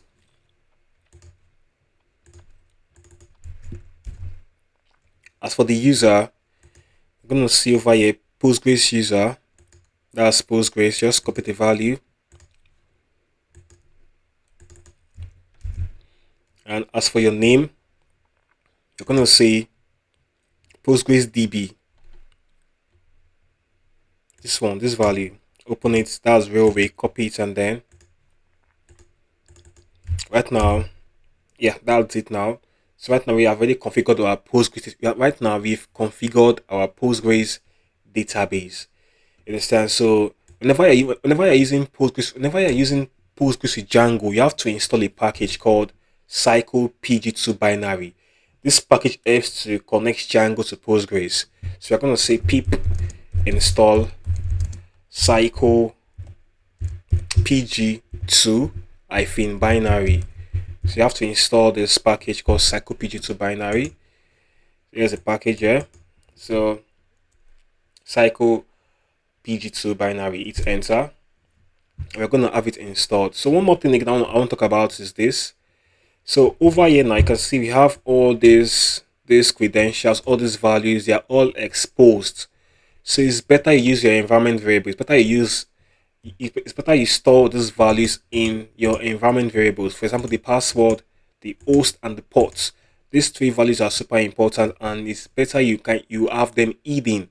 So right now I'm going to put my env file .env. So it's over here now. So I'm going to say, let's say pg host, pg password, and pg ports. PG port, right? So your PG host is going to be equal to, so I'll copy the value of our hosts, right? Ctrl C, yeah, paste it and make sure there is no space. Make sure there is no space there. The PG password, we're going to get this from here.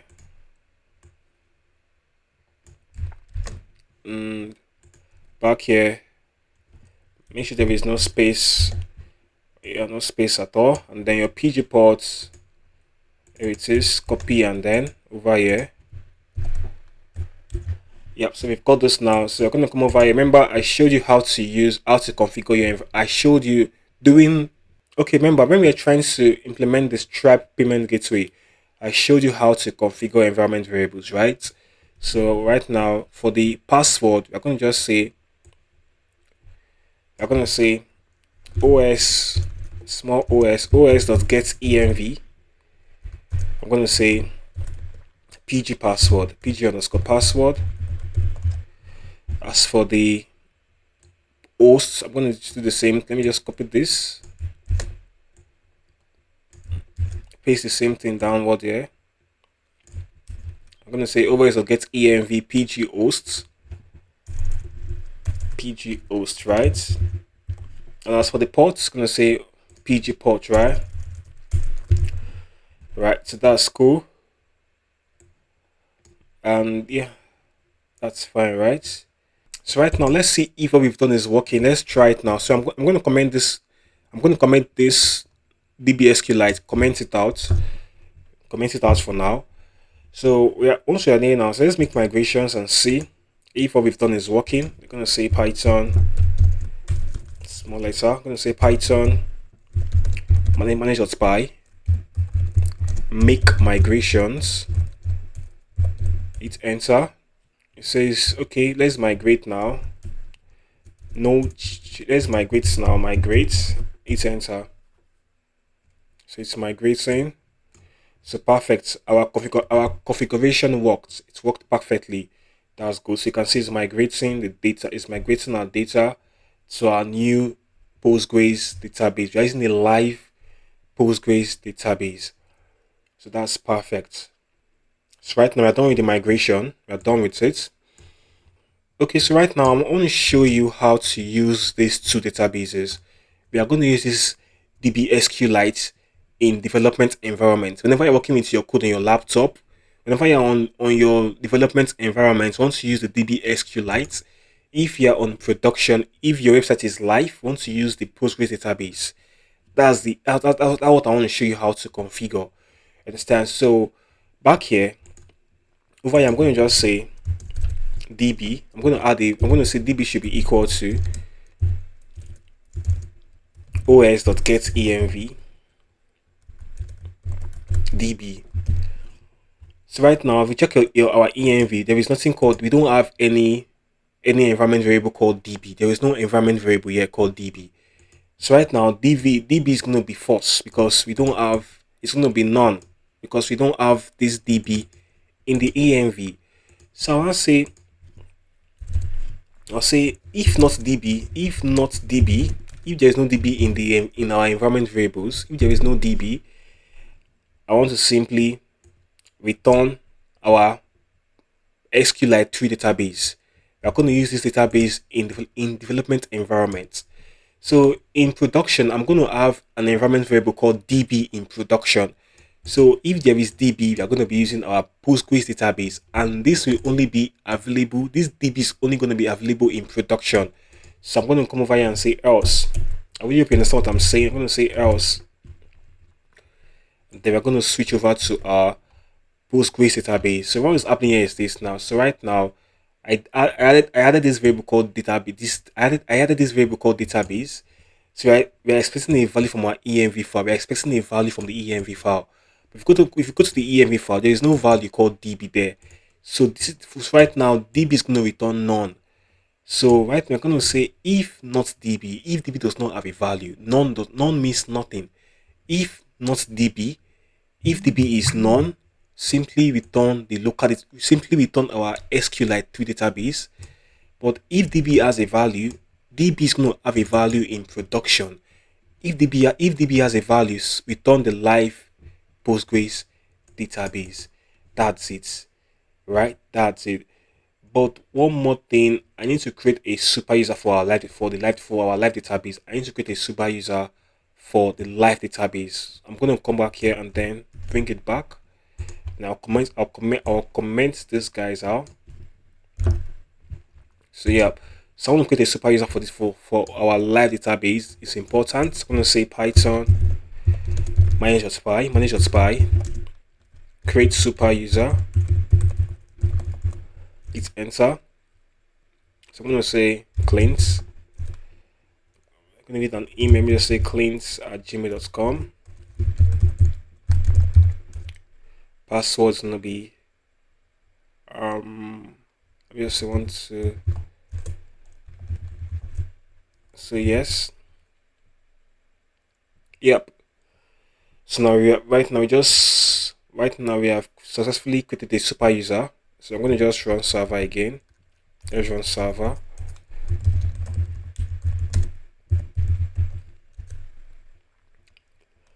Let's see server. Yeah, our server is up now. So yeah, so right now our Postgres database now has a super user. That's fine. So right now I'm going to return back to what we did before, and then I'll simply push this guy in. Yep. So that's it. Okay, guys. Right now we've configured our Postgres database. So in production, we're going to be using our Postgres database in production. While in development environments, we're going to be using the SQLite 3 database. You understand? So this has been configured. So right now it's time for us to deploy the application. We're going to deploy the application right away. But before we deploy, we need to before deploying, we have to get something set. We have to install Gunicon. Make sure your virtual environment is always activated, your virtual env. So you have to install a library called Gunicon. Gunicon helps to run our server in production. It helps us run our server in production. We're going to say pip install Gunicon, right? Hit enter. So once Gunicon is installed, we're going to install white noise. White noise helps us with our static files. It helps us manage our static files like your CSS, your static images, and the rest. So right now we're going to go over to the browser. We're going to we're going to say Django and white noise configuration. Yeah, click on this. Let's click on the first link. So to use white noise, you have to first of all say pip. You have to first of all install the package called white noise. Run the command pip install white noise. Copy this. We have to install white noise is important. Hit enter. So back to on the left panel, on the left navigation, click on using white noise with Django. Using white noise with Django, right? So you have to add this line. Just copy the static root, copy it over to your code in your settings.py file. In your settings.py file, you're gonna find where we have, scroll down to where we have your static, so where you have your, to this region where you have your static URL, where you have that. So paste this line. Yeah. So I'm going to remove the space in between. I don't want that space in between. And I think I'm going to make this a single quote. Yep. And then scroll down. We're going to add this white noise middleware just under the security middleware. Under security middleware, we're going to add the white noise middleware. Scroll up to where you have the middleware section. You're under security middleware in the same file. So in the same settings.py file, we're going to add the white noise middleware. Yes, and then what else again? Scroll down and think class button, and I think we have to also add the storages. It's not important, but let's add it. It's not important, but let's add it. So this storages now, this is the last thing we are going to add. Just copy it and then back here where you have your static URL, over here, just paste it under the static root. Yep, I think this should serve for now. I think we are good to go. Yep, so we have, okay, now that's perfect now. So scroll to the top, scroll back to the top now, to the top of your code, scroll to the top where we have our allowed hosts. I'm going to just comment these guys out. I'm going to add allowed hosts now, a new allowed host. I'm going to say allowed _hosts should be equal to, it's going to be equal to this asterisk. Yeah, allowed hosts. So it's going to accept any host that is given. So yeah, we've got this now. So we're not done. So right now we are going to create a new file. We are going to update our requirement.txt file. This file here. So if you don't have the file, there's no problem. If you don't have this file in your code, it's fine. There's no problem. So just run this command now. Just run this command. Pip small letter. I'm going to say pip freeze. I'm going to say requirements .txt. Right. So this command now is going to help you create a file called requirement.txt file. This command is going to help you create a file. If you don't have this file called requirement.txt, this command is going to create a file for you and populate the file with all the necessary packages needed for your code to run. You understand? So it's going to help you create a file called requirement.txt. If you don't have this file in your code, this command is going to help you create a file and then populate the file with all the required packages that will help your code work in production. You understand? So if you already have this file, this command is going to simply update the content of the file. So right now, this command right now is going to update the content of my file because I already have the file created. But if you don't have the file created, there's no problem. The command is going to create the file for you and also update the content of the file with the necessary packages that your project will need to run in production. So just hit enter and then yep. So I think it just ran the code now. So over to the file. So these are all the packages the project needs to run in production. These packages are needed now. That's perfect. So right now, I want you to push your code to GitHub. Push your code to GitHub. It's simple. So right now, I already have my code on GitHub. My code has been pushed to GitHub. So I'm going to just simply update my repository. I'm going to just update it, right? So come on. Okay, I'm going to just update my repository. I already have my code pushed to GitHub. So I'm going to say git add. So push your code to GitHub now. If you don't have your code on if you don't have your code on GitHub, push it to GitHub. So right, I'm going to say git add dots, and I'll say git commit. And I'll say prepping for deployment.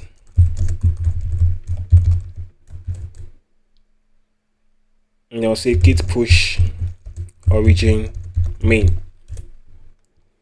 So right now it's going to push it's going to simply update my git repository. So if you don't have a git repository, create one and push your code to that git repository. So go back to my browser, go back to GitHub, look up git. This is git. Now let's go over to GitHub. Come on. So I'm going to click on repositories. Your repositories, click on it. So yeah, here is my code. I just pushed this now. Okay. Yeah, so we've got this ready now. So what's the next step? So we're going to go back to Railway. We are back now in Railway. We are back here again. What do we want to do? Right now we want to deploy our API. I want to deploy our backend API, right? So click on this Railway look. Click on this. Right now we are done with the database. So right now click on this logo on the left, the top left. Click on it. That's the logo. That's Railway's logo. So right now I'm going to click on the new button. Click on new button. New. So this time now I want to deploy our API. So we are going to click on this. So right now we're going to click on deploy from GitHub repo. The first link. Click on it. Deploy from GitHub repo. Click on it. So right now we're going to choose your right now. Click on configure GitHub app. Click on that. So we want to pick our GitHub repository. We want to deploy. Right now we want to pick the GitHub repository you want to deploy to Railway. So pick your account. So yes, my account is Kobe Clinton. I'm going to click on that. So I have to log in now. I have to input my password. So let me just input that.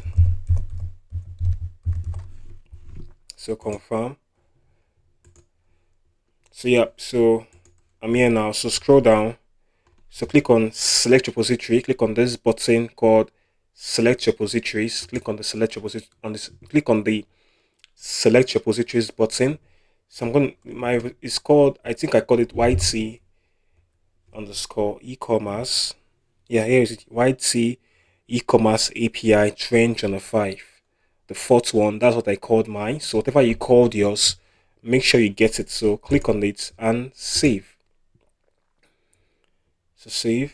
So we're going to be, right now we're going to be taken back to railway. So let's wait for that. So right now, click on this again. Click on the first link again. Deploy from GitHub repo. Click on it. So right now we're expected to see our, what was it called? We're expected to see white C, but it's not showing. Let's refresh the page. Refresh. I was expecting to see my repository on the list. Click on this again. Deploy from GitHub repo, the first one. Yep. So right now you can see we have our repository YT. Where is it? YT e-commerce API. So click on that. And right now you can see it says creating project. Right now it's going to take some time. Let's wait for it. Something is going on. Yep. Right now it says initializing. So right now it is building. Once it is done building, it's going to deploy our API. It's going to deploy our backend code to Railway. So we're going to give it some time to deploy our API to the cloud. So you can see it says deployment in progress. You can check out, I think you can view the logs. You click on this button called view logs. Click on it so you can see what is going on. So we have the build logs. We can see what is going on. I think it's done building. It is deploying now. Click on deploy logs. It is currently deploying. Click on deploy logs. Let's see what it's doing. Let's wait for it. It's going to show us something very soon. Because it says starting container. I think it's done deploying. It looks as though it's done because I can see we have Gunicon already active. Let's wait for it. Let's wait for it. I think it is done deploying. So click on details, click on these details, or click on this, click on the white on your repository name on top. Click on it. It says deployment successful. Okay, deployment successful, right? So okay, so click on settings. Settings. Before we go to settings, go back, click on deployment, click on it. So let's add our environment variables. Let's add up our environment variables. Go back to your code. We have these environment variables. We have about 5 or 6 of them. Let's add them up to our live server. So I'm going to copy secret key back here. Click on variables. So click on new variable, click on new. So paste the name and let's get the value. Copy this value, make sure you copy it properly. I don't want to make mistake.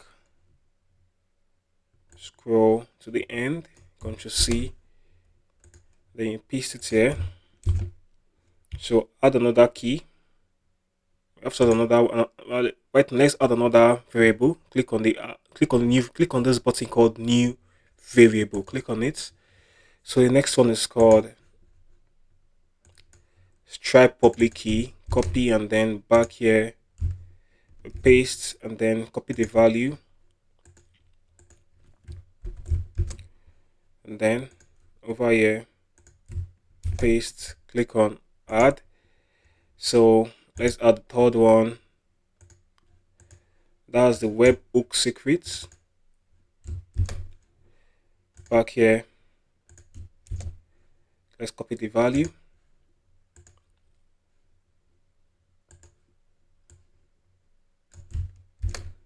back here, add. So you can do that for your order. You can let's add up everything, add variables. Yep, so we already have all our right now we have all our environment variables added, right? So that's cool. Back to click on settings right now. Click on settings right now, scroll down. So right now we are going to right now I want to generate our domain. Click on generate domain. Click on it, this button. It's generating. So right now here's our URL, our backend, our live URL. Here's the backend, here's the live URL to our backend application. This is it here, right? So I can copy this to the browser, paste it, hit enter. So go down to /admin. Let's see. Perfect. Now, so right now we're using the Postgres database, the live database, the Postgres live database. So I'm going to log in now. Remember, I created a super user for this for the post for our data for the live database. Before deployment, I added a super user to the live data to our Postgres live database. Right now out the super user. Let's see if we can gain access. Okay, copy this back, copy this line, copy your URL. Let's copy it. Go back to your sales.py file. This CXRF trusted origins. Uncomment it and paste in your live Postgres database. Paste in your live API URL, which we have here. I think I showed you. Here it is. You can see it here. If you go down to deployment, you see find it. Yep. Before you find it here, before you find it here, you have to make sure you have generated your domain. You understand? You have to make sure you have generated your domain, right? It's gonna only appear here only when you have generated the domain in the settings tab. You understand? So that's it now. So once you've added this line, so let's push. You have to push again to GitHub. Let's say git add dots git commit. We just say deployment. Right, let's git push origin main. Push. So right now should be back on GitHub. Let's see how far. Okay, right now I think we're done pushing to GitHub. You can see it just appeared now. Okay, still pending. Let's give it some few seconds. Okay, so I think we have our code already pushed to GitHub, and our API and the backend should be deploying by now. Let's see if it is done deploying. I think it's done deploying. Can see. I think it's done deploying. Let's refresh. Okay, it's done deploying now. Yep. So back to this code back here. Let's try logging in. Let's try logging in again. So impeach the username again. Cleans. Click on login. Perfect. We're logged in now. So let's try out open products. Oh, Chikoyi, right now we are still on the SQLite. We are still on the SQLite database. We are still on that database. You know why? That's because I forgot to add that's because I forgot to add the DB variable. That's because I forgot to add the DB environment variable. I forgot to add the DB environment variable. I'm going to add that now. Click on new variable and let's say DB, and then we're going to just say true, right? And then add. Yep. So right now I've added our DB variable now, true, and after adding this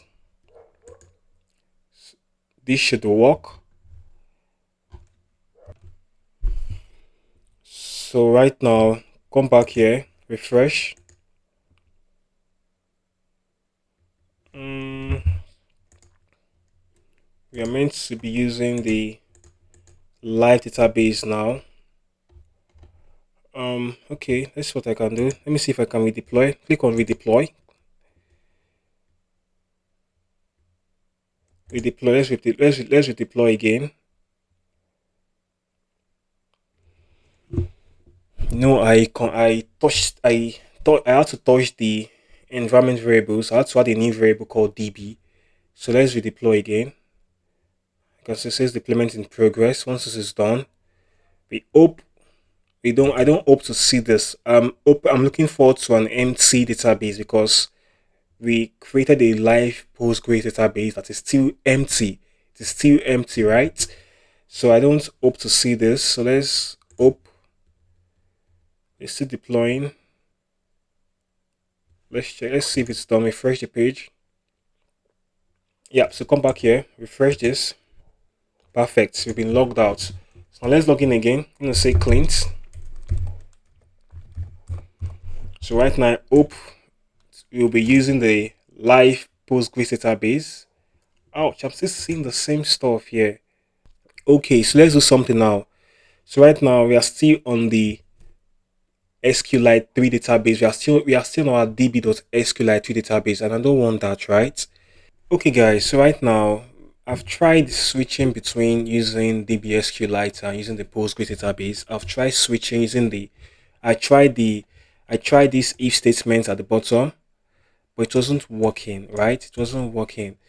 So right now I just had to opt to go with the Postgres database directly. Understand? So if you want to use Postgres, you can leave your Postgres database. If you want to use your SQLite 3, you have to, if you want to use your Postgres, you have to comment out the SQLite 3. If you want to use SQLite 3, you have to comment out Postgres. For now, that is how it works. If I find a solution to this, I'm going to simply update the source code so you can get the updated code. You understand?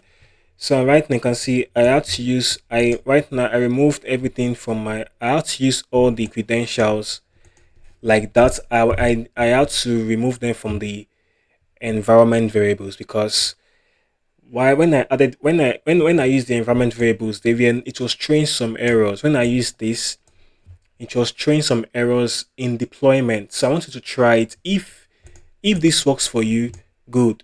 But if it does not work, just revert back to this method I used here. Use use the credentials the way they are. Don't use them plainly like this. If you understand, so if this throws error, if the environment variables throws error, if this part throws error, this part has been commented out. If it throws error, just use your credentials plainly, and everything should work. You understand? So it works now for me. Go down to the browser. Here's our live API. Let me come back here. Click this. Here's our live URL. Click on it. Go down to /admin. So if I click on products, see it's empty. Click on categories. You can see it's empty. That's because we are on a new database, right? So right now we've been able to deploy our application to the cloud. Our API is now live on the cloud. So there's one thing remaining. Remember when we were integrating Stripe, we had to use Ngrok to make our local URL live, to make it appear live. But that is not that's a temporary fix. You get. So now that we have deployed our application, it's time for us to switch to the live backend URL. So I'm going to go back to Stripe now. So I'm going to head over to Stripe. So click on the first link. So we have to sign in. Okay, so right now it's taking me to my dashboard. That's good. Let's wait for it. Let me see if it is my actual profile. I think okay, yes. So right now, click on developers. Once you're on your dashboard, once you're here in the dashboard, okay, just click on developers. You can see it here. You can see I'm trying to make some updates to our Stripe webhook. Remember, we had to use Ngrok URL. Right now, our API is live. So click on developers, go down to click on webhooks. So right now you can see we have this URL here. This URL you see here is from Ngrok and it is temporary. Whenever the Ngrok terminal is down, your URL, your project goes down too. So this is temporary. So click on these three ellipses by the right. Click on edit. So we have to edit this URL. So we're going to get our live URL from, here is it, copy this. Let me just paste it in the browser. Hit enter. Yeah, I need this. Yeah, copy this. I need that. I wanted to get that HTTPS appended to it. So get that. Copy back to your Stripe dashboard now. So we are gonna from this. We are gonna leave the webhook. Leave it. And we are gonna then paste. So remove because we have duplicates. You duplicate double. We have right here. We have duplicate / remove one of it. And then click on save destination. Perfect.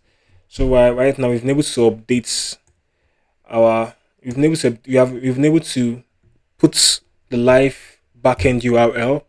So everything should be fine now. So yeah. So right now our application has been deployed. I think everything is set and we are good to go. Okay, so we are done with the backend, you get. So, and over here is a source code. I'm going to drop the link to the source code in the video's description so you can check it out for yourself. And it's also well documented for you so you can follow it through and get to know what is going on, you get. So the backend is done. So in the next video, we are going to work on the front end with Next.js. So get ready and don't forget to smash the subscribe button. Thank you. See you in the next video.